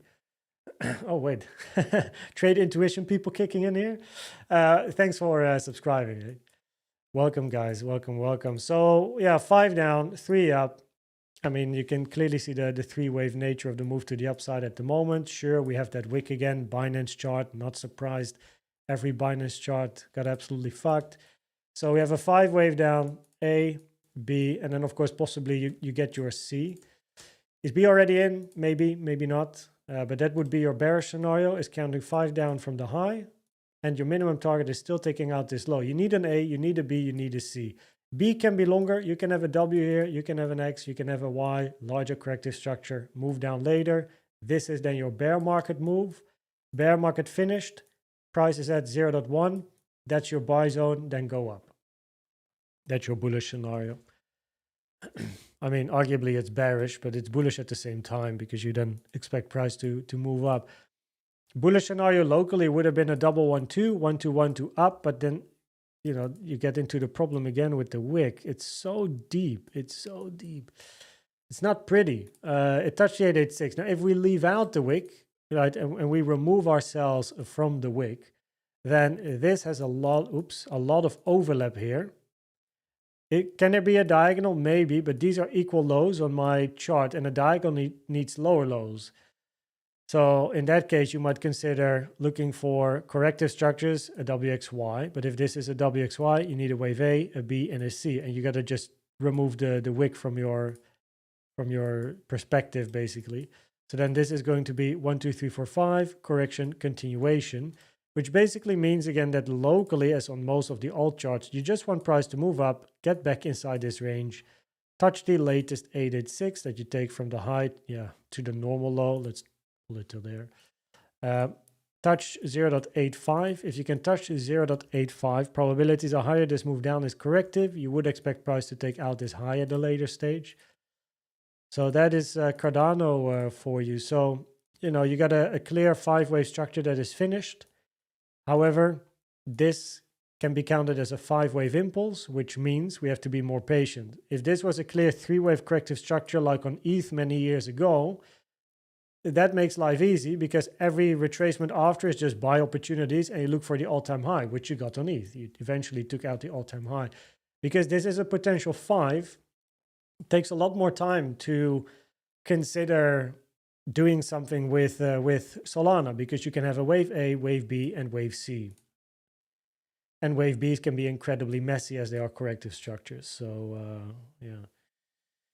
yeah, I do. I used to be a host on television, so talking for hours is not a problem. The show that I used to host on Fox Sports in the Netherlands, which is now ESPN, was called Esports Inside Esports, lol. And those shows were long. Now, because we had matches and things going on, of course, I wasn't talking for the whole duration, but those were long shows. So longer than being live for 4 hours. Those shows were easily 6 to 8 hours in length, which is sometimes even more tiring because you're at the table, you're talking, chatting, you're active. But then when the match is starting, you kind of like sometimes like you start to feel it. Sometimes it's just better to go, you know. So yeah, ONDO, where is it? ONDO. Okay, I have at least some count on my chart here. Oh yeah, this is the count, the chart with the overlap between the 1 and 4. You can only allow this, like, okay, so this is the gray area of Elliott Waves. 1 and 4 is a rule, not allowed to overlap. But you got analysts inside Elliott Wave International, which is regarded as like, you know, a place to get also info from. But there are analysts that say, okay, we allow overlap between a 1 and a 4 if wave 4 is not ending overlapping with wave 1. Well, in this case, that's true. However, then we get to a 3-wave structure to the upside at the moment. And if we are looking for a C down, like A, B, C in a corrective structure, 5 waves up, 3 wave down, that's a running flat, which by definition is rare. Plus we need a 1, 2, 3, 4, 5 in here, preferably low is in. We made another low, so that's tricky. So now the probability is increased. This is a 3-wave structure to the upside, which is bearish, not bullish. Unless, look how quick this go. Unless this is a double 1, 2, 1, 2, 1, 2 continuation up. Second 2 is bigger than your first. It's not great. So it definitely does look corrective because just of all the overlap that is going on here. But then what is it? Is this like some WXY stuff? No, we just gotta wait. So this chart doesn't look like there's a great opportunity at this moment in time. And I would like to wait for some more information to get more clarity here because this is just a mess. Lots of overlap, sharp move down, sideways, another sharp move. Like, is this 1, 2, 3, 4, 5? 1, 2, 3, 4, 5. Okay, that's an impulse, A, B, C. And then maybe you get another impulse down, or this is W, X, Y, or by now a flat, A, B, get a C up, 1, 2, 3, 4, 5. People baited in getting all-time high. You go back down, make a new low. So what would help here on the chart, just as many other alts, is price change structure, move above, and then expect probably price to take out the highs here because this becomes a 3-wave to the downside, which increases probabilities to take at least these highs. And then aim for the resistances that are over here. If you pull a volume profile, you'll easily find some resistance. So important here, 1.32, 1.46. So it takes a little bit of time. There's definitely potential this is corrective, but we can count an impulse down here. It's not nice with the wicks, but it's just a very wicky chart by the looks of it. I mean, look at all the candles here. So yeah, give it a little bit of time. Okay. Everyone. Gotta wrap it up, yo. Last. Is this like same? Dude.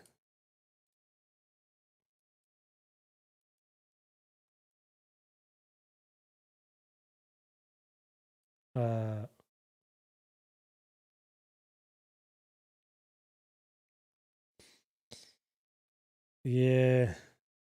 What a chart. You know, like it makes you think this might be one of those alts, one of those charts like you sometimes see where the first move at launch goes up and then it never recovers. It just makes me think of it. So, I mean, it's a sharp move to the downside.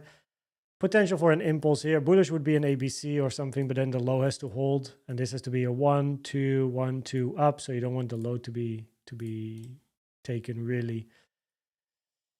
1, 2, 1. Yeah. 1 2 1 2 3 4 5 4 5, but then you still like this bullish would be A B 1 2 3 4 5 C, ABC finished. Does allow for larger corrective structures, but looking at the time, this is a big ABC compared to the move up. Would be nice to see it finish, but then you need a 1 WXY 2 invalidation is the low. What the hell is going on here? That's not even worth analyzing. So you just don't want to take out the low. That's like an invalidation. If one risks 1% and be sensible, risk 1% per trade. I mean, that's a clear no really.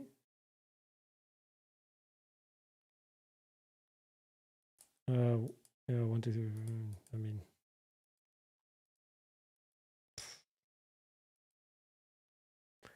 This is not worth anyone's, yeah, not worth it. Not worth to go that low. But, you know, yeah. 1 2 1 2 1 2 1 2 3 or 5. 1 2 1 2 3 4. No, we have overlap, so that's not possible. Yeah. Yeah, so possibly ABC in here, that would be bullish, but then, you know, you don't really want to take out the low. You have a sharp move up, get a correction. This, of course, looks very corrective and sideways. Touch the 886, taken from the high to the low, which does help with probabilities of taking out this high. So you want up, sideways, up. Is this then going to be a 3-wave structure or a 5-wave? You'll figure it out once price moves up. This can be ABC and then a larger corrective structure, and you get another leg down, and the bulls are looking for continuation in a wave 1 2 and 3. So I wouldn't be surprised to see this high taken here, but everything that happens after has to be observed. Can be ABC or 1 2 3. So, and that's the end. It's time for me to wrap it up. So